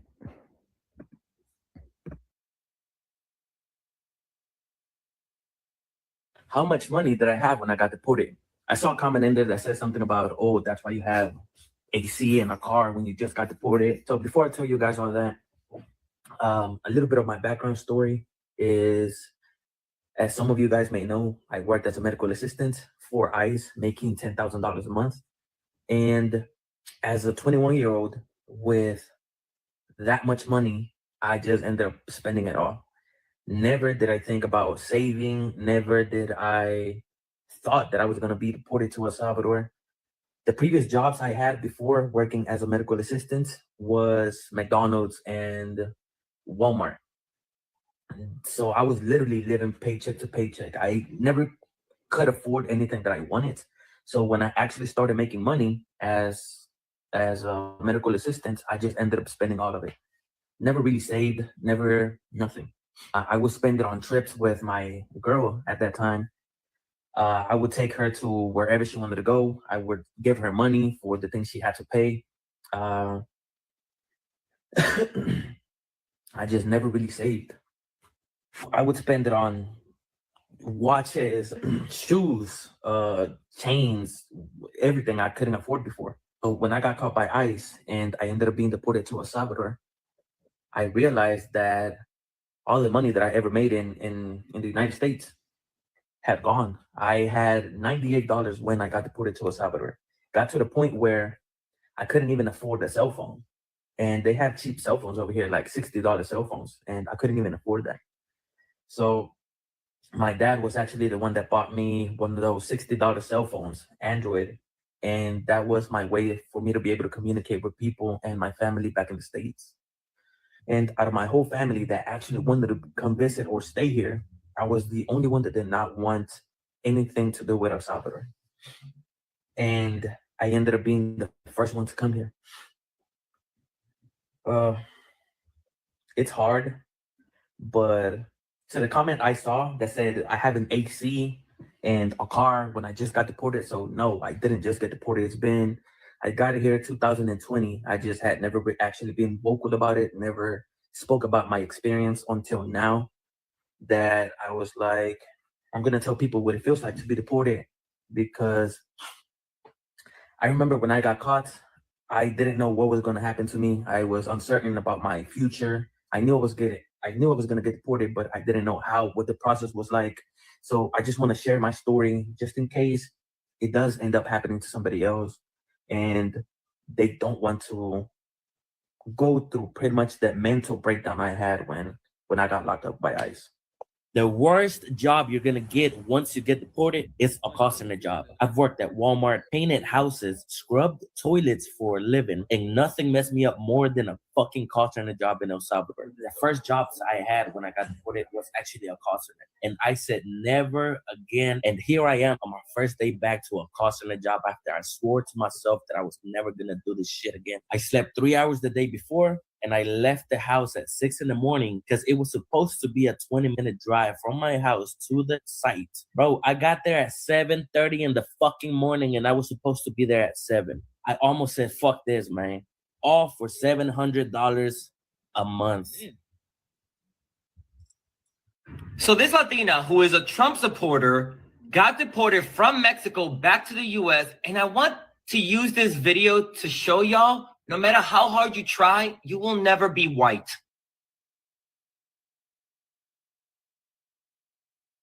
Now, did you hear that last guy? Did you hear what he said? When he was living in the United States, he was making $10,000 a month as a medical assistant. When he went back to El Salvador and got a job, he's now making $700 a month. See, that's why when they get caught by ICE, they are crying and kicking and screaming because the money they make here in the States, they will never, ever, and they know it, they will never, ever make that same kind of money back in their homeland. Okay? He ain't gonna come close to no 10,000 a month in El Salvador. He's not gonna come close to that. So he went from 10,000 a month to 700 a month in his home country. That now you know why they be crying and wailing when they get caught by ICE.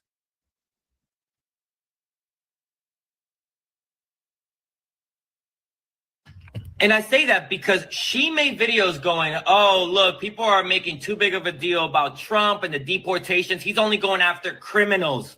If you want to be here, you should do it the right way. Then she goes to Mexico, gets stopped by authorities while she's coming back from a concert. They check her papers and then they deport her. Now, they deported her because she overstayed her visa. I know some people are like, well, you should have done it the right way. Calm down. Let's just give her a little grace here. She's not a criminal. Sure, she has ideologies you don't agree with, but she wasn't committing any crimes. She was down in Mexico partying it up. Now, this is where the you'll never be white part comes in. There's over 1 million undocumented white people living in Mexico. They are taking advantage of the system. They're not paying taxes. They're down there just partying it up. And like advocates in Mexico have been saying, that authorities don't go after white people. They actually go after brown people. So you were racially profiled in a country that you were trying to get dual citizenship for. So if you were racially profiled in Mexico, what do you think is going to happen to you in the US when Trump comes into office? Because there are at least 500,000 white people undocumented in the US, and they're never bothered. Because I need you to remember that the immigration system was never set up to hurt white people. It was set up to hurt people of color globally. Our movements are constantly restricted, while white people are never bothered when they do the same thing we do. So as much as you say, oh, well, if you want to come to this country, you have to do it the right way. It is not about doing it the right way. It is always, the immigration system has always been about hurting Black and brown people, no matter where we are in the world. So please keep thinking how you're safe now that you're in the US, back in your home country. They don't see you as a US citizen either. They want to take away your citizenship. They want to denaturalize people. So please, let's get rid of that colonized mind, because this immigration system was never made for us. So I've gotten this stupid ass question so many times in my videos, I feel like I need to address it. And that question is something along the lines of, why did I not get any papers while I was in the States for 24 years? And I will never claim to be an expert on immigration or politics in the United States, but what I can speak on is my own experience and what I had to go through while being in immigration and how broken the system is. For example, I knew 3 guys while I was in immigration. One guy was charged with a DUI and owing child support. One guy was charged with stealing $1,200 from a place he worked at. And then the third guy was charged and convicted for SAing a underage girl who he was the parental guardian to at the time. And out of those 3 guys, which one do you think was allowed to stay in the United States with a green card? If you guessed the guy who SA'd the little girl got to stay, you are correct. Other guys were ordered deported. Both had immigration lawyers and both were told that no matter what they do, they are probably going to get deported. Now, I had DACA from the ages of 18 to 26. I had DACA.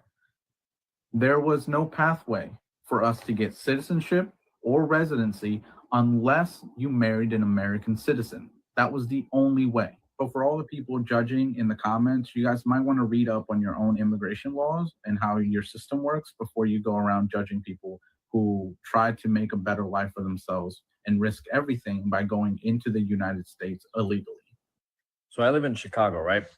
And shit's all sweet, right? I'm trading, I'm boxing, I'm golfing, right? Life's sweet. Come January, I am getting deported. My visa ends. Because I'm from Finland. I'm not a citizen, right? And not only am I getting deported, I'm getting deported and going straight to the Finnish army because every man has to go to the army. That's some like fucking bullshit, dude. How am I supposed to fucking trade in the army, dude? And I have to go there for a year or 6 months. It's fucking stupid, bro. Fucking. Yeah, she knows what's up, bro. It's fucked up, bro. Come on. My person will see it, and if you go in the system and call them, you will see they give you ID. Call who? Who's them? It's called a tag agency place, but they give you ID. They give you an international ID. All you do is transfer your passport over. That's me. Yeah, I'm Okay, what's your real license? Where's your real license out of? My real license is in my purse, but that's the same. Okay, it's the is it same from name. Florida? No, it's from here. This is Florida. Well, I don't know. It's from here. Okay, because we ran your name too, and your name doesn't exist either. It is not real. You did not get it from the state of Florida. Thus, you can't possess it. It is illegal to possess a license. I didn't know that. I didn't know Did that. you get it from the state of Florida? I get it from somebody who said, I see ID on there, but I didn't. Is it Florida ID? It's Florida ID. Obviously fake.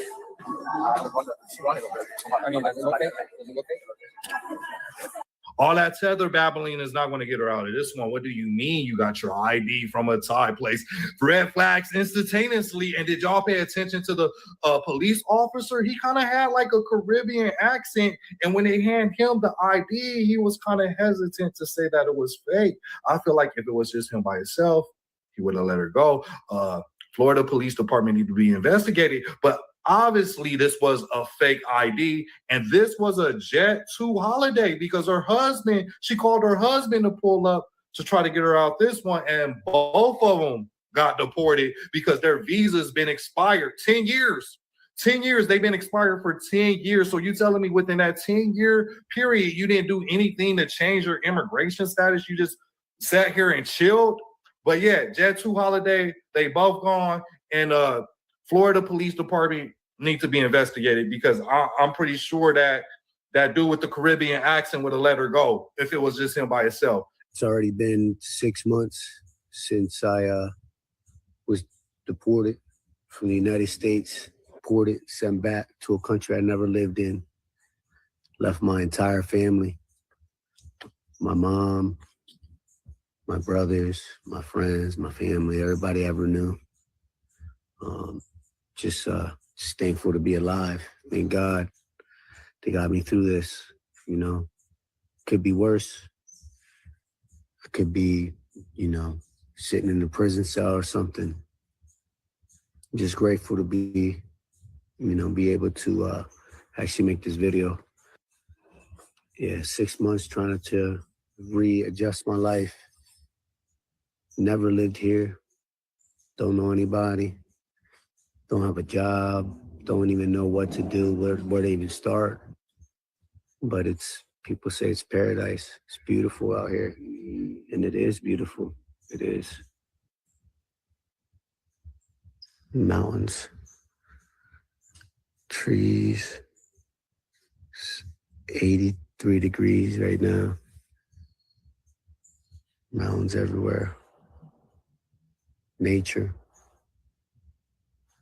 So this is what happens when you get caught in Mexico. How did they even find me in the first place? I was coming back from a concert in a bus stop at a toll booth. Some guy came in asking for ID. I showed him my California ID, but I didn't have my passport. Next thing I knew, I was in a van. I got to the immigration office. They patted me down, took away all my belongings. They looked me up and they saw that I overstayed my 180-day tourist visa. Long story short, they didn't let me leave the immigration office until I bought my ticket to go back to the USA, which is crazy because I already have my dual citizenship in process, but it's not complete yet. That could be why it didn't show up in the system. The closest flight I could get had multiple stops. Before I went to LA, I stopped at Monterrey. I thought it was going to be a smooth process going back to the United States, but then this happened.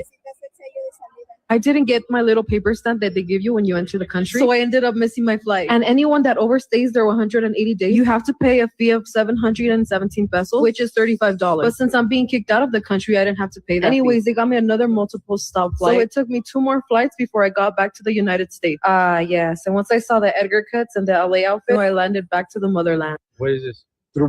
Trump turned 20. Yeah. You're a Trump supporter. No. They gave us these wristbands right before we entered Mexico. We had to wear them to get food. If you didn't wear it, you got nothing. Everyone had to put it on, even if you didn't want to.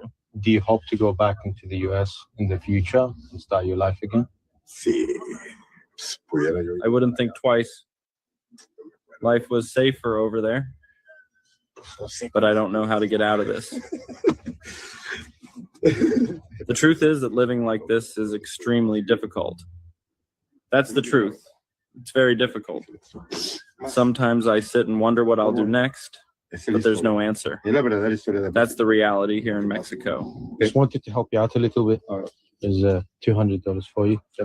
Thank you, man. Thank you, sir. All right, man. God bless. Don't answer the door. Do not answer the door. Your family has rights. Can you imagine Gestapo just beating on the door? I can imagine how scared.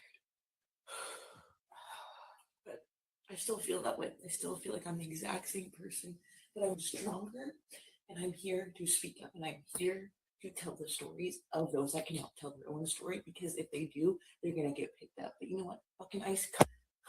And I wasn't there when they came knocking on his door, but somehow I can see every single moment. The life of a lash artist from Dallas, Texas, who got deported after being in the U.S. for 28 years. When I was a little girl, I was 2 years old, and my parents took me illegally to the United States, which my parents were illegal too, and all of my siblings were U.S. citizens, but they were not the age of 21 and older.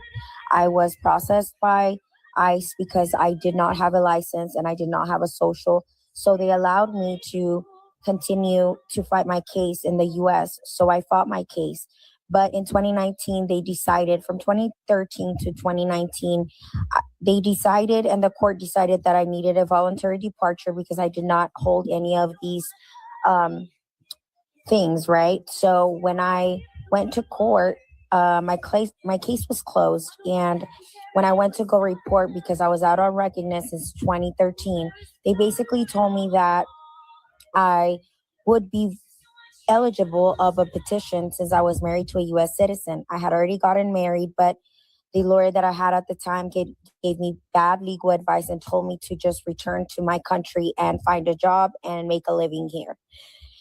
After I left court, I went to go report, which is something that you have to do when you are trying to apply for your residency or just trying to stay in the States, period. So I showed up, and the judge who had been before me my entire time going to court told me that that lawyer had given me bad legal advice and for me to get a new lawyer. So I ended up finding a new lawyer, and he petitioned for me. My husband is the one that is a U.S. citizen. So I filed a petition, and I filed a cancellation of deportation, which was supposed to cancel the deportation. But with everything happening with Trump right now, there's no way for them to cancel the deportation because it was already there. That is the reason why I'm in this position in the first place. My parents never had the money to fix papers for me. So this is why I'm in this position. I also never applied for DACA because my parents didn't have the money, and they didn't have the money to even fix papers for themselves. We always had really poor jobs and really sucky jobs just to make a living. It just wasn't possible. And I hope people could just understand that. If you have nothing nice to say, please do not comment on my videos. Do not send hate. The last thing that I need right now is a couple people saying a bunch of ugly stuff. There's such many beautiful messages that I have received, and it definitely outweighs the bad. So you're basically wasting your time commenting ugly things because I am not reading them. I hope this video helps you understand my immigration process clearly. Yes, I got deported. Oh, here we go. After 20 plus years and 97+% of my life in the United States. Oh, it's about to be some shit. ICE agents picked me up in Chicago and threw me in jail for 3 weeks because my parents did not file my paperwork correctly. Oh, hell no. Oh, hell no. They brought me to the United States on a visa, overstayed that visa, had opportunities to appeal it in court, and my father did not show up to court. Oh, daddy. Now I'm in the United Kingdom, and this country sucks. And it has made me more America first. Oh, you didn't think he was going to say that shit, did you? Because you see that outside of London, all of England is a third world country, a dump. I hate it here. But yet folks out here hating on America. And I am excited and ready to go back to the United States, but I have a 10-year ban to wait out. This man said he has to wait 10 years. And I'm waiting to bring my fiance over because I had a wedding scheduled that I had to cancel. Oh, no, man. Oh, no, man. And it's taken everything in me to forgive my parents for what they've done to me and what they've caused. But I'll keep going on. Notice how he blamed his parents and not Trump? The guy who's in it. But there's plenty of folks out here that would go, oh, Trump, you voted for that. That's what you voted for. No.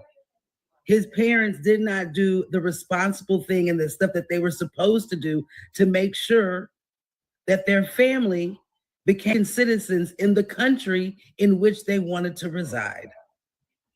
Period. Trump, go get this dude, man. Do whatever you need to do to magically wand go get this guy. That is probably the most mature response in that situation that I don't think I could even do. Because I'm blaming everybody. It's fucked up, man. ICE got my boy, man. He left everything behind. And they just left the door wide open, man. They just deported the man. Money. He left behind everything. Jewelry. Clothes. It's crazy. But this is wild. This is some crazy stuff, man. Man, this shit crazy. Man, fuck ICE, man. This shit is wild. This shit is wild. Damn. Man, this shit fucked up, man. God damn. All the kids shit. Man, they just left the place wide open like this here. They just took them and left the place wide open. They ramshacked the place, man.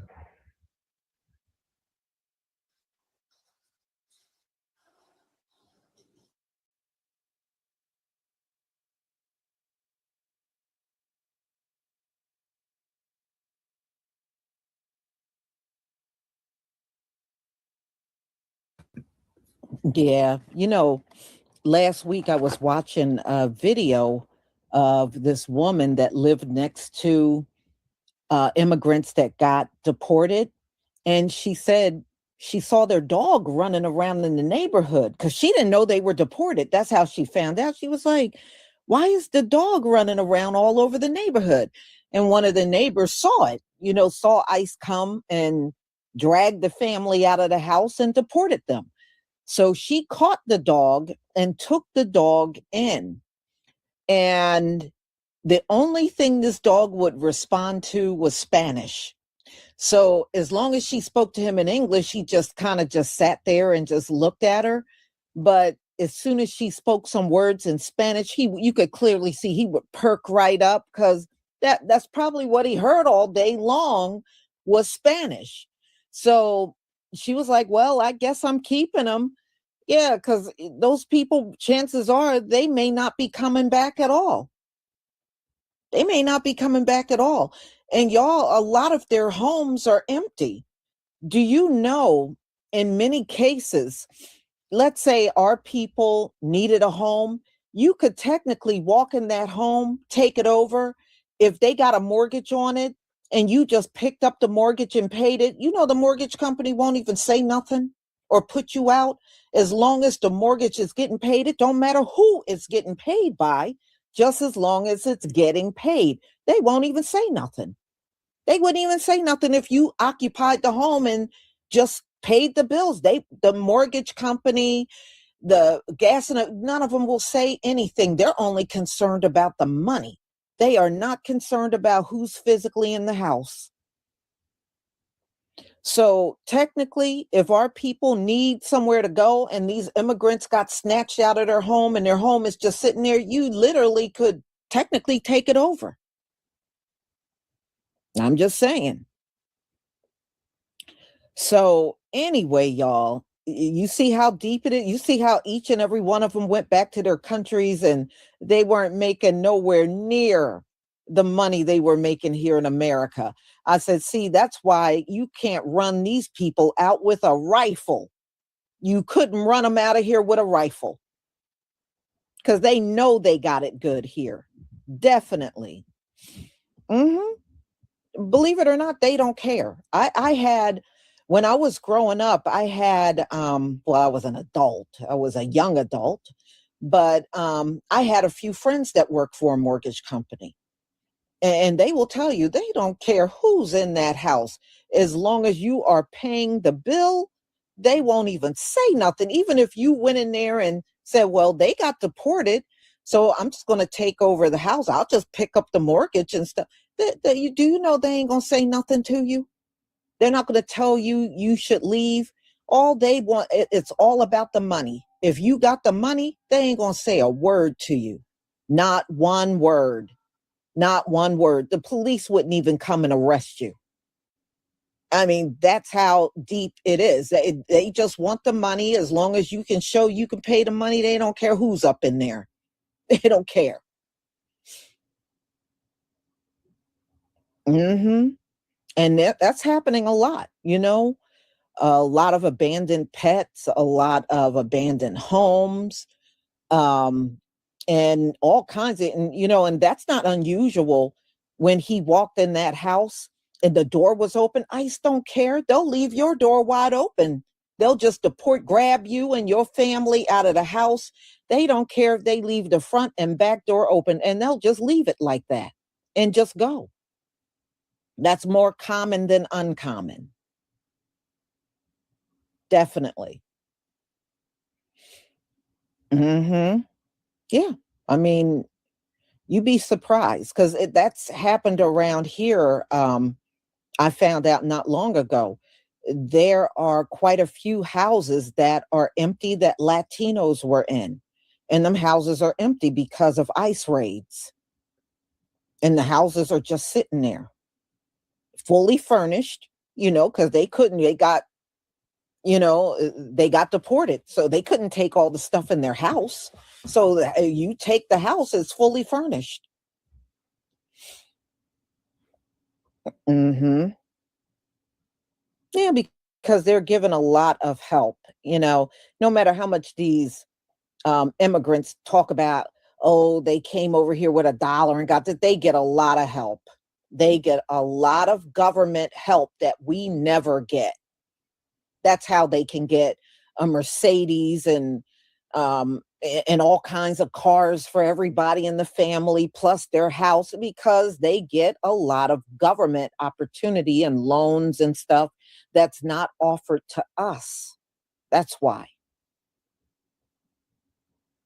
Mm-hmm. They can get bank accounts with no social.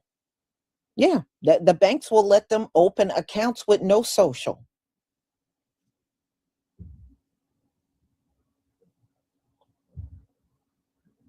Mm-hmm. Yeah. So y'all, yeah, you can see when they get back to their home country, they go right back to rock bottom. They go right back to rock bottom, having absolutely nothing. And that is happening to a lot of them. So if they're not wise with their money, they're going to be going back to their home country broke. So y'all, I'm going to go ahead and conclude. Thank you once again for being here. Now, I do have another live coming up at 3:45, and that is a Jamaican woman, again, doing an interview. She was doing an interview and said that we're always, Black Americans are always playing the victim. And I was like, where do these people get off talking like this? Okay, obviously, you must have been playing a victim. You came over here and left your homeland. Why didn't you just stay in your homeland? If you don't believe in being a victim, you got out of there because you knew there was no opportunity. And you came over here, and then when you get here, you're complaining about the very population that made it possible for you to be over here. Man, I don't care if ICE run all of them out. I really don't care. I really, truly do not care. Y'all, I will see you later at 3:45. And my final live will be on the Congressional Blacc Caucus or Congressional Immigrant Caucus. So have a wonderful afternoon. Ladies and gentlemen, shalom.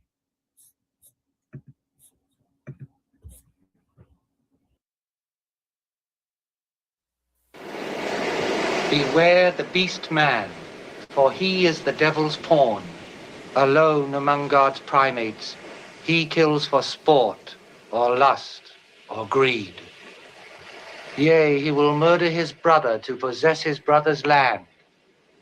Let him not breed in great numbers, for he will make a desert of his home and yours. Shun him. Drive him back into his jungle lair, for he is the harbinger of death. What's good, everybody? It's your brother, Mad Blacc, the most dangerous and the most toxic black man on the internet. And I am black up in your face again with some more pro-black commentary. So everyone's been talking about this subject, so I figured I'd give my 2 cents on it as well. And it is the subject of the President of the United States reposting a video that showcased the Obamas, Michelle and Barack Obama, as apes. And, obviously it has caused quite a stir on social media and in mainstream media. You even have big time politicians talking about it. So I figured I'd give my 2 cents as well. Now, I started off this video by doing my own little intro, and that intro, for those who don't recognize it, that is dialogue. The audio of it, anyway, came from the very first Planet of the Apes movie that came out in the 1960s. I know some of you are either too young or you're not sci-fi fans, so you may never have seen the original Planet of the Apes movie, but it is a classic, and I recommend everyone check it out just on a level of understanding the themes of that movie, not so much just the spectacle of it, but you really should check it out just to understand the themes of what's going on in that film. I know a lot of people are more familiar with the newer Planet of the Apes movies, the ones where they showcase the rise of the ape Caesar and how the apes took over Earth. Those are also amazing films as well. Very great with the symbolism and the story arc of it all and how it all connects back to the original Planet of the Apes movie. But I played that audio because I felt it was highly appropriate based on what the Tangerine decided to do on his social media.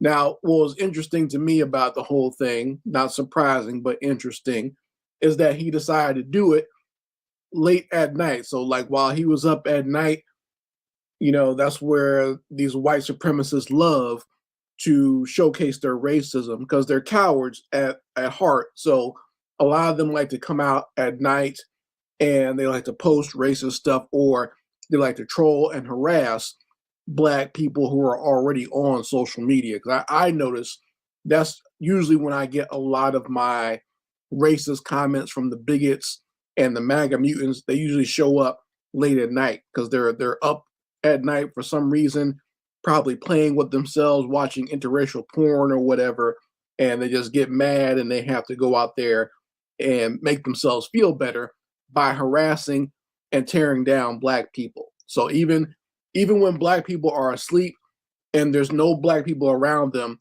we're always on their mind, and they just wake up in the middle of the night thinking about how they're going to torment and harass Black people. You see that? So that was the one interesting thing that struck me about this, is that Trump has the same mentality as your average white bigot. That's why he's so attractive to them as a leader, because he does the type of nonsense that they like to do on a regular basis.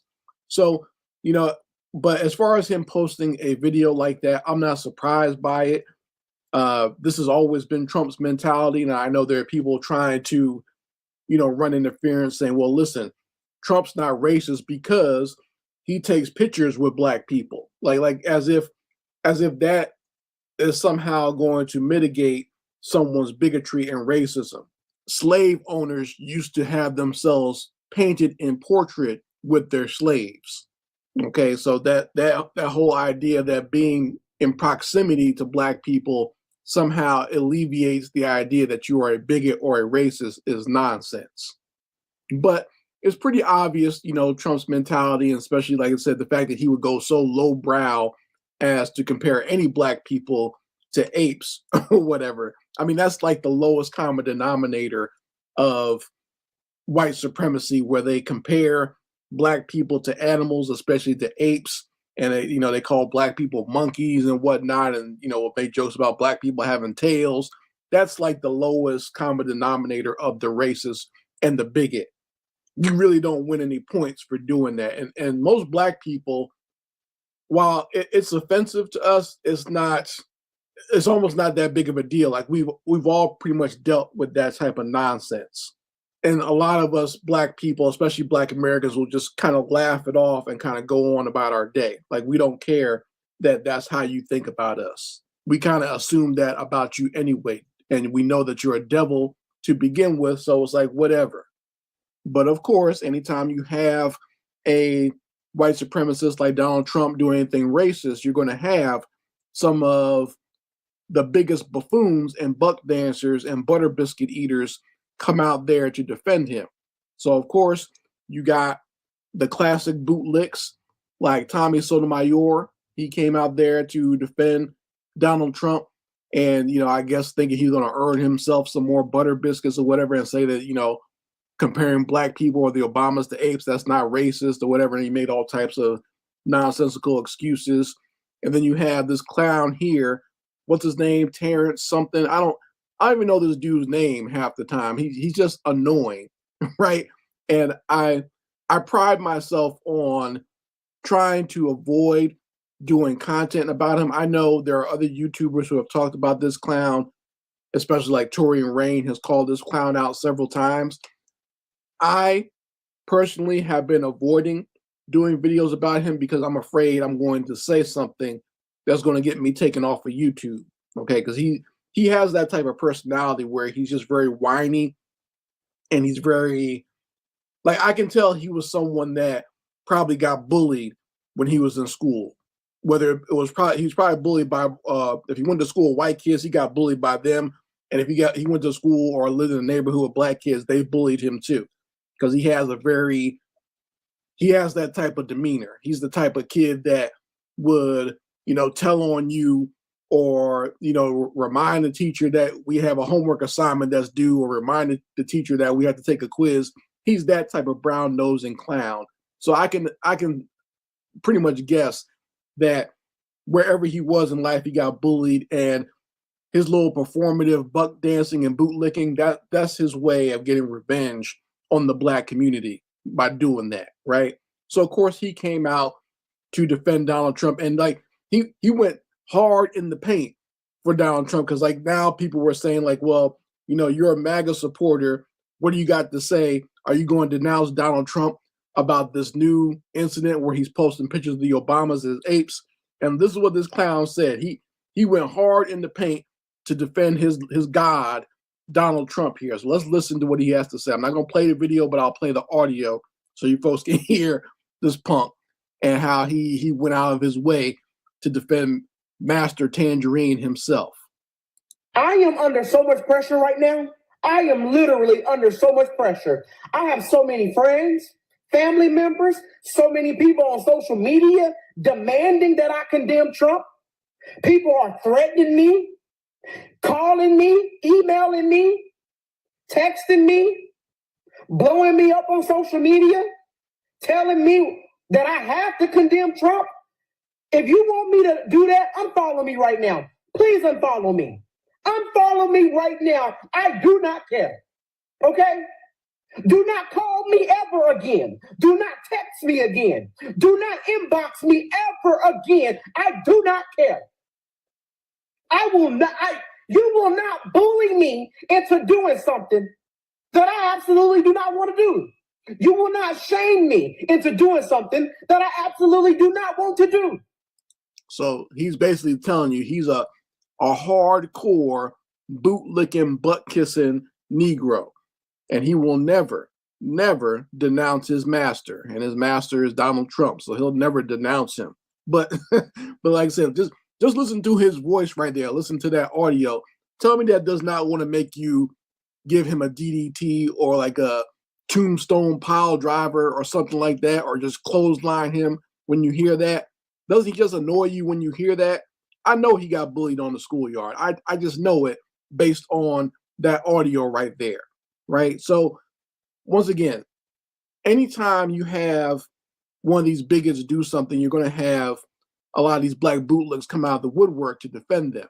So that's not surprising at all. And a lot of you fools, when you do that, white people, even the white people who are bigots themselves, don't take you seriously. They know you're nothing but a crash test dummy and a cartoon in the way that you're going out of your way to support hate against your own people. So, I mean, that's not a surprise either. Now, getting back to the whole portraying black people as apes thing, let's be honest here. Let's be 100% honest. We all know that black people on this planet are the original people of this planet. And if there is any race that is low grade or is mixed with any type of animal, it has to be the Caucasian, just from their basic behavior of hanging around in caves, the way they like to eat things like raw meat, and the way that they like to make excuses for terrible crimes like child molestation. This is all the behavior that you would see in the animal kingdom. And we all know that if you took a monkey and decided to shave all the hair off, what color that monkey's skin is going to be. So all that nonsense about calling black people apes and joking about black people looking like gorillas or monkeys or apes, all that is projection. They know who the true apes are on this planet, or who have the closest relation to the ape on this planet. And all you gotta do is look at some of these side-by-side pictures and you'll see who the true ape and the true monkey is. So I don't want to hear that nonsense about calling black people apes. Once again, that's easy pickings for your average bigot, and it's a lot of it is internal projection of what their true nature is. And to be honest, I don't even like comparing apes to Caucasians. In my opinion, that's disrespectful to the apes.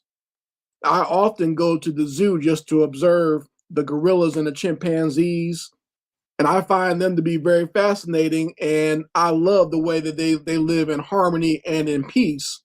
So they know how to have a community and how to have a family, but you look at some of these MAGA Neanderthals, and you can see that they have no idea what it means to have community, have harmony, and have peace on this planet. So even in that, even comparing these demons to the animals of the planet, even that is somewhat disrespectful to the animals and to God's creation. So you folks can let me know how you feel about all this in the comments section. I'd love to hear your opinions on this subject. Anyway, Mad Blacc, and I will be back on my foot on a devil's back. Warning. Copyright disclaimer under Section 107 of the Copyright Act 1976, allowance is made for fair use for purposes such as criticism, comment, news reporting, teaching, scholarship, and research. Fair use is a use permitted by copyright statute that might otherwise be infringing. Nonprofit, educational, or personal use tips the balance in favor of fair use. Family, we have a saying in the Black grassroots: let them talk long enough, and they will show you exactly what you need to know. Let's get into it.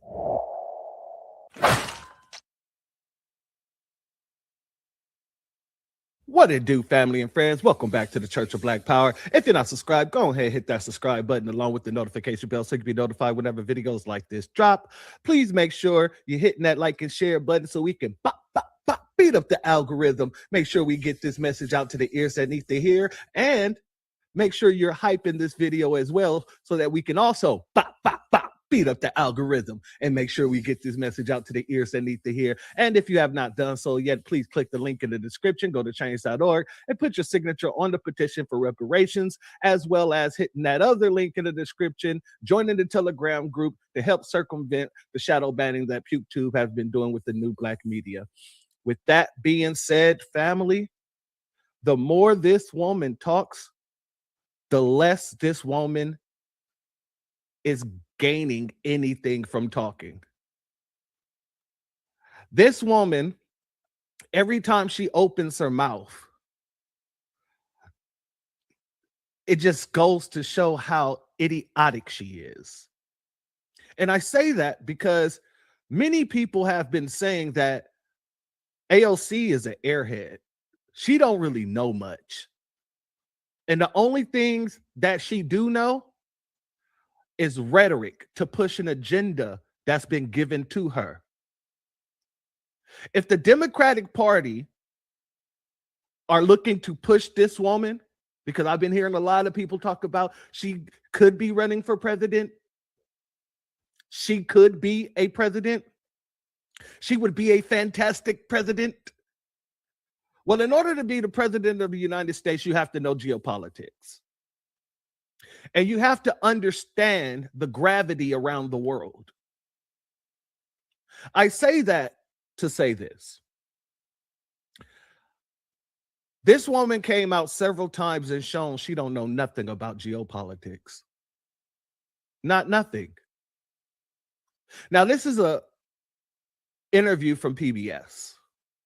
However, we're not going to start here we're actually going to start right here. Because in this interview, Alexandria quite clearly shows that she doesn't know where certain countries are on a map. She clearly shows where certain countries sit on a globe. So I'm going to go ahead and click this, and then we're going to get right into it, family. You know, we look at what happened in Venezuela, for example. It is not a it is not a remark on who Maduro was as a leader. He canceled elections. He was an anti-democratic leader. That doesn't mean that we can kidnap a head of state and engage in acts of war just because the nation is below the equator. Now, family, we're looking at a map right beside her. Where is Venezuela? Is it above or below the equator? I've said this several times over. Whoever gives this woman the ear and whoever trusts this woman enough to lead them deserve whatever they get. They deserve every single thing that they get, my friend. And I'm here for all of it. And I want you to understand when I say that she doesn't know geopolitics, I'm not being hyperbolic. This is something she said out of her own mouth once she was pushed back on her position within geopolitics in certain areas. Once you push back on what she has to say, this woman goes to stuttering worse than Kamala did. Kamala would, and that's exactly what she's been doing. But as of recently, she's been amping that up. Let's go here now to the PBS interview. And I want you to hear out of her own mouth that she is no expert, that she does not know geopolitics like that. She's just going off of information that's been given to her. And she's been pushing a narrative, all because of the regime that's in office at this moment. Let's go here. But I am, of course, the dynamic there in terms of geopolitics and the war in the Middle East is very different than people expressing their First Amendment right to protest. Well, yes, but I also think that what people are starting to see, at least in the occupation of Palestine, is just an increasing crisis of humanitarian condition. And that to me is just where I tend to come from on this issue. Now I'm going to pause it. And after which I'm going to let it finish playing out. But I have to make a mention of this. Watch what happens when the Nabisco woman pushed back on her. Watch her facial expression. Watch her body language. And you tell me, does she get visibly irritated because she's getting pushed back on something she has no knowledge of? That's what it looks like to me. Let's continue. You use the term the occupation of Palestine. What did you mean by that? I think what I meant is like the settlements that are increasing in some of these areas and places where Palestinians are experiencing difficulty in access to their housing and homes. Do you think you can expand on that? Yeah, I mean, I think I'd also just, I am not the expert on geopolitics on this issue. But yet you're speaking on it. You're speaking on an issue that you're no expert in, and you don't really have the facts in the situation. You're just given what you're given, and then you go off of that. You couldn't even expand on your comment about the occupation. You know, it makes absolutely no sense that anybody would take anything out of her mouth seriously, because every time she opens her mouth, more malarkey, or is it malarkey? It's malarkey. More malarkey comes out of it. And people are consistently calling her out for the malarkey that falls out of her mouth. So, family, I'm going to say this one last time. Anybody who supports this woman at all, for any reason, deserves exactly what's coming to them. And with that being said, family, if you're not subscribed, go ahead, hit that subscribe button along with the notification bell so you can be notified whenever videos like this drop. Please make sure you're hitting that like and share button as well as the hype me up button so we can beat up the algorithm and make sure we get this message out to the ears that need to hear. And if you have not done so yet, please click the link in the description, go to change.org and put your signature on the petition for reparations, as well as clicking the link in the description and joining the Telegram group so that we can circumvent the shadow banning that YouTube has been doing to the new Blacc Media. Family, please let me know in the comment section. Do you think that she knows anything? Because she's quite literally coming out every chance she gets, showing that she has nothing in that brain of hers. She has an empty skull. It's full of air. But with that being said, family, the doors of the church are now closed. Peace, family. My grandfather built this country, man. He fought wars for it. And most places he went wouldn't let him sit down and get a cup of coffee. I can't even catch a cab in New York. You know, it doesn't matter how many degrees I get. All you people see is color. Your grandfather was an immigrant. You're American. My grandfather was born here, Duke. And you people still look at me as just another nigga. I know that the government, whatever can't stand us black people, he doing everything in the world to make black man be extinct. But I'm going to tell you one thing, us black people going to survive. Yeah. So fuck everybody. I'm out.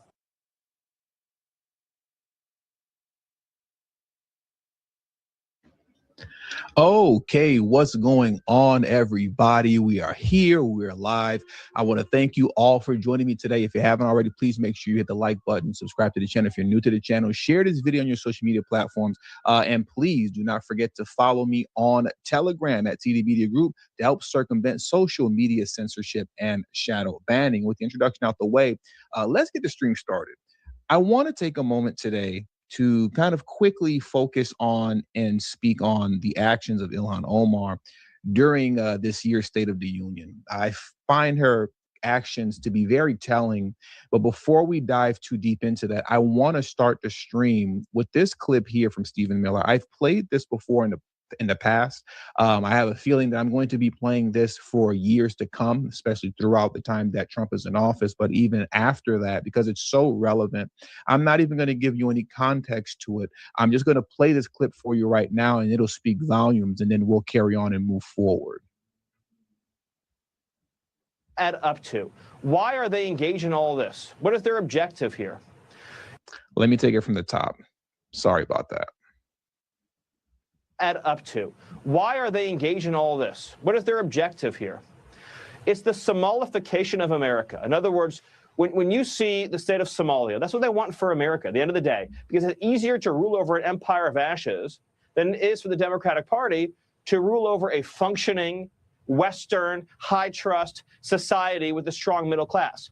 Look how powerful the Democrat Party became in Minnesota once they flooded it with 100,000 Somalians. Once the elections were decided, right, by clan rivalries and ethnic feuds. Once that happened, the Democrat Party became permanently powerful in Minnesota. They became permanently powerful in the Twin Cities. That's their model for America, to make the whole country into a version of Somalia. And everything they do gets down to that. So when you ask me what I'm thankful for. So let's pause right there, right? Because like I said, that was just such a, for me, a powerful statement that he made because of how true it is. But when he states that, though he's making reference to Somalia and the Somalification of America, I typically swap that word out with third world and a third worldification of America. And that's really what we're seeing happening in the country right now. And what you see people like Representative Ilhan Omar is trying to usher in. And she makes it very clear and obvious that she's trying to do that when we go through the series of clips and we see her actions during the speech. And you would think to yourself, well, why would you want to rule over a nation of ashes? Why would you intentionally destroy your country? You know, just for the sake of your own personal well-being? What kind of monster would do that? Democrats will try to speak against that and say that that's not what they're doing. But the reality is that this is obviously very common throughout the world. When you look at the entire continent of Africa, when you look at all of South America and Central America, when you're looking at third world countries as a whole, what do they all have in common? They all have leaders that are ruling over a nation of ashes for their own personal well-being, for their own personal profit, to maintain power. That's what they're doing. And that's what we're going to see moving forward in these next clips that I'm getting ready to play, that Ilhan Omar wants to usher in through her actions, as she was acting completely ridiculous in the middle of Trump's State of the Union. And I want to start here first. Let's start with this. I want to play this clip from Ilhan Omar when Trump called out the fraud. And when he called out fraud, let's take a look at how Ilhan Omar reacted to that. Take a look at her face and how just smug she was in that moment. Look at this here.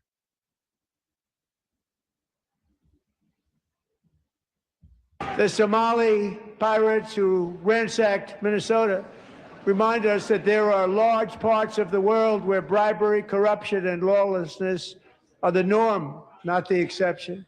Importing these cultures through unrestricted immigration and open borders brings those problems right here to the USA. And it is the American people who pay the price in higher medical bills, car insurance rates. Now, as you can see, she was called out, right? And she's doing everything to keep her composure. And I shouldn't say she was called out directly, but the fraud in her state was called out directly. Fraud that she was very aware of, in my opinion, called out directly.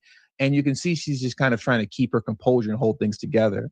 But when Trump, and this is the portion of the speech that has gone viral, when he made it a point to make a very specific point, and he said, I want you all to stand, if you all subscribe to the core values, that we have to protect American citizens first above illegal immigrants.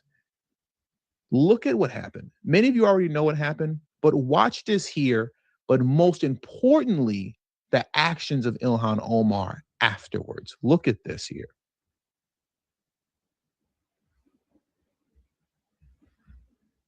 Join with my administration in reaffirming a fundamental principle. If you agree with this statement, then stand up and show your support. The first duty of the American government is to protect American citizens, not illegal aliens.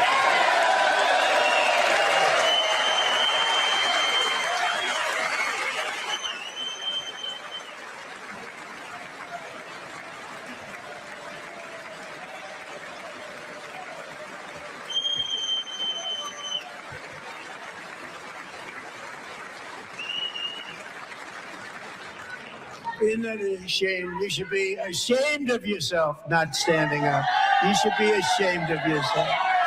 That is why I'm also asking you to end deadly sanctuary cities that protect the criminals and enact serious penalties for public officials who block the removal of criminal aliens.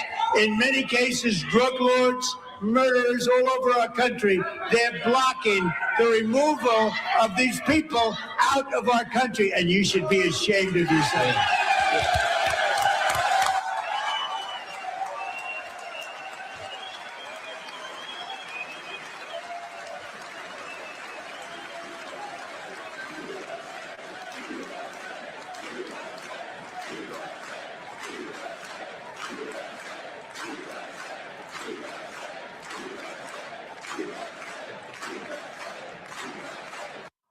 Look at how she responded to that.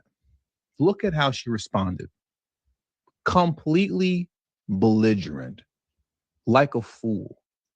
In her mind, how dare you ask me to prioritize the American citizens over illegal immigrants? How dare you ask me of that? And when we go back to the video that I played of Stephen Miller, where he was talking about the Somalification of America, but really meaning the third worldification of America, and how this is what Democrats are trying to usher in, that clip proves this to be true. And it's not just Ilhan Omar, it's the entire Democrat Party. None of them stood, nobody. And on top of not standing, they chose to interrupt, shout absurdities, and try to disrespect the president of the United States in the middle of his State of the Union address. And here's what's amazing about this. What is this representative's name right here? I have it written down.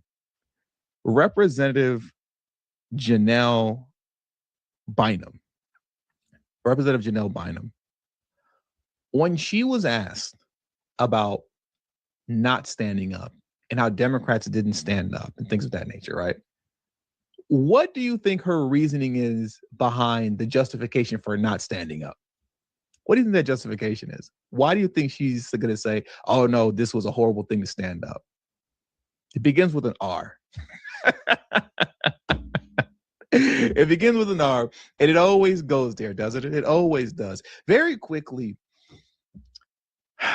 it looks like if you noticed, and because I don't mean to disrespect the stream, right? If you notice, I've been looking away quite a bit, and I keep looking away and looking away a lot more than usual. It's not uncommon for me, but I keep doing it. It looks like I'm having an issue with the comment section. So if you are commenting and nothing is coming through, it's not me deleting or restricting comments. Just for some reason, comments do not appear to be working on the stream, right? But nonetheless, not to deviate too far off the topic, let's get into this representative's excuse and reasoning for not standing up for the American people.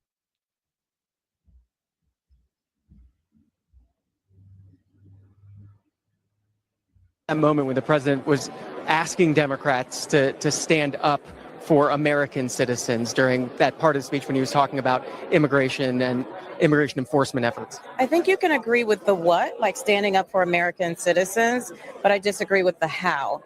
And so it's always about how do we bring our country together, but not stand on the backs of others. There's thinly veiled racist language, anti-immigrant language in what he was asking, and that was uncomfortable. Everything for them goes back to racism. Every single thing. Time out once again. I apologize. I hate to interrupt like this, but it looks like the comment section is finally working now. It appears that it's finally working now. Let me see this. Could you tell us the names of the people on the screen? Who's the bald guy who looked so bored? I believe, I know who you're talking about. Is it Mark Kelly? Is that his name? Mark Kelly? Let me see. Who looks so, is it? I believe that was Mark Kelly. I'll actually pull him up right now just to double check. Let's go back to that. And it looks like now the comments are finally working in the comment section. So that's a good thing too. I'm glad to see that. Let's go back to the original video of Democrats refusing to stand. So tonight I'm inviting every legislature to join with my... No, that's not Mark Kelly. There's a video of Mark Kelly who is bald, and he was looking the same way, very similar as this gentleman here, who looked like he's getting ready to pass out and fall asleep. But this isn't Mark Kelly. Administration and reaffirming a fundamental principle. If you agree with this statement, then stand up and show your support. I'm not familiar with what that guy's name is. I'm not. Yeah, no, he's not bald. He's not bald. I'm not familiar with what his name is, unfortunately. But getting back to, where I was as far as my notes are concerned and staying on track. But I'm glad to see the comments are working again, finally. For some reason, they weren't working. As usual, the excuse that you see a lot of Democrats running with, especially this woman here, Representative Janelle Bynum, is that, that was racist. According to Janelle Bynum, standing up for American citizens is racist. But is that not what you're sworn to duty to do? Are these people not sworn to protecting American citizens?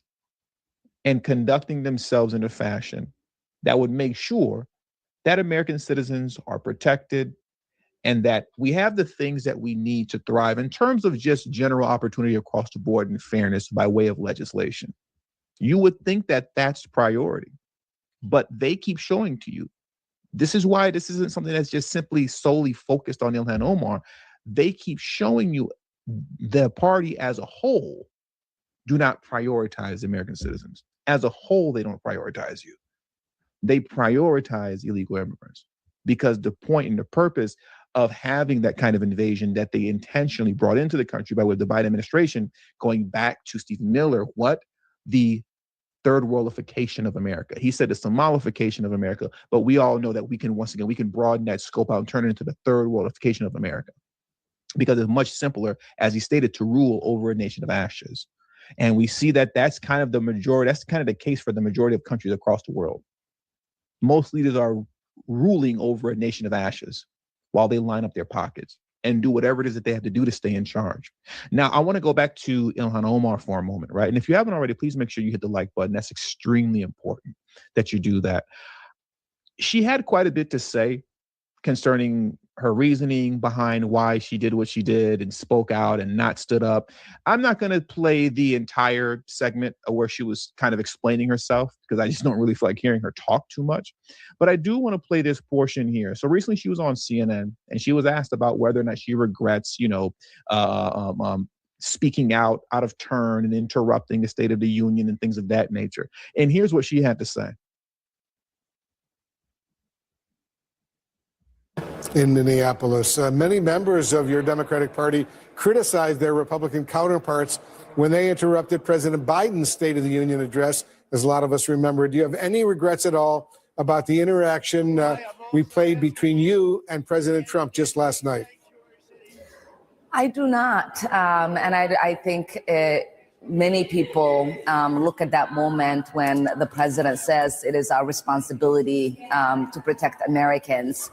And he does not acknowledge the fact that two Americans, two of my constituents, two of our neighbors were killed. And it was important for me to just remind the American people that the president and his administration was responsible for killing two American citizens. I could sit here literally for hours and name victim after victim after victim of actual innocent American citizens who lost their lives at the hands of criminal illegal aliens that Biden and the Democrat Party, which is Ilhan Omar, intentionally allowed to invade the country. I can sit here for hours and name names. And don't you find it funny how they never acknowledge those people? Ever. They never do. Actual victims. They never say their names. They never bring them up. They just dismiss the blood on their hands like nothing happened. Actual true victims. And if you want to know the kind of disdain, right, that they have for you, how much they despise America, how much they despise the American people, citizens that is, I want to play this for you in closing.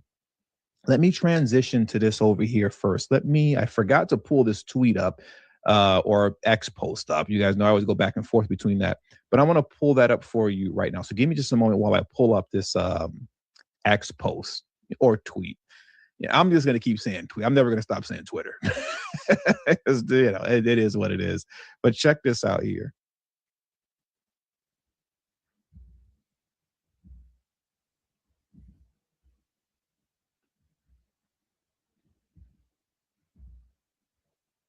Okay, look at this.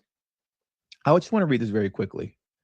Watch MS Now, Jen Psaki dismiss the acknowledgments of the U.S. men's hockey team, victims of illegal aliens, and awards to military heroes as the circus entertainment part. That's what she acknowledged. That's what she said that is, right? I'm going to play that clip for you next. Because throughout, the State of the Union, as many of you know, Trump was acknowledging numerous victims actual innocent people who have either lost their lives or seriously injured by way of criminal illegal aliens who committed crimes against them.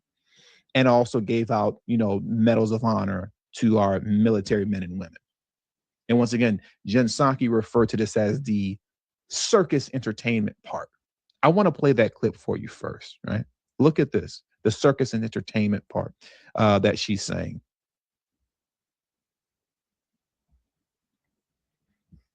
Watching that, I was just thinking about the fact that we're just over 8 months from the midterm elections. And that is, no matter what number of people battled through that nearly 2-hour speech, it's still going to be his largest audience of the year. And if you're sitting in a White House before a speech for any president, you're thinking about a couple things. How does the president use that speech to give a message to not just the people in the chamber, but his political allies out there about what they should be talking about, what the agenda is, what the winning message is? And Trump decided to double down on things that are hugely unpopular. I mean, to your point, it was like a 3-part speech. There was the gross, violent part of it. There was the circus entertainer part where he was bringing out unrelated people in vignettes. And then there was a part that was policy-ish, right? And that was doubling down on tariffs in the ABC poll, 58 or. So let's stop there. Let's watch what she said was the circus and entertainment part. Look at this here. Let me bring this down and pull this up. These people are disgusting and they despise you. Okay. These people despise you. From Homeland Security. Pass the Delilah law. Delilah Coleman was only 5 when she suffered life-changing injuries caused by an illegal alien driving an 18-wheeler. What happened to Delilah is a tragedy that could have been prevented if California did not grant commercial driver's license to illegal aliens. Many illegal aliens do not speak English and cannot read basic road signs, and they have no business being on our nation's roads. The Trump administration will keep fighting every single day to remove dangerous aliens who have no right to be in the U.S. Once again, this is the circus and entertainment part. This that I'm going to play right here for you is the part of the speech that Democrats find completely just horrible, is acknowledging stuff like this and people like this, which shows how much they despise you. Delilah Coleman was only 5 years old in June 2024 when a 18-wheel tractor trailer plowed into her stopped car traveling at 60 miles an hour or more. The driver was an illegal alien let in by Joe Biden and given a commercial driver's license by open borders politicians in California. Doctors said Delilah would never be able to walk or talk, have a good life. She wouldn't even be able to eat again. But against all odds, she is now in the 1st grade learning to walk. And she's here this evening with her dad, Marcus, a fantastic man. Delilah, please, you are a great inspiration. Please stand up.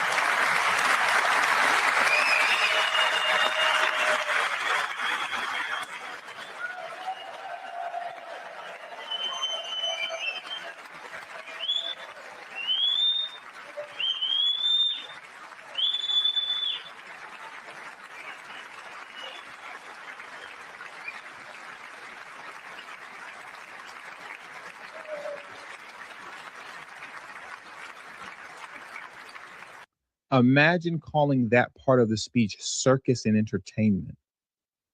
That's what they call circus and entertainment. And there were so many Democrats. I'm talking about from Abby Phillips all the way to a bunch of other, lackeys that I'm not even going to waste time mentioning on podcasts that disrespected this portion of the speech, where actual victims who were legitimately innocent were being acknowledged, where medals of honor were given to military men that fight for our freedoms here in America. This is the portion of the speech that they are all attacking and is saying, that's just entertainment. That's nonsense. They dismissed all of this. Thank you, Delilah. Many, if not most, illegal aliens do not speak English and cannot read even the most basic road signs as to direction, speed, danger, or location. That's why tonight I'm calling on Congress to pass what we will call the Delilah Law, barring any state from granting commercial driver's licenses to illegal aliens.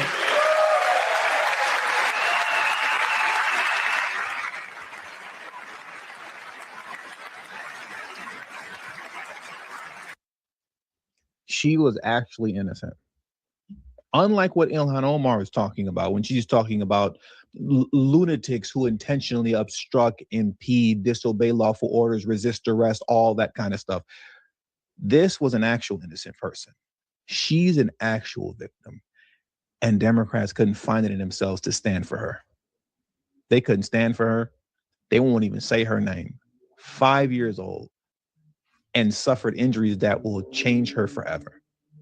But what's more important to Democrats, and particularly in how Ilhan Omar, as this stream has been revolving around, what's more important for them is open borders, the continued flooding of America, of the third world into the country. I want to play that clip from Stephen Miller one more time in closing, just because I love it so much. It is so powerful for me. To me, we're going to start the stream. We're going to end the stream, I should say, with how we started it, with this clip from Stephen Miller.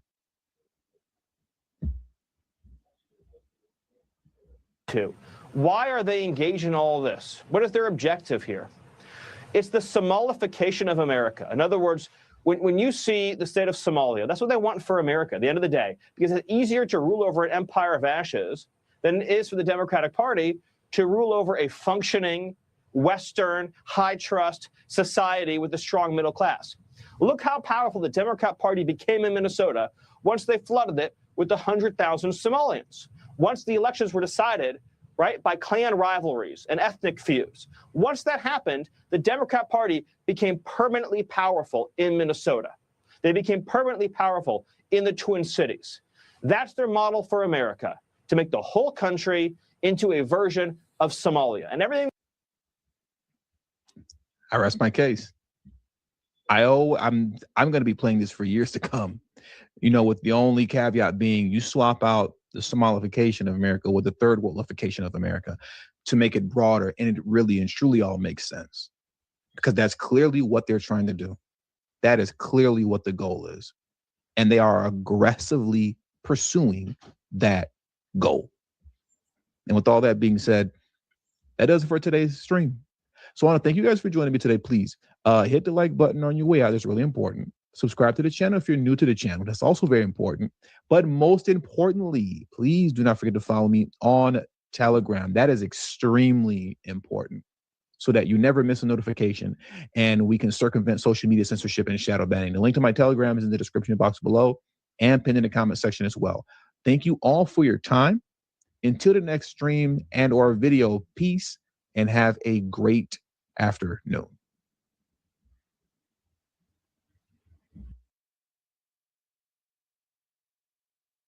Oakland police say someone broke into the mayor's office and stole a city SUV on Monday. The keys to the vehicle were taken.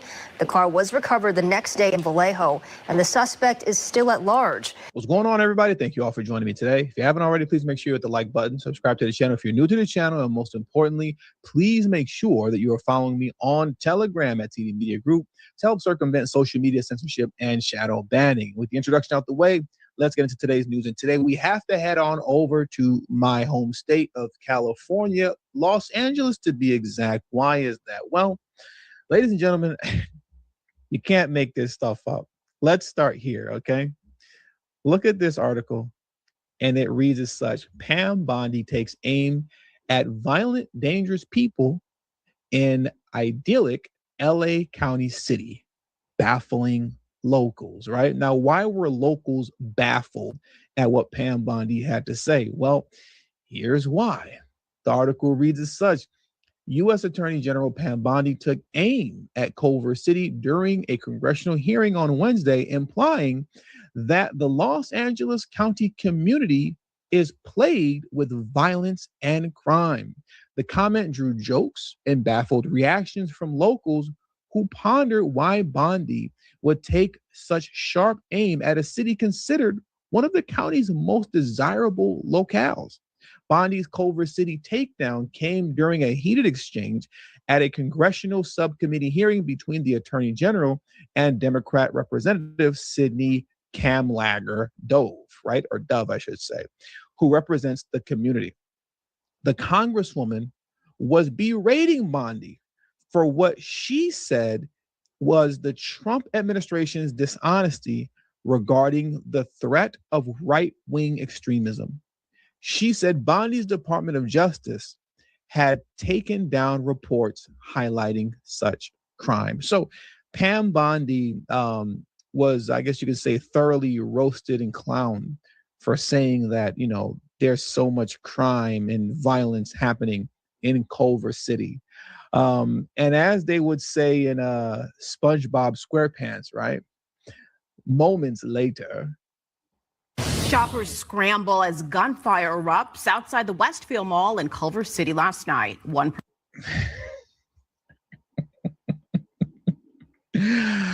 This is not a funny story that we're getting ready to listen to by any stretch of the imagination. But just what's hilarious is the fact that right after Pam Bondi told you about the violence and crime plaguing Culver City, and all you the liberal lunatics were going, no, she's talking of violent crime in Culver City.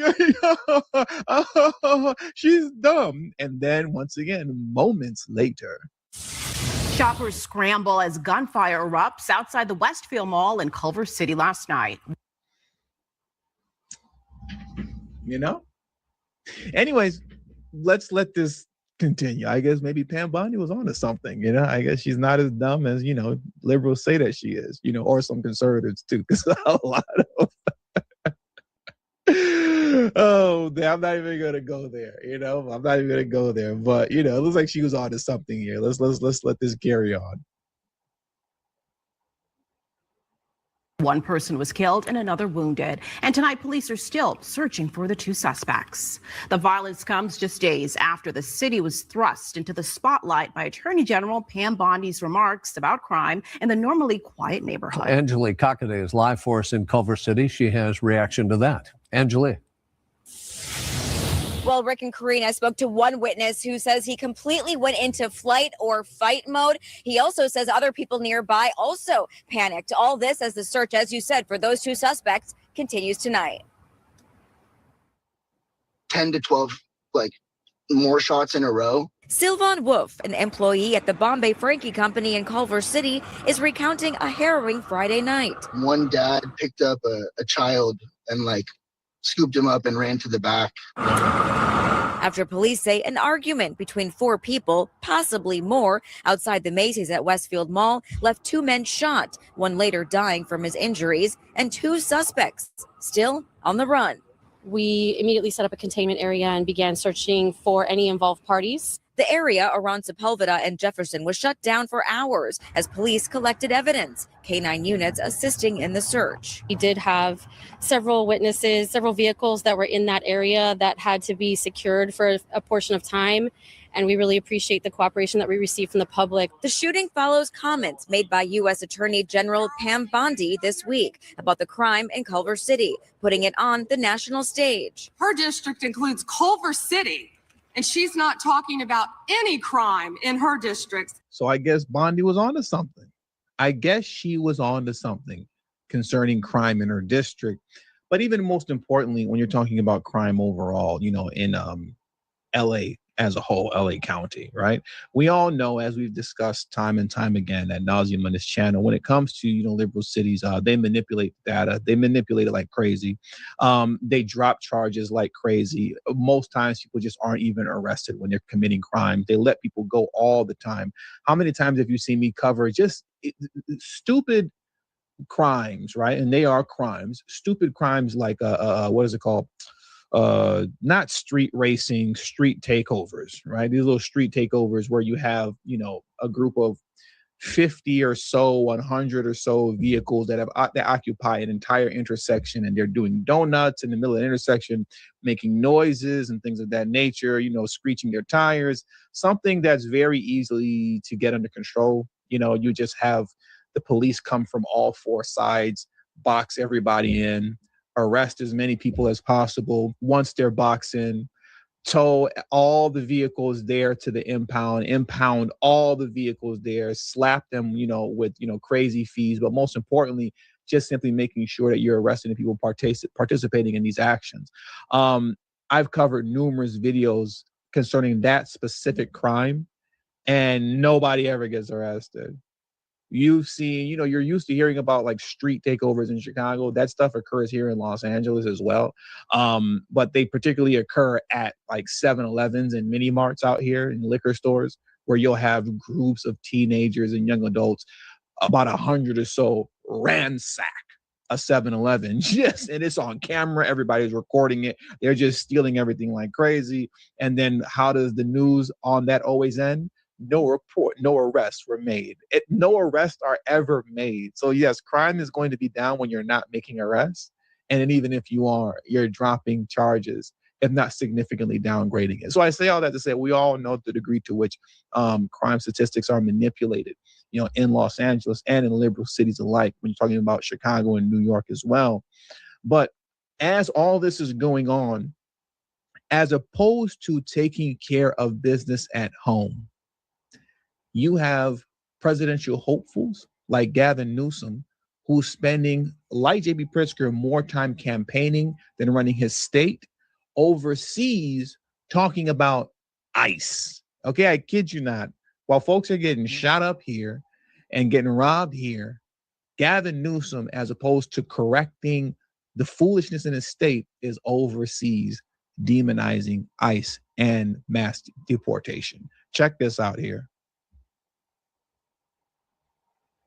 But I want to remember all those images of masked men, the secret police, something familiar in Germany. Those first images came out of my... That is so disrespectful, what he just said concerning something familiar in Germany. Like that, I can't say what I want to say, but like that was just like extremely disrespectful. Sorry for interrupting. Secret police, something familiar in Germany.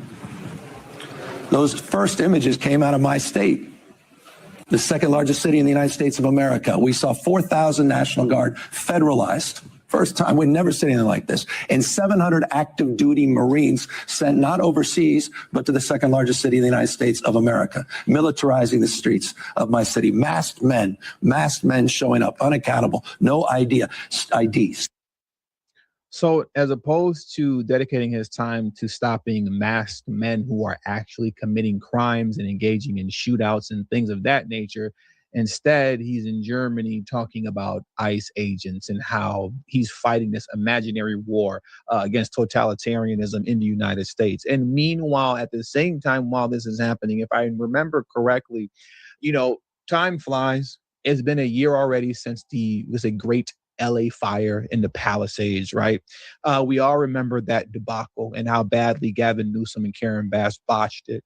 I believe up to 16,000 homes and businesses were destroyed. The entire city, that whole city of the Palisades, was just wiped out. Do you know that since then, here we are a year later, only 10 homes have been built? Can't make this up. You can't make this up. Look at the kind of problems that we have here, right, in LA. On top of the fact that cost of living, forget about it. The average home here costs $1 million in Los Angeles.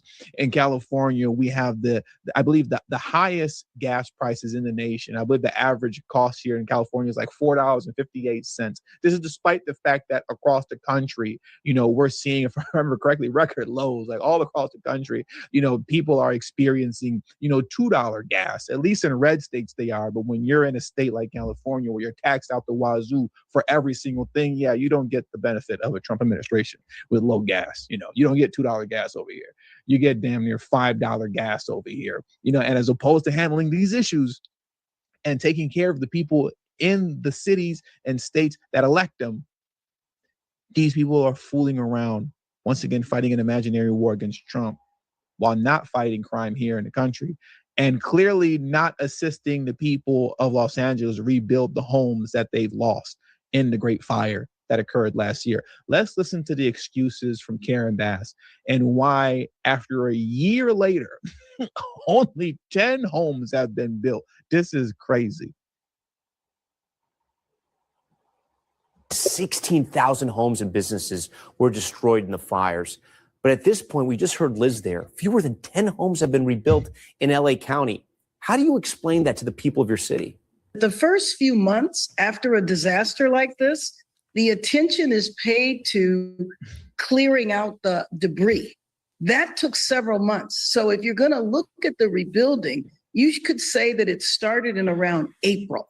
The fact that we have over 400 homes in the Pacific Palisades that are actively under construction now, there's about 2 that are pretty much ready to move in and several more that will be ready in the next few months. I know that it is very difficult for anyone who is not in their homes, but this is actually pretty quick. Are you satisfied?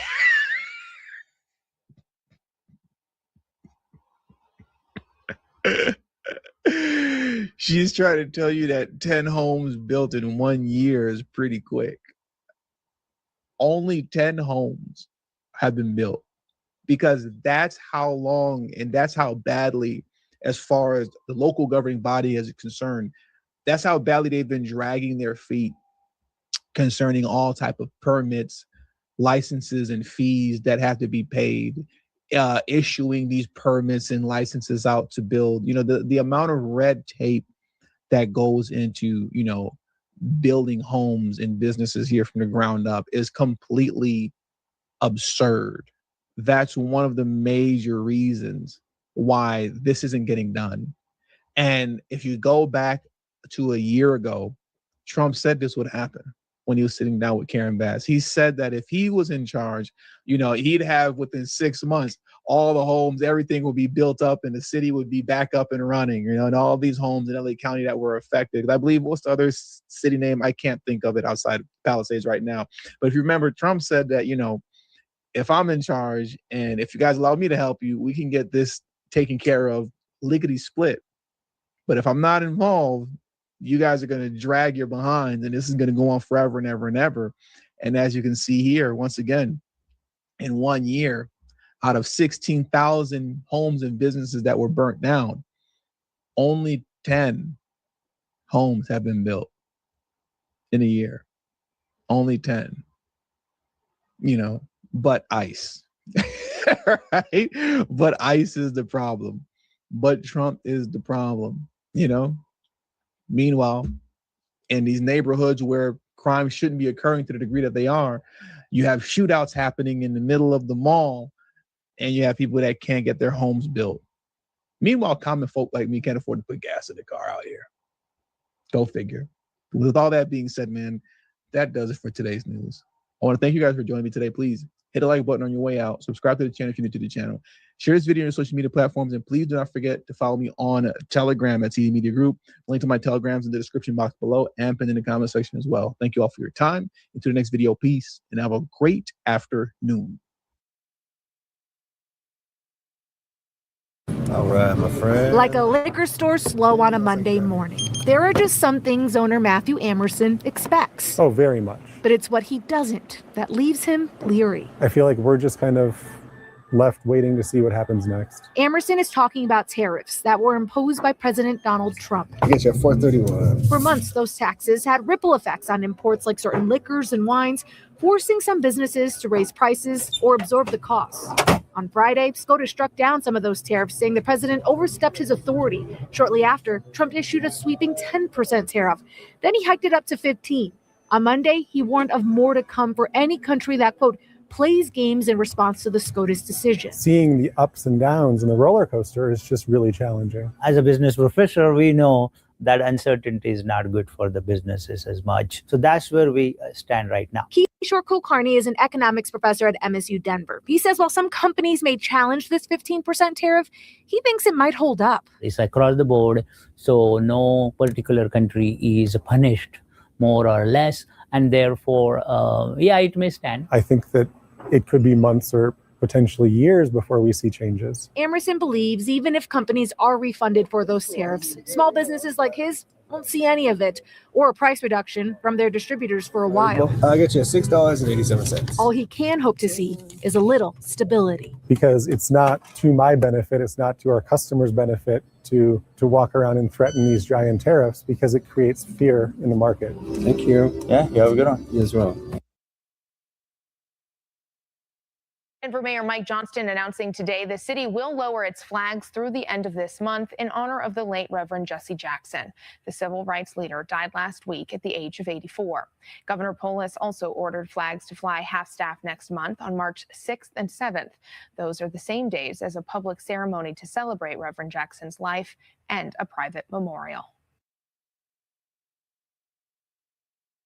At the start of this year, all flavored nicotine and tobacco products have been banned from the city of Denver. Yeah, since then, other communities are seeing increased visits to their stores for those looking to purchase flavored products, forcing at least one city to take a closer look at its policies. Let's go to your reporter in Arapahoe County, Justin Adams. And Justin, today, Aurora plans to vote on regulations to tobacco and vape shops. Yeah, Brian, the ordinance would change the city code to create a tobacco kratom age restriction hemp license, all in an effort to tackle youth tobacco access. According to a survey from Healthy Kids Colorado from 2023, vapes are the most commonly used nicotine products among teens, and 30% of high school students in our state have tried vaping. According to the Aurora Sentinel, if the ordinance passes, the city would check up on businesses twice a year with an enforcement system that's more than the current state system. A fourth violation could result in a company losing its license. Now, back in August of last year, Aurora City Council approved a sweeping ordinance of cracking down on psychoactive products and illegal drug paraphernalia in convenience stores, vape shops, and liquor stores. Aurora City Council will meet later on this evening at 6 o'clock. All right, Justin, thank you. Right now, we are covering Colorado. The Denver auditor says he will not sign off on a city contract with a controversial surveillance camera company. He sent a letter saying that to the mayor, city council, and Denver's police chief this week. This is just the latest in an ongoing battle over the use of flock cameras in the city. Your reporters have been following this story ever since Denver started using the cameras back in 2024. Since then, Denver police say it has helped them solve many serious crimes, while city council members and some residents have repeatedly raised privacy concerns. Your reporter, Kelly Worthman, talked to the city auditor. And Kelly, who has access to this data, is one of the reasons he says he won't sign off on a new contract. Well, Michael and Karen, you may remember it was just last month when the mayor's director of policy told us that only Denver and Denver police officers would have access to the data from flock cameras. But when I talked to the city auditor today, he told me that the documents that he received from the city, including since this recent contract extension and the provisions that were made, they show that 80% of those who have access to that data are outside the Denver Department of Public Safety. I think personally identifiable information is something that needs to be protected. Denver Auditor Tim O'Brien explaining why he is not signing the current city contract with Flock Group, the company behind the license plate reading technology in more than 100 cameras around Denver. I don't know what's happening to that data when it gets down to a municipality, and neither does the Department of Public Safety.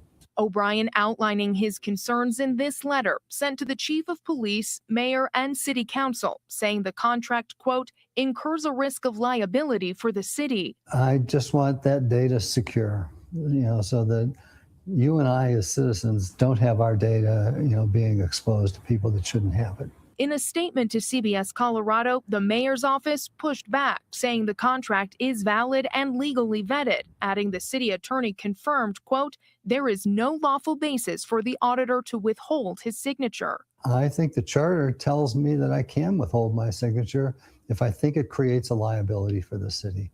And that's exactly what I say in that letter. O'Brien says in his process of reviewing the contract, he struggled to get timely and complete information from city departments, saying documents came to his office highly redacted. I find that against the law also, because the auditor, by city charter, really has unfettered access to any and all information kept by city government. What he did receive raised concerns, solidifying his decision to withhold his signature. Do we want mass surveillance, or do we want to, fight crime? I think we want to fight crime, But in doing that, are we mass surveilling the citizens of Denver?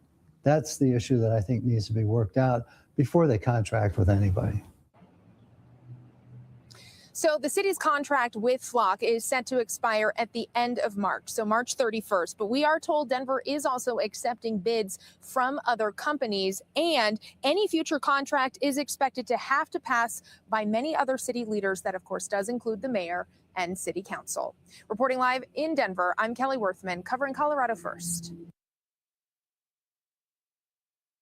You're new at 9. As you likely know, the Supreme Court struck down a bulk of President Trump's sweeping tariffs on imports last Friday, but aluminum is not included. And now many small businesses here in Colorado, they're struggling with fallout from the increased price of it. Fox 31's Shaul Turner is joining us live in Golden tonight to see how one local brewery is coping. Shaul? Yeah, they're really hanging in there. And what these breweries are telling me is that it's come down to community support. A lot of longtime customers are keeping them in business. But one brewery I talked to here in Golden shares the same experience with many across Colorado. They say it's going to be a long road to financial recovery. It is difficult to get aluminum cans in the size and the quantity that we can use. But that's not the only problem facing Golden City Brewery owner Tamara Monroe. The higher cost of aluminum means a halt to her business's growth. We actually had to stop our wholesale distribution program, so we no longer distribute cans to liquor stores. It will take a long time to build up the local supply of aluminum after tariffs rose up to 50% last year, affecting several industries, including aerospace and construction. So these production facilities can't just, you can't just start these up on a dime. So it's important to understand some of the price implications also has to do with supply and demand. For many, finding a way to survive has meant making tough decisions and coping with devastating consequences. We unfortunately had to let those staff members go, which was really sad. I miss them a lot. Yeah, and these brewery owners are saying when it comes to maintaining those jobs or being able even to expand, it really does come down to customer support. And the Golden City Brewery, by the way, even with what they're challenging, they still manage to host charity events for local firefighters and other groups as well. Shaul Turner reporting live in Golden tonight, Fox 31. Police departments and district attorneys from around the area sure did their best to try to kill the surveillance bill on Monday, but it's advancing with some amendments too. It would be akin to if tomorrow everyone in this room was no longer able to have their cell phone in their pocket. It would take you an awfully long time to find a Colorado law enforcement agency in favor of Senate Bill 70, a bill that would require them to get a warrant to search a license plate tracking database like Blacc. It's created a convenience. Take Republican El Paso and Teller County District Attorney Michael Allen's word for it. He's speaking on behalf of all 23 of Colorado's DAs, Republican and Democrat. The effect of this bill would allow criminals to take advantage of modern technology to plan, perpetrate, and hide criminal activity while requiring law enforcement to work in the Stone Age, essentially. 3.3 million years ago, cars, let alone AI-enhanced license plate readers, were not a thing. But concerns about mass surveillance and how private companies are sharing data location in 2026, that's real. Immigrant communities have seen those tools used beyond their original purpose. That history matters. When guardrails are weak, trust erodes. If we have to write a probable cause warrant to access this data, it's going to be very hindering to many investigations where we don't already have probable cause. That point from the Jeffco sheriff, not having enough and relying on a flock-type system to create probable cause, is actually why some like this bill. Thank you. Like Christiana Elser, whose story went viral after police in Columbine Valley used flock data to build their case, wrongly accusing her of stealing packages. He told me you can't get a breath of fresh air in or out of town without us knowing. He also told me that he's tracked me over the last month 20 times going in and out of that town. He had a summons already prepared for theft before he even spoke to me. I was faced with the dystopian task of proving my innocence against the apparent evidence from the system. The bill is advancing out of committee, passing on a 5-2 vote. It'll see some changes, like allowing police departments to hold data for up to 30 days, an increase from its original version. There is clearly a huge mass of the public who do not think that you should have this data. Spencer Soysher, 9 News. Now, when you call for an Uber or for a Lyft, you expect the photo on the phone to match the person behind the wheel. But that's not always the case, and the state of Colorado is now looking to hold so-called imposter drivers accountable.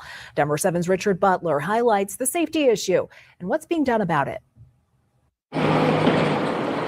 At Denver's Union Station, requesting a ride share is part of everyday life. So I would say at least once a month. Probably once or twice a week. And while those rides usually go off without a hitch, occasionally the driver pictured on your phone doesn't match who's behind the wheel. Last St. Patrick's Day, there was some guy's wife who was driving under his Uber. So a little spooky, but got from point A to point B just fine. The picture is game changer. If you look in and it doesn't look like the person that you're getting into the car, why would you get into the car? It's an issue state regulators say needs to be addressed. The Colorado Public Utilities Commission is working to stop what they call imposter drivers, or people using someone else's account to pick up passengers. An imposter driver is essentially someone who is pretending to be a licensed driver, whether for good reasons or bad, borrows an identity from a relative or a friend and has their phone for the night, say, and sort of pretends to be a driver of a rideshare company. That is the behavior we're seeking to address with the rules. The commission is proposing new rules that could require rideshare companies like Uber or Lyft to do more to prevent account sharing. They haven't done all that work to prove that they have a driver's license, that they don't have a background of unsafe driving, that they don't have a background of other criminal offenses. The state is looking to fine and possibly ban imposter drivers. If somebody imposes as a driver, they would be held accountable potentially with a fine, as well as the driver that loans their identity and potentially even the rideshare company. The commission is gathering feedback now. Getting input from the public would be really helpful, and we'll see where it lands here in a few months. For riders here, the changes could bring peace of mind. I think that would make, our populace in general safer during ride shares. Give paying customers their sense of security. In Denver, Richard Butler, Denver 7. Another issue with rideshare regulations the PUC wants to hear about is ride denials for people who use service or guide dogs. Deshaun Spears, an older blind specialist at Colorado Center for the Blind, told us riders with guide dogs are often denied, leading people who need them to not go out at all. It's very important for us so we can be able to live the lives we want, because otherwise it's not worth it. A lot of us who are blind, they will kind of retreat back into their homes and not do anything. The form to provide your feedback is available on engagedora.org. All right, up next for you.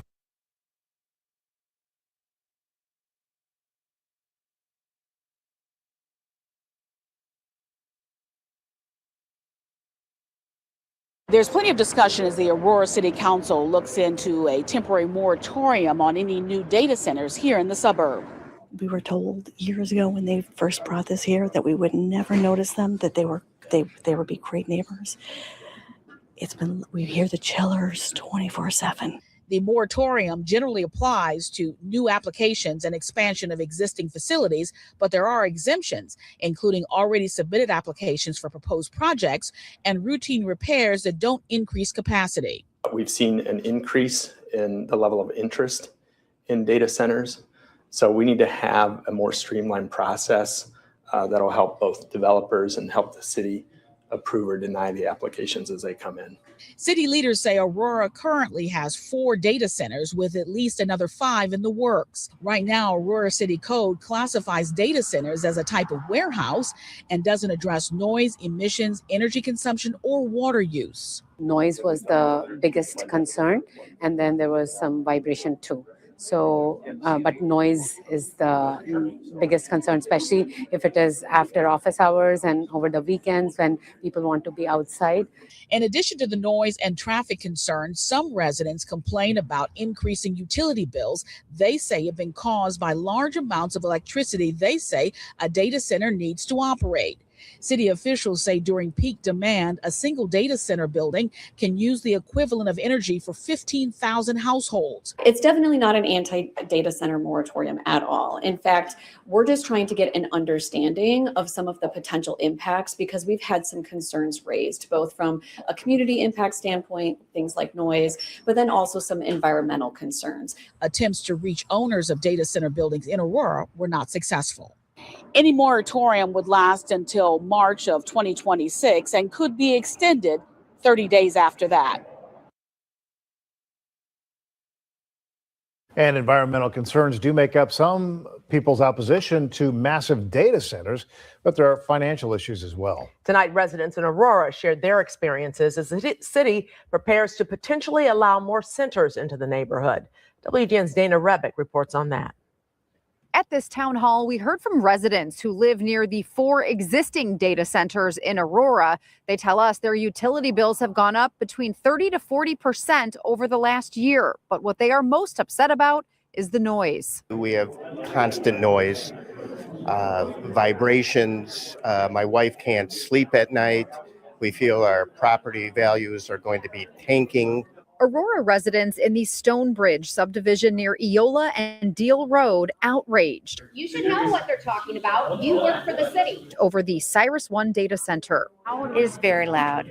There's been times when the generators are running, and not all of the generators, a very small amount of them, like of the 36 that are on the ground closest to my house, maybe 6 of them were running, and my house was shaking. The city holding a town hall Thursday night. The top concerns are noise, energy consumption, and how that impacts their utility bills. Also effects on the environment and water sources. Data centers need water to cool the vast number of computer servers inside. Large centers can consume millions of gallons of water per day. Our state has few safeguards to prevent over-withdrawal.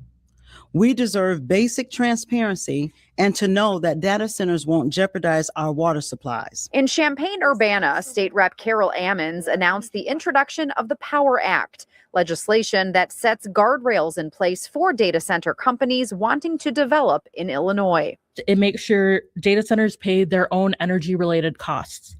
If a facility needs new substations, transmission upgrades, or other grid investments to operate, those costs must stay with the developer rather than shift onto Illinois families. The law would also require companies to use at least 80% clean energy and require them to report water usage and obtain water permits from the Illinois EPA. In Aurora, they are also calling for noise limits and restrictions on 24/7 operations near residential areas. But for those already dealing with the impacts, it feels too late. The city of Aurora just totally let us down. They built that, they let them build it without any apparent oversight. There was no discussion with the citizens of Aurora that they're going to be putting this monstrosity right in subdivisions.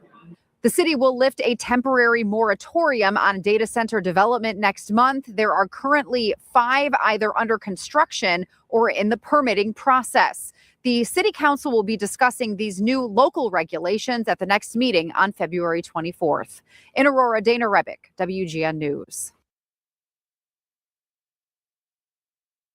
Denver city leaders have announced their intentions to file a moratorium on new data centers in the city.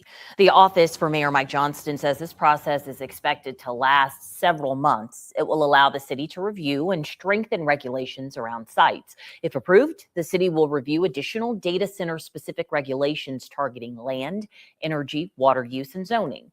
The city plans to bring in community members, client experts, even industry leaders to clarify guidance and help create policy. The city says existing data centers and projects currently permitted or under construction would not be impacted.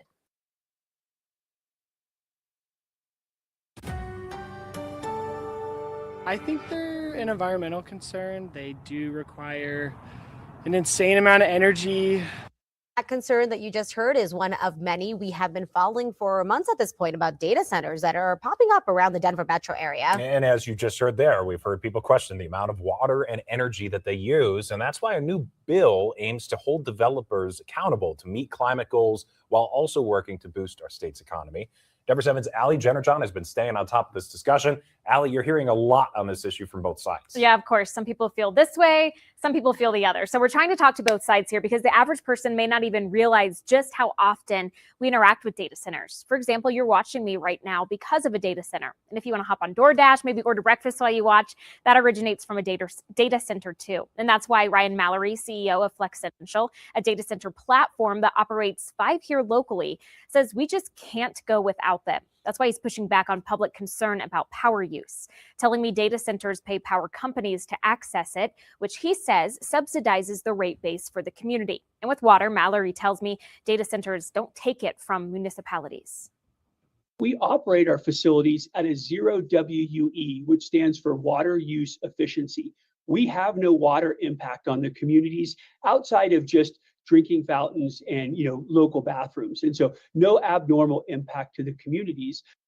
Still, a new bill aims to put some real guidelines in place and hold people like Mallory accountable and meeting environmental safeguards. So this would mean a few things, including ensuring electricity providers comply with craft labor requirements. It would require operators to obtain a certification under energy efficiency standards, as well as implement water stewardship strategies and consult with the Department of Natural Resources.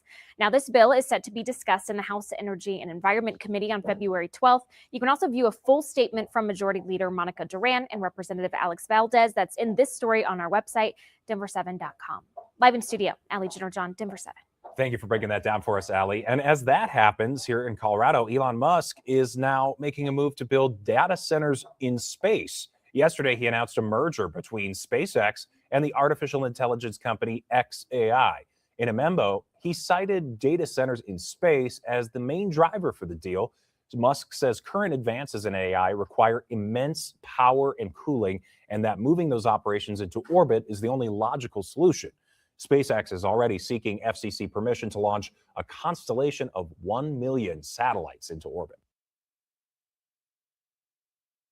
Neighbors in Denver are sharing their formal demands for a new data center campus planned near the National Western Complex. At a press conference today, residents of Globeville and the Elyria-Swansea area delivered their good neighbor proposal to CoreSite about its DE3 data center, listing out specific demands. They are asking for full transparency, and that includes detailing energy load, water use, and generator plans. The community is also asking for safeguards to privacy.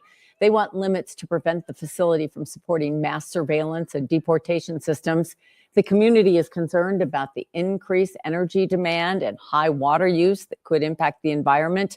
Neighbors say this was necessary as this is, quote, not a trust situation and cannot be handled in private.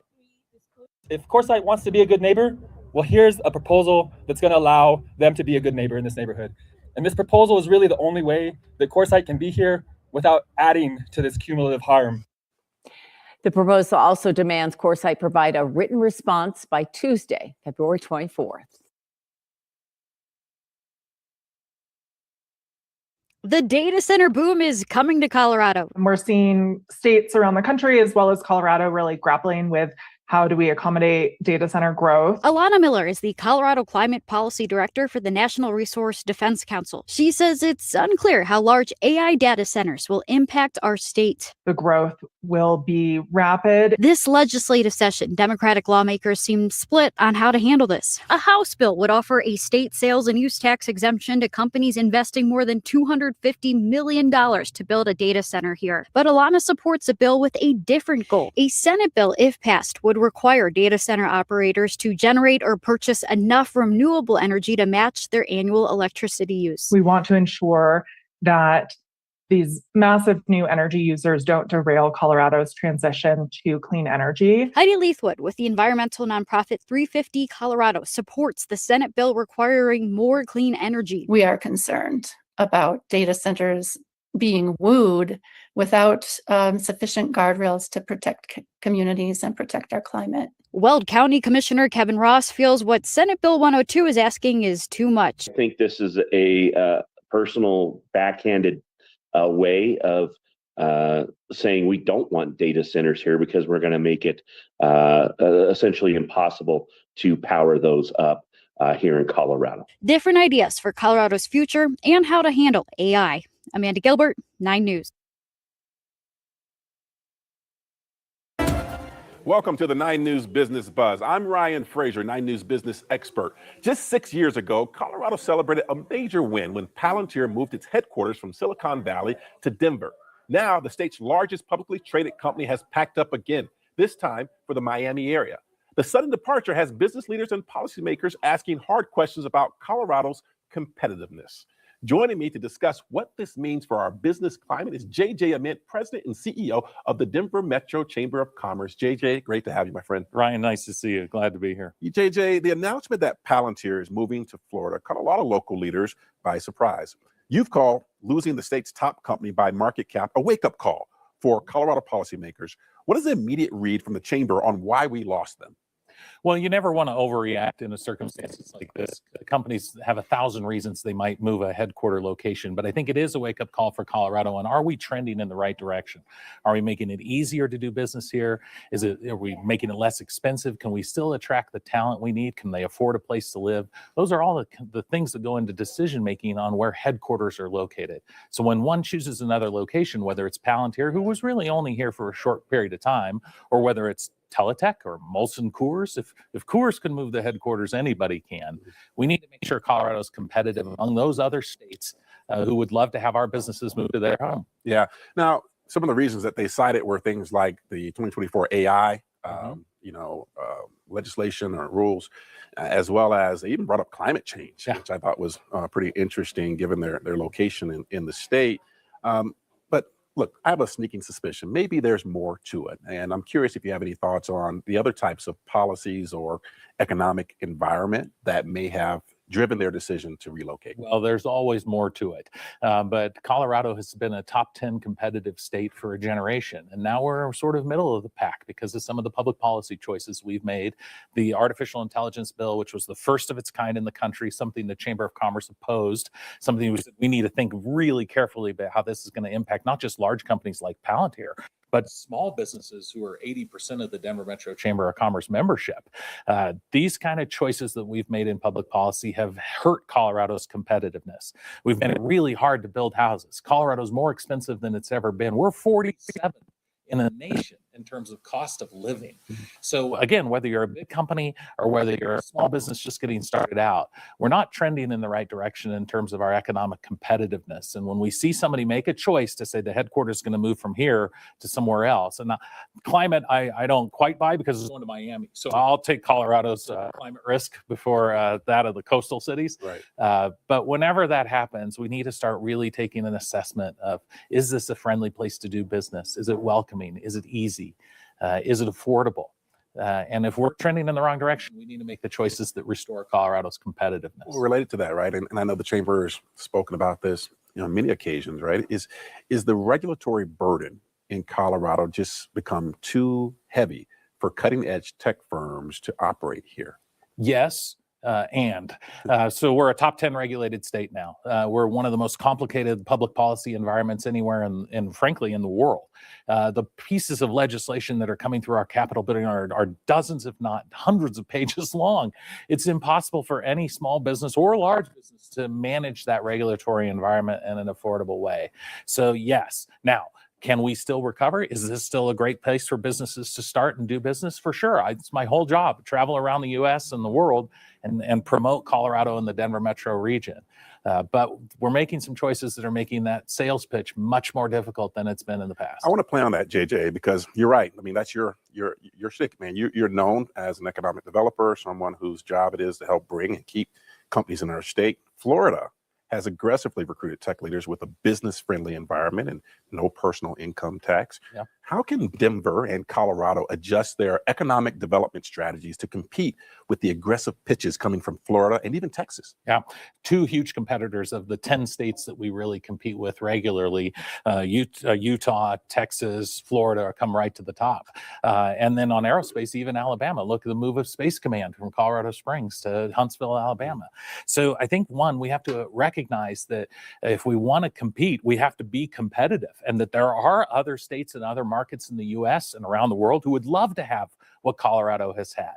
So if we neglect a business-friendly environment, if we're too regulatorily burdensome, if we continue to change tax policy and fee policy to be very, very expensive, ruining, I've joked, how much more expensive do we have to make it before it becomes affordable?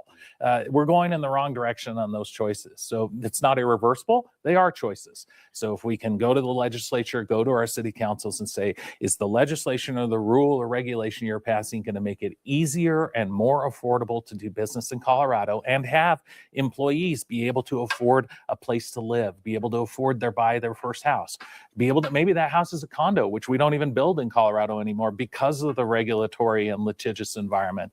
That's what it'll take to get us back on track.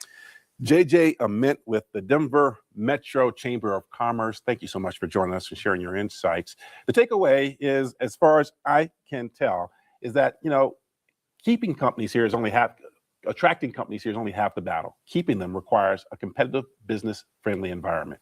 We'll be back during the 11 o'clock hour to take a look at neighborhood-scale design to reshape Denver's Globeville community. For the 9 News Business Buzz, thanks again to my guest, JJ Ament. I'm Ryan Frazier. See you soon. Colorado's most valuable publicly traded company just up and left the state. Palantir, the tech company known for building government surveillance, really stayed under the radar in Colorado, and its departure was equally quiet. Governor says he didn't know, same with Denver's mayor. Even the people who regularly protest outside Palantir's offices were surprised. Here's Marshall Zellinger. Palantir's name is not on its headquarters in Denver, whether that's the Tabor Center downtown or this glass building in Cherry Creek North. And it does not matter anymore. Based on this social media post this morning and the company's annual investor report today, the AI technology company is now in Florida, just outside of Miami. Even as we speak, there's activists in Miami mobilizing to keep the pressure on. Michael has been protesting outside of Palantir's offices in Denver. He would only say his name is Michael. It is safe to organize, but I like to be careful what I hand to a international surveillance and targeting company. The protests outside the offices are in part because of Palantir's military contracts and reports the company is using artificial intelligence software to help ICE with deportations. We believe that there are still operating offices here in Denver. We definitely won't be stopping our campaign anytime soon. What I would be looking to is, does it affect any jobs here in Colorado? It's not clear whether a headquarters move would or wouldn't affect that. Neither Democratic Governor Jared Polis nor Denver Mayor Mike Johnston received advance notice. Polis believes more than 500 employees are based in Colorado. I have requested a meeting with executives at the company to see if we can learn more. According to Palantir's annual investor filing today, the company more than tripled its annual revenue to $1.6 billion. The investor filing perhaps hints to a reason for the move. It mentions Colorado's AI bill from 2024. The law requires businesses using AI to protect against algorithmic discrimination and notify consumers when AI makes decisions affecting employment, finance, or healthcare. Palantir writes, compliance with such obligations may be difficult, onerous, and costly, and could adversely affect our business.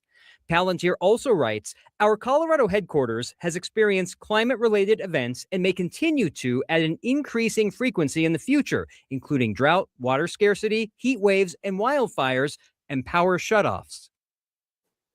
I guess I need to reach out to the energy company to find out if they believe they might be to blame with that power shutoff reason.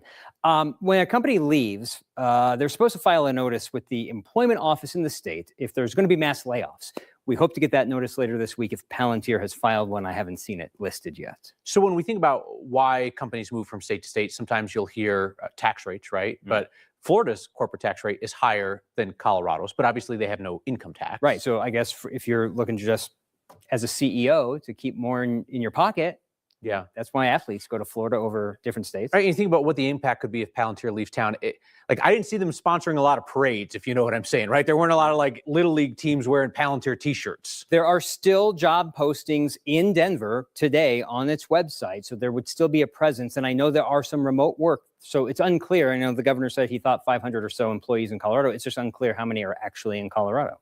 All right. Interesting stuff. And it just happened like that this morning. Marshall Zellinger, thank you. Over to the state capitol, where today community members and police weighed in on flock cameras and systems like them. A bill in committee looks to change the access that police have to those systems. Fox 1 political reporter Gabrielle Franklin is joining us live from the Capitol with more. Gabrielle. Yeah, Christine, supporters and opponents are currently debating a measure at the state capitol, looking to strike a balance between public safety and privacy when it comes to these surveillance camera systems. This bill will not take these cameras off the street. They will. This bill will simply enact safeguards to make sure that law enforcement can continue to use them for legitimate reasons, and the public can rest assured that their rights are not being trampled. A bill being heard in committee at the state capitol tonight would require law enforcement to have a warrant requesting information from automated surveillance systems like Flock. It would also change how long the cameras can store location information. Law enforcement has some problems with the measure. The big things with the bill is the search warrant requirement outside of 24 hours and the actual feasibility on what will get done with that and the struggles that we already have getting search warrants in a timely manner out of our courts. And then the 4-day cap on keeping data would significantly hinder some of our longer investigations and our serious violent crimes. Under the bill, thousands of the camera systems operating across the state would have a shortened window for storing information. Originally, lawmakers wanted to lower the window to 4 days, but amendments could be coming to expand that time frame. I understand the system does make police work easier, and that's exactly what we want, but it doesn't give you a right to be lazy. Fox 31 originally covered Chrisana Elser's story about a flock mix-up back in October. An officer wrongly accused her of theft using flock cameras. Today, she's testifying in favor of the bill for more safeguards. It is a great and powerful tool. They all are. And we should be able to have every tool in our arsenal. But we should be trained to use them appropriately and use them with proper due diligence. Because in this case also, if he would have done his due diligence in-house, not even included me, he would have saw my truck at the other entrance parked the entire time. And this bill does have bipartisan support over at the state capitol. Testimony is still going on at this hour. Reporting live in Denver, Gabrielle Franklin, Fox 31. First up at 7 this morning, a bill is moving forward that would require law enforcement to get a warrant to search license plate tracking data. Also this hour, voters are casting ballots in Greeley on whether to move forward with a new development for housing and a new ice hockey arena. Plus, new details are coming out of the man who was shot and killed by the Secret Service at President Trump's Mar-a-Lago resort in Florida. We start this hour with a live look outside Horsetooth Reservoir on a Tuesday morning. Sunshine. Bright at 7 o'clock in the morning. Very bright. Beautiful sunrise all over the place, but we are going to see some warm temperatures here in the metro area today. Thanks for joining us at 7 o'clock. I'm Drew Carney. And I'm Brianna Fernandez filling in for our Corey Rose, but I want to send things over to our Katie LaSalle because, Katie, we really have two different stories happening in our state. Yes, good morning, you guys. It's 47 degrees in downtown Denver right now. Sun is rising, a beautiful, very mild morning. Unseasonable warmth across the plains and in the mountains, but high winds here in Denver. More snow on the way to Colorado's high country. Not just yet. This morning, it's partly cloudy skies, dry conditions up over Winter Park, but we're bracing for several inches of fresh snow accumulation, really starting late tonight through the day on Wednesday. This morning, getting you outside, we're in the upper 40s out to the airport. Castle Rock, Boulder sitting at 45 degrees, but the winds have already been strong off to the west this morning. You can see last recorded wind gust out near Loveland Pass over 40 miles per hour. Starting to see those gusty winds downsloping over portions of the foothills up near Genesee, Evergreen, breezy this morning, and the winds will continue to pick up steam across the Front Range and plains for today. So hold on to your hats. It's going to be partly cloudy skies, very warm for this time of the year. 11 o'clock getting to 65 degrees. Our record high temperature today in Denver is 71. That was set back in 1995. Low 70s expected out to the airport, across the plains, 40s, even some low 50s in the mountains. Here's that red flag warning. This will take effect at 10 a.m. Gustiest conditions conditions until about 5 later on today, and then high winds as well into our northern mountains, where we are bracing for good snow accumulation. But with the high winds, snow heavy at times, especially over our northern high country, could be seeing very limited visibility, tricky travel to be anticipated, especially if you're in and around the mountains as we get through tomorrow in the day. Brianna, though, how are things looking right now on this Tuesday at 7:02? Yeah, we're busy all across the Denver metro area. So taking a live look of 270 between Quebec and Bacc. So heading into I-70 and I-25, this is what you can expect for that commute. Right now, your overall drive along 270 is about 10 to 12 minutes. I do want to switch things over to our main maps and zoom into just one little trouble spot that I'm noticing. This is a water main break that happened yesterday. So just west of I-25, this is happening on the westbound lanes of Hamden between Colorado and Happy Canyon Road. So again, we are probably going to see the delays because it's close to I-25 on-ramp. Plus, you have crews there on scene, so just expect some slowdowns if you are taking Hamden. Now, 225 heading into I-70 between I-70 and I-25, you're looking at a 13-minute drive with slowdowns starting from Parker Road heading down south. In news headlines this half hour, state lawmakers are moving ahead with a bill that would require officers get a warrant to search a license plate tracking database. Senate Bill 70 cleared the Senate Judiciary Committee just yesterday with a 5-2 vote after hours of testimony and debate. 9 News reporter Jaleesa Irizarry joins us live here. So Jaleesa, we know a lot of people showed up for this bill. Yeah, Drew, law enforcement agencies are really pushing back on this bill, while supporters say it is long overdue. Now, this bill would limit access to license plate reader data like flock cameras. It would require a warrant, consent, or an emergency to review past location information. Supporters say this bill is about protecting privacy after some in the community voiced their concerns over how this data is collected, stored, and shared. Police and DA officials, on the other hand, worry it could slow down investigations since they rely on this technology to solve crimes and catch suspects fast. The effect of this bill would allow criminals to take advantage of modern technology to plan, perpetrate, and hide criminal activity while requiring law enforcement to work in the Stone Ages. Immigrant communities have seen those tools used beyond their original purpose. That history matters.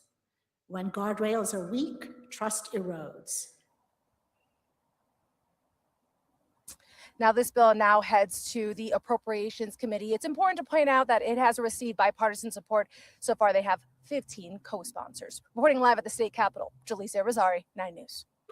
Jaleesa, thank you so much. Denver police arrested a man who's accused of assaulting 2 women near Wash Park last month.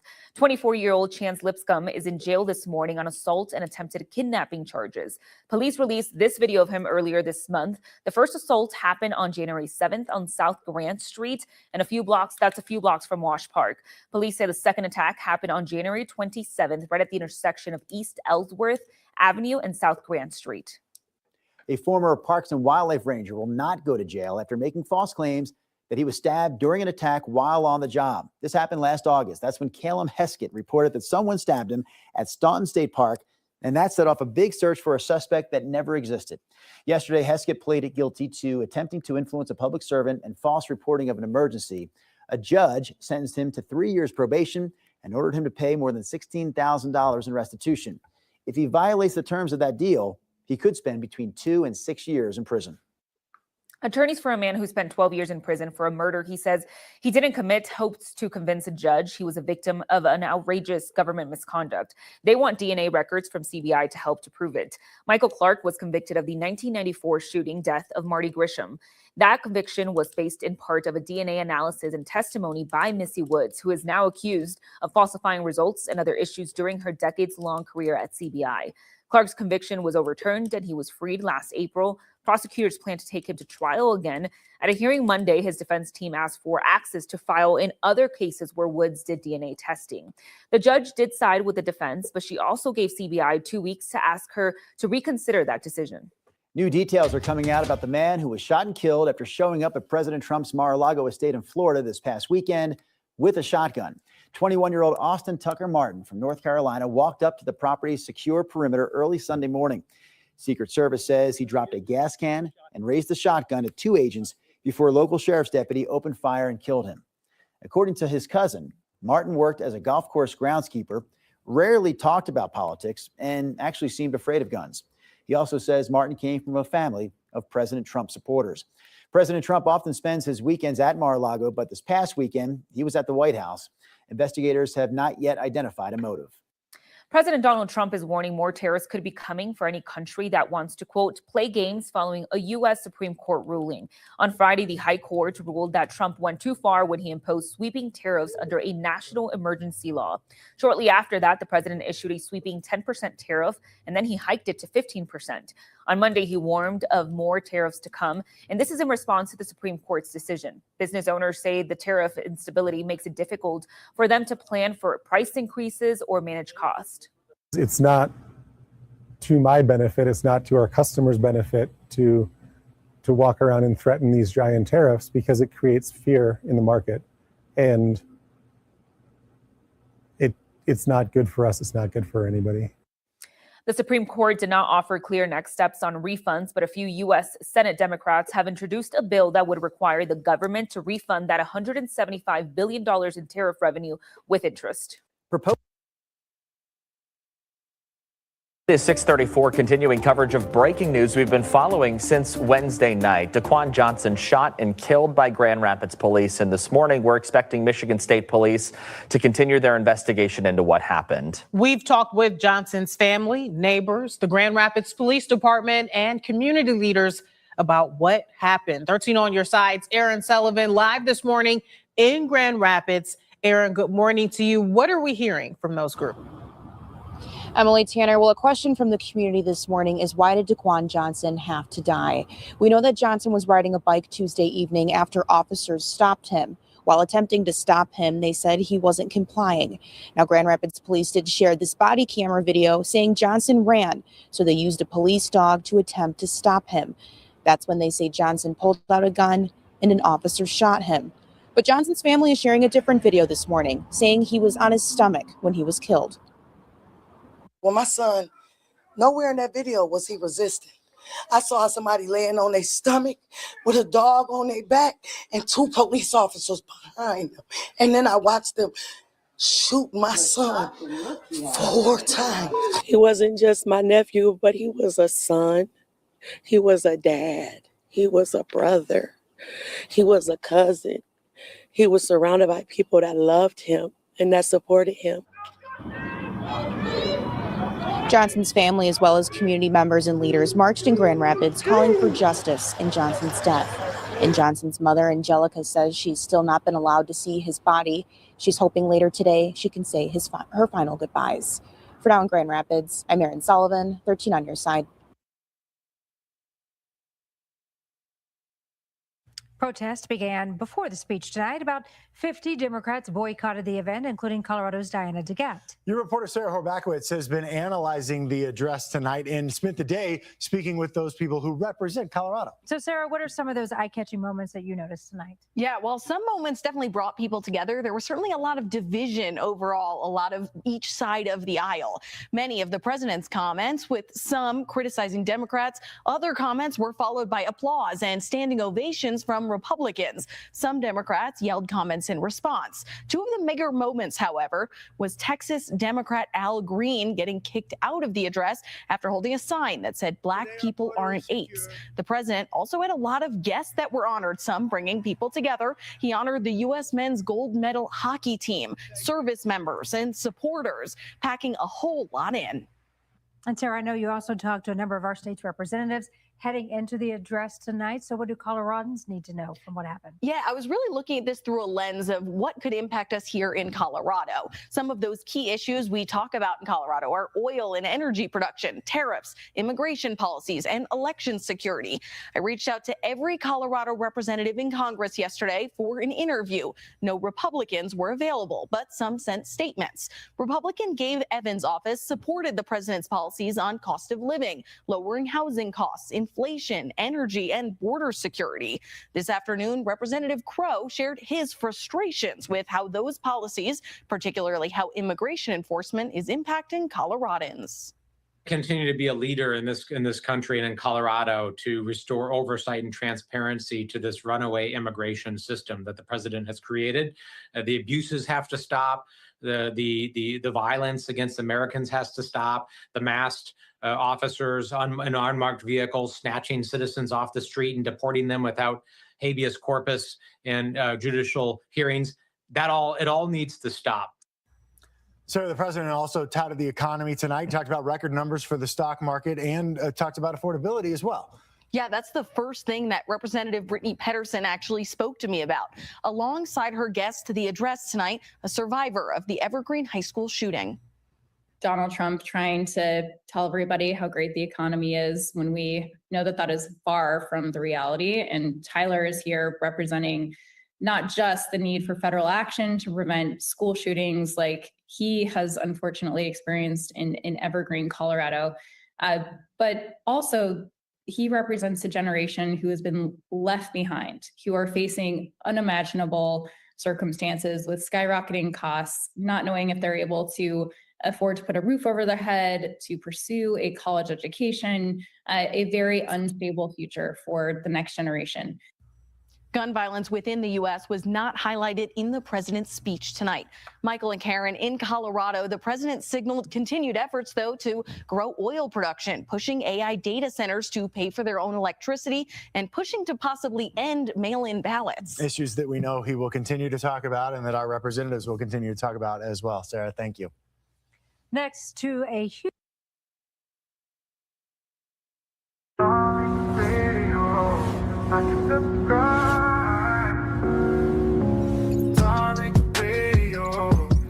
subscribe. Darling Radio, like and subscribe. It helps us fit those skills into our lessons. Black schools that like they're they're too dumb to know they're in a bad school. Independent in our class. I mean,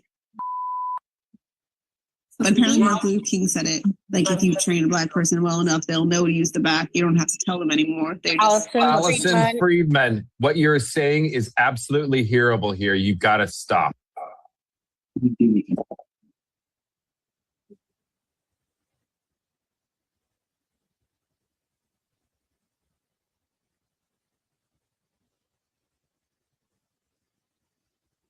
I'm sorry, sweetie. Go ahead, babe. We know what the conservatives are doing. You know, down in Florida with the DeSantis, they're trying to remove Black history. Down there, they got something where, and I talked about this before, some of the academic institutions, when they put out flyers or information about certain school programs, they're not allowed to use the word Black in certain institutions in Florida. We talked about that. This is how bad it's getting.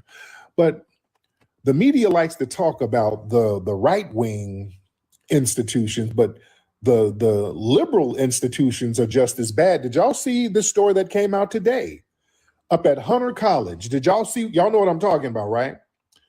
There was something that happened at Hunter College. There was some kind of Zoom meeting. Did y'all see that? There was an education council meeting. It was like a hybrid Zoom meeting, in-person session about school closures. And there was an associate professor on the call. It was about, how many people on there? It looked like about 10, 15 people on the call. Yeah, y'all know what I'm talking about. There's a woman named Allison Friedman. Now, she's a professor at Hunter College up there in New York. And Hunter College is extremely liberal. That's a liberal institution. You don't get no more liberal than that. They are liberal with a capital damn L, all right? Yeah, about 15 people on there. So she thought her mic was muted with all those people on there. She thought her mic was muted. So there was a little 8th grade Black kid giving testimony about her school. So this Allison Friedman woman was in the background, was like, yeah, they're too dumb to know they're in a Black or they're in a bad school. She's like, yeah, if you train a Black person well enough, they'll know how to use the bacc. You ain't got to tell them no more. So she was saying some vile things about Black people, and the white people say, hey, Miss Allison, we hear you. You know we can hear you, right? All of them were sitting up there staring in disbelief. They were all, ooh, she didn't say this out loud, did she? So now they're looking at her tenure right now. People on her bumper, as they should. You got a Black kid giving testimony, and she's up here denigrating this kid, thinking that nobody heard her. I want you to understand, see, that kind of racism right there in them liberal institutions, You see, that's that covert racism where people think that they're past racism. See, those remarks that woman did, it wasn't the cartoonish racism of like the Ron DeSantis. It's that elite liberal racism that they believe it has some kind of moral immunity. You see, so in liberal spaces like Hunter College, the racism don't just announce itself. It kind of it hides behind the credentials. You see, they keep it hidden in those liberal institutions. They're never supposed to talk about it. So what they do, the liberal institutions, they'll replace the overt racism with their little intellectualized contempt. See, conservative spaces, a lot of them, they're just rude and explicit with it, like Ron DeSantis. Oh, it's going to be a war on woke. Oh, this goddamn woke. See, the liberal spaces, they filter it. They'll filter the language through systems, social theory. They allow the professors to speak about Black students in a real dehumanizing way, as if they're just analyzing inequality. They'll try to make it sound a little more academic. See, a lot of those schools, those liberal schools, they're known for talking down to Black students, not with them. See, in that hot mic moment, that's a mindset that's very common, but is rarely caught on tape. Black students are often discussed as objects of management, objects of correction, not as intellectual equals. And these liberal campuses, they pride themselves on diversity while they operate on the belief that Black students are deficient and they must be handled. Just like how Gavin Newsom was talking. Hey, I'm just like you guys. I can't read. Look, we're all the same, huh? It's that, I'm telling you, that liberal white supremacy is a thing. That liberal white supremacy is brutal. Yeah. See, in that liberal racism, it's protected by a lot of institutional insulation. At schools like Hunter College, that racism, it's not really punished the way it would be punished in a conservative institution. They'll explain that racism away. It was poor wording. Well, the context was misunderstood. Well, the conversation about racism is not racism itself. They make excuses, just like that BAFTA situation, that white supremacist who's supposed to have Tourette syndrome. They've been explaining he has a disability. That's that liberal racism. They've been making excuses. Well, he didn't know. That's why we have to bring attention to Tourette's. We can't demonize them and call them racist. They don't know what they're doing. He didn't know any better. You got to have some compassion. Come on, Black. Isn't that what Dr. King would have wanted? You see? See, they expect us to accept disrespect in exchange for symbolic inclusion. See, these liberal institutions, they treat Black students and Black faculty as moral props. They're useful for diversity statements and panels and optics, but not as communities deserving full dignity. So when disrespect surfaces, we're expected to just prioritize institutional harmony over our own humanity. And no, we're calling all of it out. All that stuff is getting called out. That's why Foundation of Black Americans, we ain't got no loyalty on either side. When the liberals start pointing the finger at the conservatives, oh, they're racist. You too. Y'all don't get no pass. Yeah, conservative institutions, they'll often deny that racism exists, and liberal institutions, they'll acknowledge racism as long as they're pointing out the conservatives. You see, and both of them fail us. One denies the wound, the other side pretends to cure the wound while they're still inflicting harm. So that's why we ain't got no loyalty to none of it. This is why, ladies and gentlemen, independent Black education networks, it breaks that permission structure. That's why we do hidden colors, stuff like that. It matters and is very important. Number one, because we don't require validation from no hostile ass institution. We don't ask permission to define Black history, Black intelligence, or Black resistance. We operate outside of that gatekeeping system that keeps that woman like Allison Friedman, to keep them on board so they can have their little janky narratives that go unchecked. You understand? So independent Black education projects like what we do, that's an act of self-defense, ladies and gentlemen. That's intellectual sovereignty. That's why we got to keep that going. We got to support that. It's important to restore historic Black accuracy, center Black agency, remove all of these anti-Black academic intermediaries, teach us to trust our own analysis, get our own scholars to tell our stories and our narrative in our own words in our own way and accurately, and criticize the white supremacists, because that's what we go in on them. We go in on them heavy. That's why we're needed, ladies and gentlemen. This is why we got to do what we do. And we can do it. We are foundational Black Americans, ladies and gentlemen. We are the heartbeat of this nation. We've always been. We've been the moral character of this nation. Yeah? Let me get some more people in here, ladies and gentlemen. All right, shout out to everybody in here. Okay, who is this guy? Okay, here they go.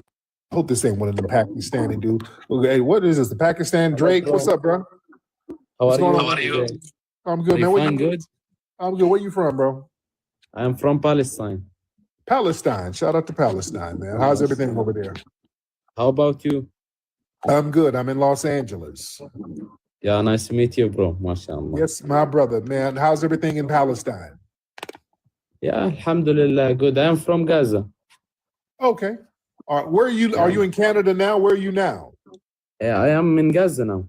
Oh, you're still in Gaza? Okay. All right. Yeah. My brother. Can you All play right. one match with me?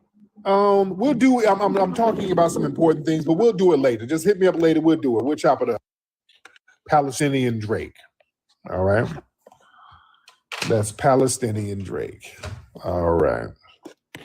Now let's see who else we got. Ladies and gentlemen, let's see who else we got in the building. Let's get let's get Where's the Party? A lot of people in here. Let's get what's that? Sean Tonelli or something like that. I can't pronounce your name. Who we got? What's up, Sean? Brother Tariq. How you doing, Sean? I'm doing well, brother. I just want to, obviously, I'm a filmmaker. I'm based in Harlem, but one thing I wanted to talk to you about is one of the big things I've noticed just in the film circuit, the film world, is that we got these Black film festivals, but a lot of the stories aren't even centered around Black American stories. There's it's I'm an independent filmmaker. Obviously you do a lot of stuff independently. You have a big support and following, but we go to these festivals, hope to build our audience.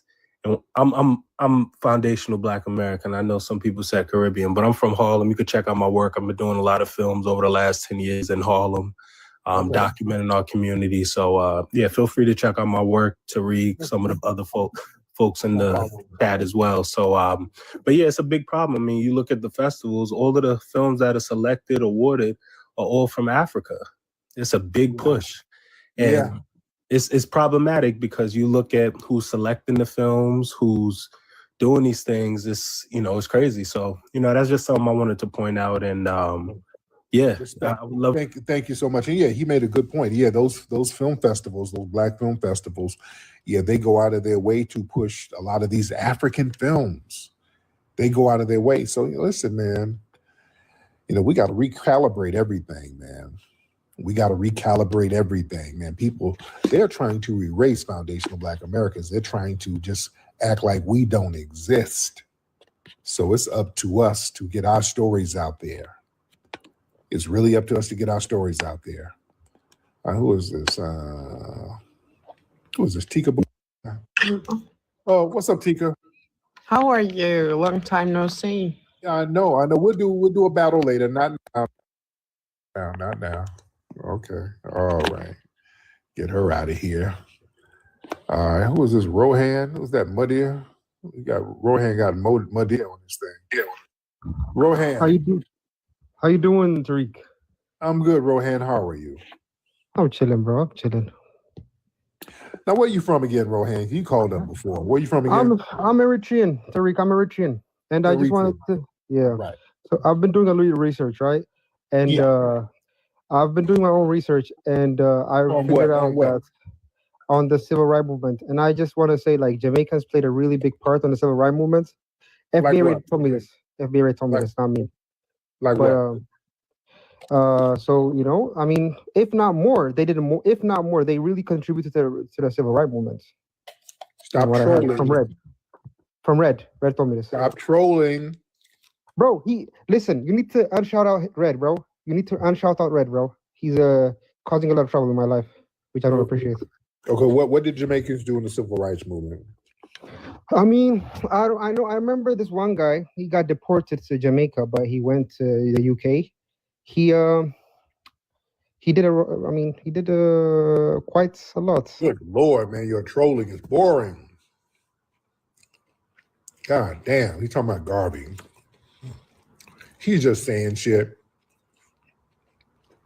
You know, tethers, they gonna lie. If a tether can't lie, they ain't got nothing to live for. You know, a tether is gonna lie. Let's get Somali. Oh my God. Thank God you have me up here. What's up? What's going on? What's up, Somali nationalists? What's going on? Somali nationalist. Do I sound like a dude? I didn't say that. Why did you mute me? I didn't mute you. You're not muted. Yeah, you did. We can hear you perfectly fine. So basically, you're gonna come in trolling. You got any? No, I'm not trolling. I'm not trolling. This is my actual account. Is your trolling gonna be witty at least? I hope so. I don't know. Okay, let's hear some of this trolling. Let's hear some of this Somali wit. Well, I'm not trolling, my guy. This is my actual account. People know me from here. Right, because you're already coming in. You're not witty. So, what's on your mind? I never claimed to be witty. Yeah, you're not. So here's the thing, Tyreek. You have a lot of followers who are, it's more so, they're not really doing your name any good faith, if that makes sense. Who's a lot of FBAs, you know, they're be doing my name. No. Yeah, a lot of. When was it required for people to do my name? Nobody's required to do my name a good faith. What are you talking about? Nobody represent me and I don't represent anybody. So I can only do my name good or bad. Nobody represents me. So what are you talking about? Come on, Somali. Unmute your mic, ma'am. I mean, somebody keeps on muting me. I don't know who the fuck that is. Calm down. Watch your mouth. You want to hop on camera? Let's see what you look like. You've seen how I look like, my guy. I forgot, ma'am. I forgot. Let's see your beauty.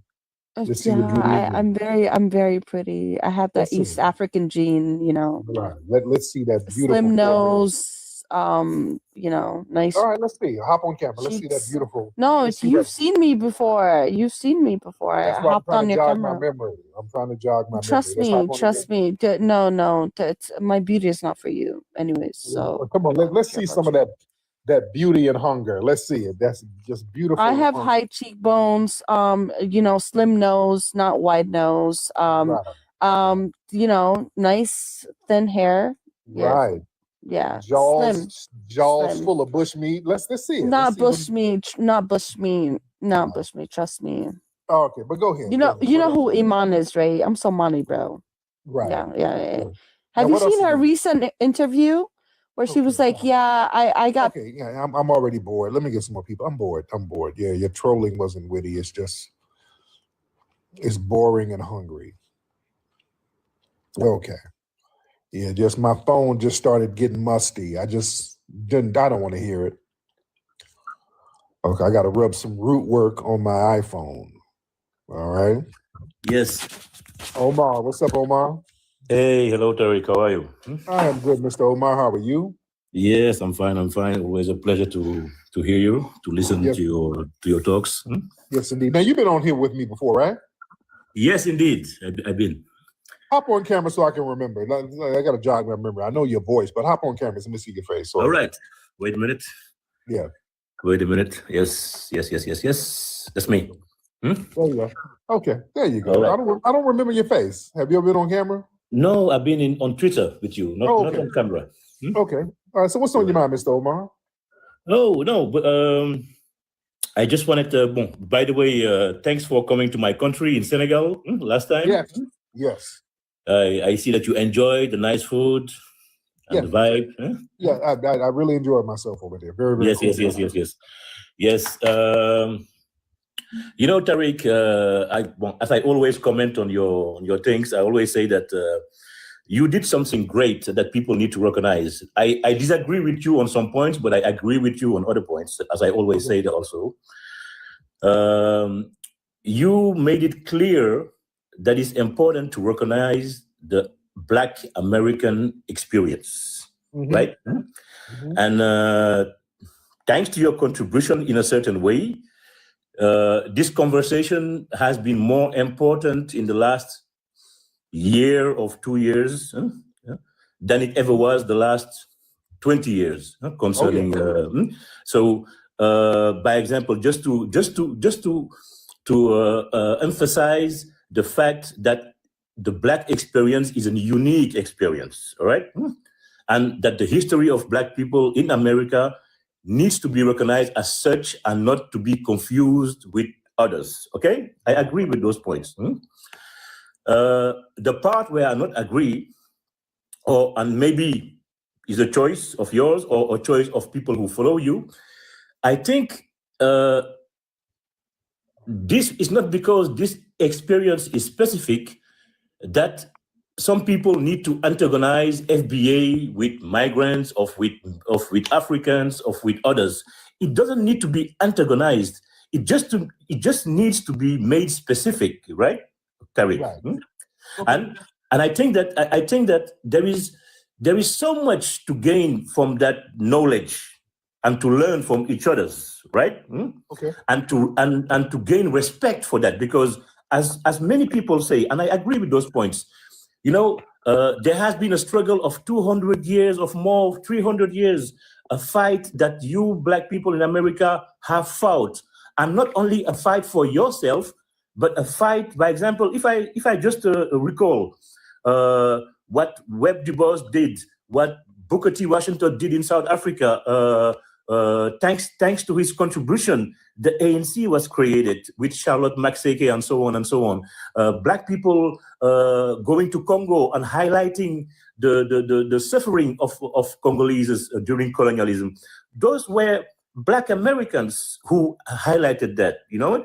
And I think when you go further and further, you will see also, and somebody said it here, you will see that the contribution, by example, the Haitian Revolution, in a certain way, helped people to be conscious about their situation and influenced other people and influenced the civil rights movements, influenced poets, and so on, and so on, and so on. So I think that, Tariq, you know, and I'm a historian, you know, and I am sure when history book will be written in 20 years, some people will criticize you for some things, but some people will say, hey, at a certain point, there was a man named Tariq Nasheed, and he came up with this FBA conversation, and in a polarized context, certainly. But thanks maybe to that conversation, something was made clear, Right. that there is a heritage and a historic heritage, a cultural heritage, a Black American cultural heritage that needs to be recognized in America first, by Americans themselves, and by all the people coming to America. You know what I mean? But Tariq, what I can ask you, and I really ask you from man to man, from human to human, is just to say that you have so much influence, you have so much power with these ideas, and please, just the antagonizing part needs to stop. On whose behalf? It's not you. It's not about you. It's just the people who misunderstand this concept of FBA being a concept of self-consciousness, of the conscious of his own history, the conscious of your own heritage, but it's not about to antagonize toward others, against migrants, against Africans, against Caribbeans. Okay, No. all right, let me thank you. Thank you so much. Let me address that. Okay. I got to land this plane because he likes it. He's in respect to him, respect to him. It gets into a little village babble. Okay, so we just gotta. So let me address that because I don't want to be interrupted with village babble. We don't antagonize nothing. Let's be very clear. We as foundational Black Americans, we mind our business. We're not over in other people's countries interfering with nothing they got going on. We're not trying to go over there and undermine you. We're not going over there trying to extrapolate your resources. We're not going over there getting into your political structures, nothing. In fact, when we show up in your homeland, we're bringing something. We don't really get anything, but we bring. We invest in the businesses, we help the people, we bring things. The problem is when folks get over here, is stay away from the Akata, stay away from the Jareer, stay away from the Abids. We got a lot of negativity from other people who come over here, and then they start getting into our political business and then undermining us. That's antagonistic. They start getting into certain positions and then start bringing in their fellow people who come from an immigrant background and actively discriminating against us. We don't do that. See, you want to talk about antagonism. The antagonism is one-sided. What we do is make them accountable for the stuff that they do, and they don't like being held accountable. But it's a new day. It is a new day. You want to talk about antagonism, we are talking about our lineage, and then you get a bunch of people who tell us, why y'all claiming FBA? Y'all is African. That's antagonism when people try to tell us who we are and tell us about our history. That is antagonism. So we're making everybody accountable right now. So it's just a brand new day. People are kicking and screaming because they hate accountability. Because let's be real, for a long time, continental Africans have not been held accountable for a lot of janky stuff. A lot of continental Africans been getting away with a lot of shit, and they've not been held accountable, especially by us. See, there's been this unspoken rule that foundational Black Americans, we're never supposed to criticize them for anything they do. If we criticize them, that's just like the white man, just like the guy called earlier. You show negative images of Africans. These are what the white supremacists do. You know, I'm clowning some of the people who call up talking dumb. I'm clowning them. That's part of the culture. But yeah, some of the Caribbeans too. But yeah, really the continental Africans, a lot of different melanated immigrants, they come here and they're not held accountable. But really, African, continental Africans have been given a pass for a long time. See, this is why us making them accountable is new.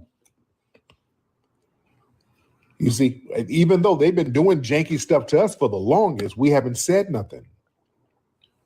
We haven't said nothing. See, the thing is, for a long time, family, there's been a psychological necessity, you know, the Pan-African folks for like a motherland utopia. You know, so Africa has been romanticized and mythologized. It's like a mythical heaven. So you put a lot of extras on it. You're not supposed to criticize the Black heaven because we're all supposed to attain to go back to the motherland one day and ascend back to our throne. Every time you talk about Africa, well, the African kings and African queens. We just mythologized Africa so much, so it's almost become infallible. You're not supposed to talk about some of the janky stuff that's coming from there and happening there. You're not supposed to say it. And the whole Pan-African stuff, they come around and there was a demand for global racial solidarity. You see, there was this belief that, look, all people of African descent share a common destiny and we all got to unite and dismantle global white supremacy. That's idealistically, that sounds good, but you got to understand, how did we get hemmed up with white tea supremacy in the first place? Tethers. All right, let's be real. I'm a realist. I ain't gonna do all that pie in the sky shit for your ass, because I study history and I see what went right and what went wrong. All right, let's be very real. This whole thing, it's idealistic to say, hey, we all need to join hands because white supremacy is global and us black people all around the world got to join hands and fight white tea supremacy. We got to ignore the fact we got in this situation because these musty niggas were sitting up here coinciding and collaborating with these damn white supremacists. Who are the main ones doing it? Some of these African tethers. Oh, they were selling everybody out, working with them. And that mentality ain't really going nowhere, to be honest. Family, Myron Gaines, understand, he comes from a whole bloodline of musty tethers. Those melanated Arabs from East Africa, they've been on that for the last 1,000 years, ladies and gentlemen. That ain't new. Myron Gaines ain't new. Africa's full of them. That's been the damn problem, especially over there in East Africa. Remember, some of the biggest slave traders working with the white tea supremacists were these melanated ass tethers. Tip who tip. It was a damn melanated Arab. Black as hell. Running slaves. Getting big money working with the British. Y'all look up Tip who tip. When I was over there in Zanzibar and Tanzania, they had his spot over there. He was operating up out of there. Yeah, that's a problem. I don't want to unite with those descendants. Yeah. Come on now. Yeah, Tip who tip. Here's his name. You look up Tip who. He was a big slave trader in East Africa. Huge. He made a lot of money working with the British. Black as he want to be. An Arab. His dad was Arab. I think his mom was Bantu or something like that. Yeah. Tip who tip. Look him up. Yeah, look him up. Well, there's a whole bunch of them, man. That's the problem. We ain't gonna ignore that. And that mindset is still here. We still got people with that mindset. Yeah. So that's why African can never mean black. You have Arab, Africans, and white. Yeah, you do. You have, yeah, this whole thing, and I talked about this on my broadcast the other day, just the term African. When they start telling us, we all African, y'all is African. All that FBA stuff, y'all is African. What you talking about? Yeah, Africans were brought over here. Africans this, African that. And let me say this, family, don't let them run that game, because the word African, the term African, and I broke this down on my YouTube show the other day. We didn't start calling ourselves African over here until 1770s. Before the 1770s, ladies and gentlemen, and again, I challenge anybody to, because I bring scholarship, ladies and gentlemen, I bring scholarship. I challenge any of you to prove me wrong. Show me where we use the word African to describe ourselves over here before the 1770s. I challenge anybody. You won't find it. Nobody used that term. Look it up. This is just scholarship. None of us used the term African. Nobody went by African. Nobody. We started using African around the time of the American Revolution. We never used that term. Before the 1770s, never. Now we're using the term Negro. Spanish It's for black. actually very cool. Hey, beloved, how are you? What's Hello, going on with sir. you? Hey, how you doing, dear? I'm fine, thank you. How are you doing? I am good. I like the hair today. I like it. Yes, Thank you. And I like the color of the shirt today. It looks like mine. Yeah, we're matching. We twins right now. How's everything? Are you in Nigeria or England or the UK? I forgot. Nigeria. You're in Nigeria still. Okay. Mm. Yes, indeed. Oh, really, Omi? Yeah, Indeed. I'm in Nigeria. So would you like to do one? Yeah, let's do a battle real quick while I'm chopping it up with the family. Here we go. All right. Okay, no problem. Let's get Miss Wendy up here. We're doing a quick battle. Yes, Guys, indeed. thank you. Omi, thank you. Yes, indeed. How's everything in Nigeria, Miss Wendy? Everything is fine. The weather is hot though, but it's okay. It's fine. Oh, is that okay? What did you do today out there? Oh, I didn't do anything much. It's morning for me. So Oh, okay. yes, it's daybreak. Okay, I It's daybreak. forgot. So it's more like, what am I going to do today? Oh, okay. All right. Now, what do you normally? Oh, now over there in Nigeria, what do you normally eat for breakfast? What do you have for breakfast over there? Different things, depends on you. I like bread and tea. Bread and tea. Okay. Okay. Yes, I like bread and tea. So I eat bread and tea very much. Then there's something we call akara. Akara. What is that? Okay, it's bean cake. Thank you, Prom King. It's bean cake. Like you use beans, you grind the beans, and then you make it into a cake, small, round. I'll just show you a picture. We take it with corn pap. Is it kind of like? Is it like pancakes like we do? Is it kind of like pancakes? No, it's not like pancake. Let me see. Akara. Let me show you a picture of it. Okay.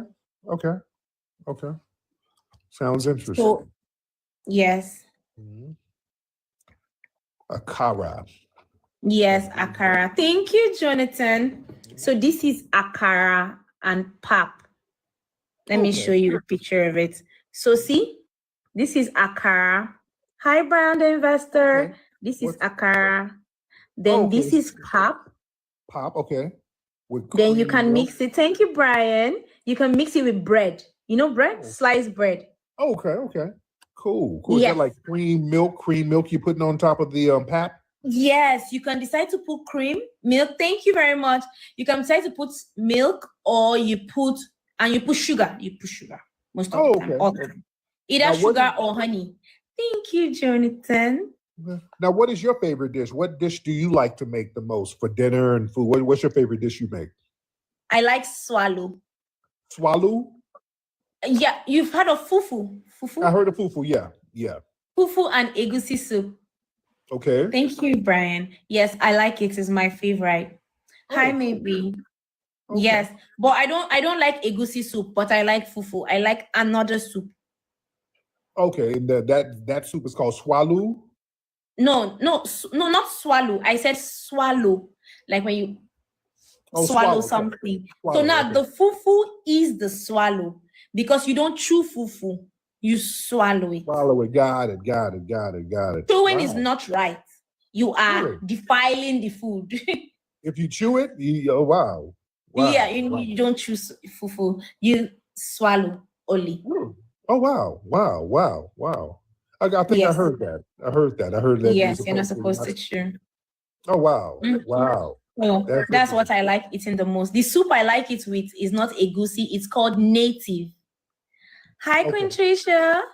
Hi, maybe. Yes, it's called native. But that's what I like eating. Then I like rice. Rice is good. You know jollof rice? Hi, Yeah, I do, maybe. Yes. Jollof rice is good. Yeah. Now, why does the Nigerian jollof rice taste a little different from the Senegalese jollof? The Senegalese jollof had more of a smooth taste to it when I was over there.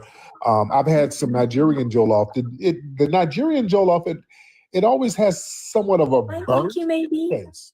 It almost tastes like a burn, more of a charred taste to it, right? Thank you, Mando. Okay, is the main, about jollof rice, when you call it party jollof, the thing that makes it the party jollof is the burnt taste. I'm fine, thank you, maybe. It's the burnt taste. You leave it on the fire. You use firewood to cook it.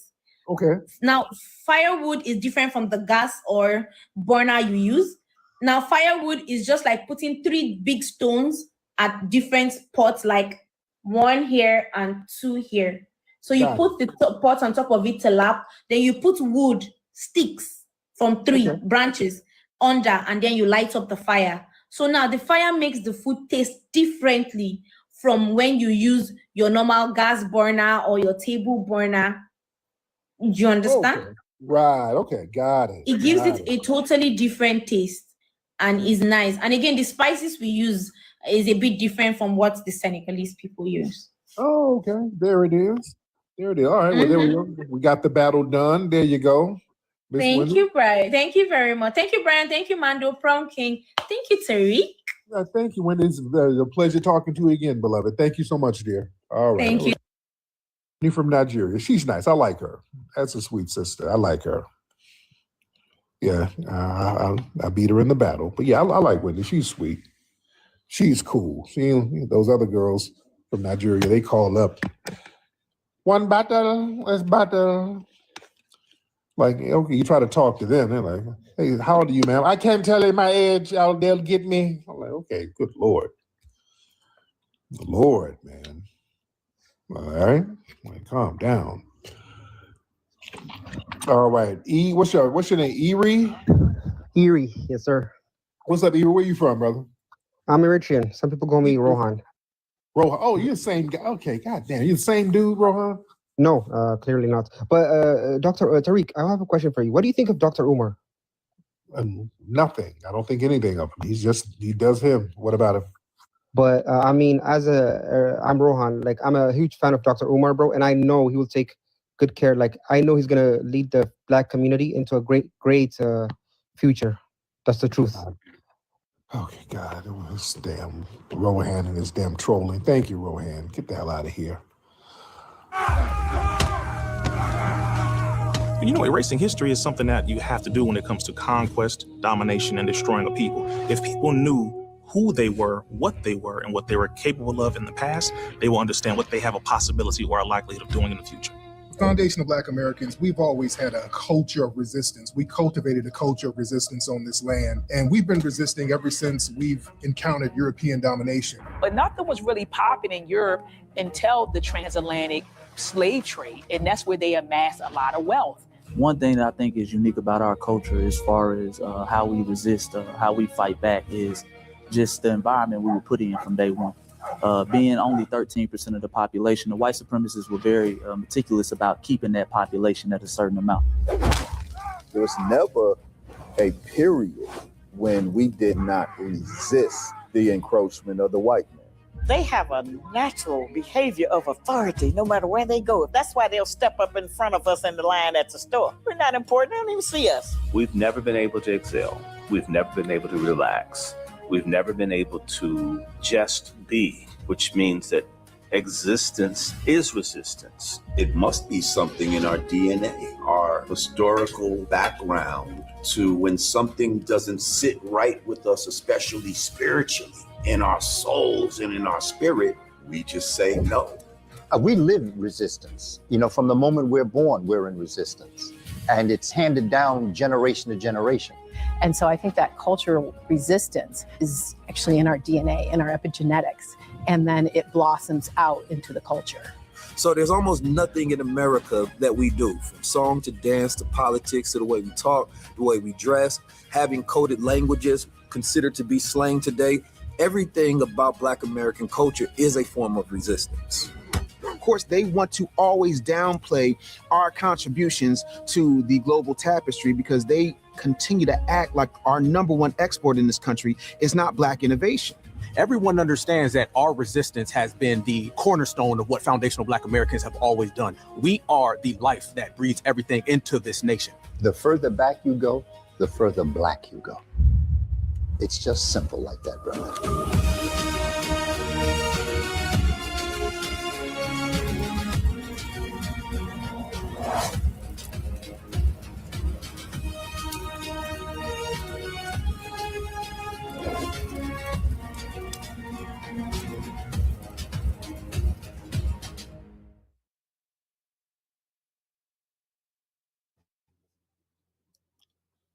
Peace, love, and reparations. Welcome to Black Star TV 2.0. It's your boy Black Star.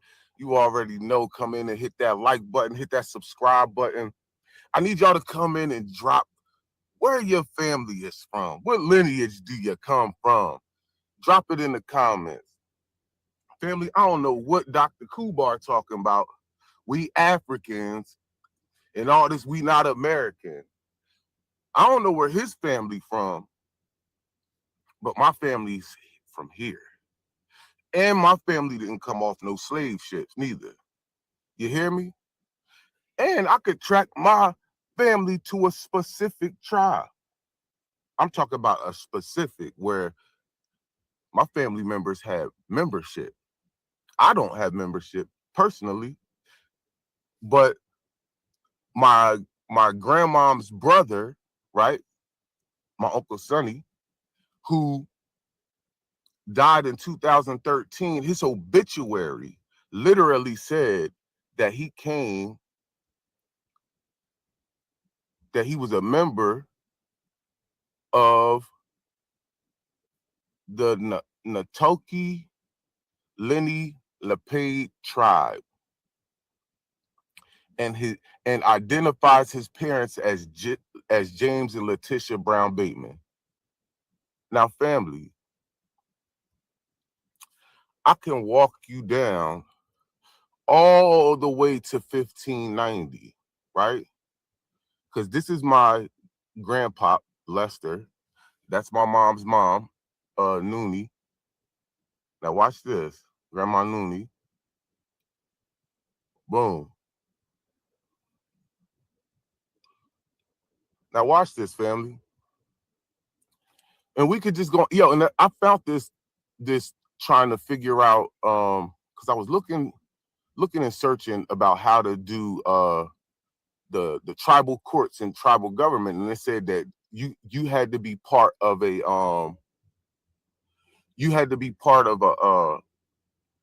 a federalized tribe, right? A federally recognized tribe. So that's when I just started doing my research, because I already knew that my family was part of a tribe, right? But see, this one is not federally recognized, it's actually state recognized, right? Now watch this, family.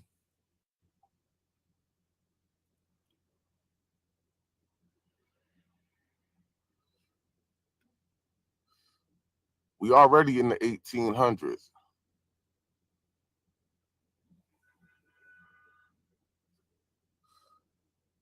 We already in the 1800s. Now watch this, family. We can get back to 1590. You hear me? Hold on. Hold on.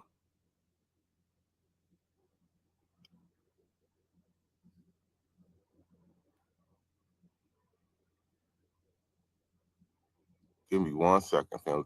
Because I gotta get it through this way.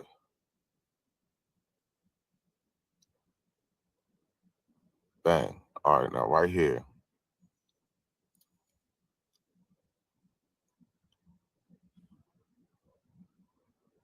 Here we go. Grandma Hattie. Aunt Hattie. Now watch this, family. I want to show you my Grandma Hattie's mother, right? Now watch her mom. Now this is her mom, right? This is her mom, Julia Murray Pierce. Now, as you can see, she looks super white, but I'm gonna go to her details, right? And this is how you know my family was affected by the Dawes rolls, right?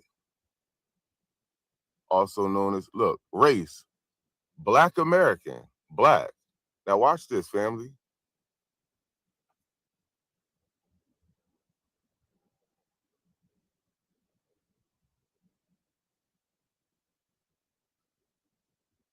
She's Black, but she's really Native. It's a blood relative, family. This is a blood relative. Y'all hear me? So they was reclassifying people, right? They were reclassifying people. And my family got caught up in that. And I can even show you through the thing, through the dolls rolls, right? Where's her parents at?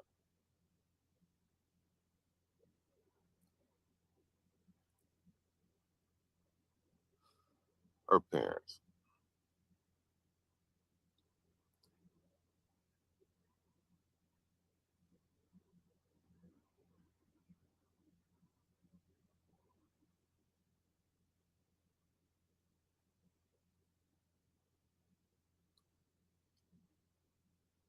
Family, I advise everybody to go look at their own family lineage and trace your own family back, right? Yeah, you trace your own family back.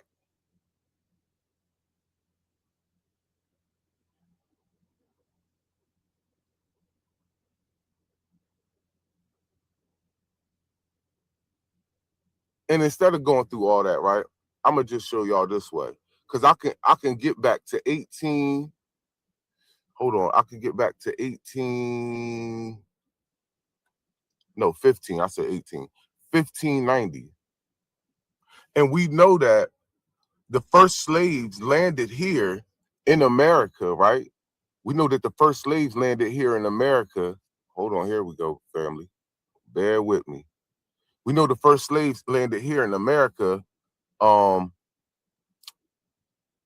in 1619. That was the first slaves that came over on the ship, was in 1619. But there was a couple of African slaves in Spanish Florida back in 1526.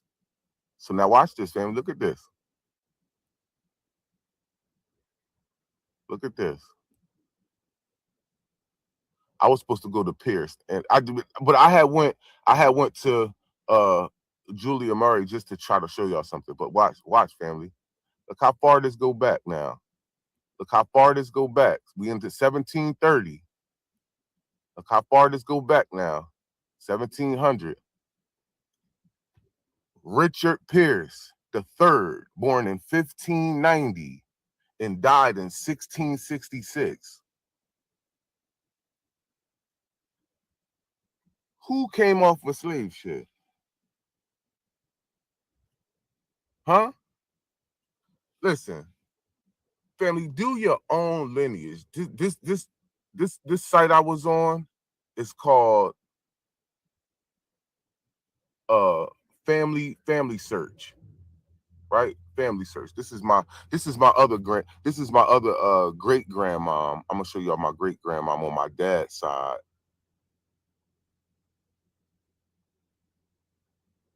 My great grandmom on my dad's side. They came from Florida, right? As you can see, my other family, they started off in Maryland, but they ended up in Salem. But they was in Salem for mad long though. They was like, you know what I'm saying? They was in Salem for mad long. But my grandma Jackson,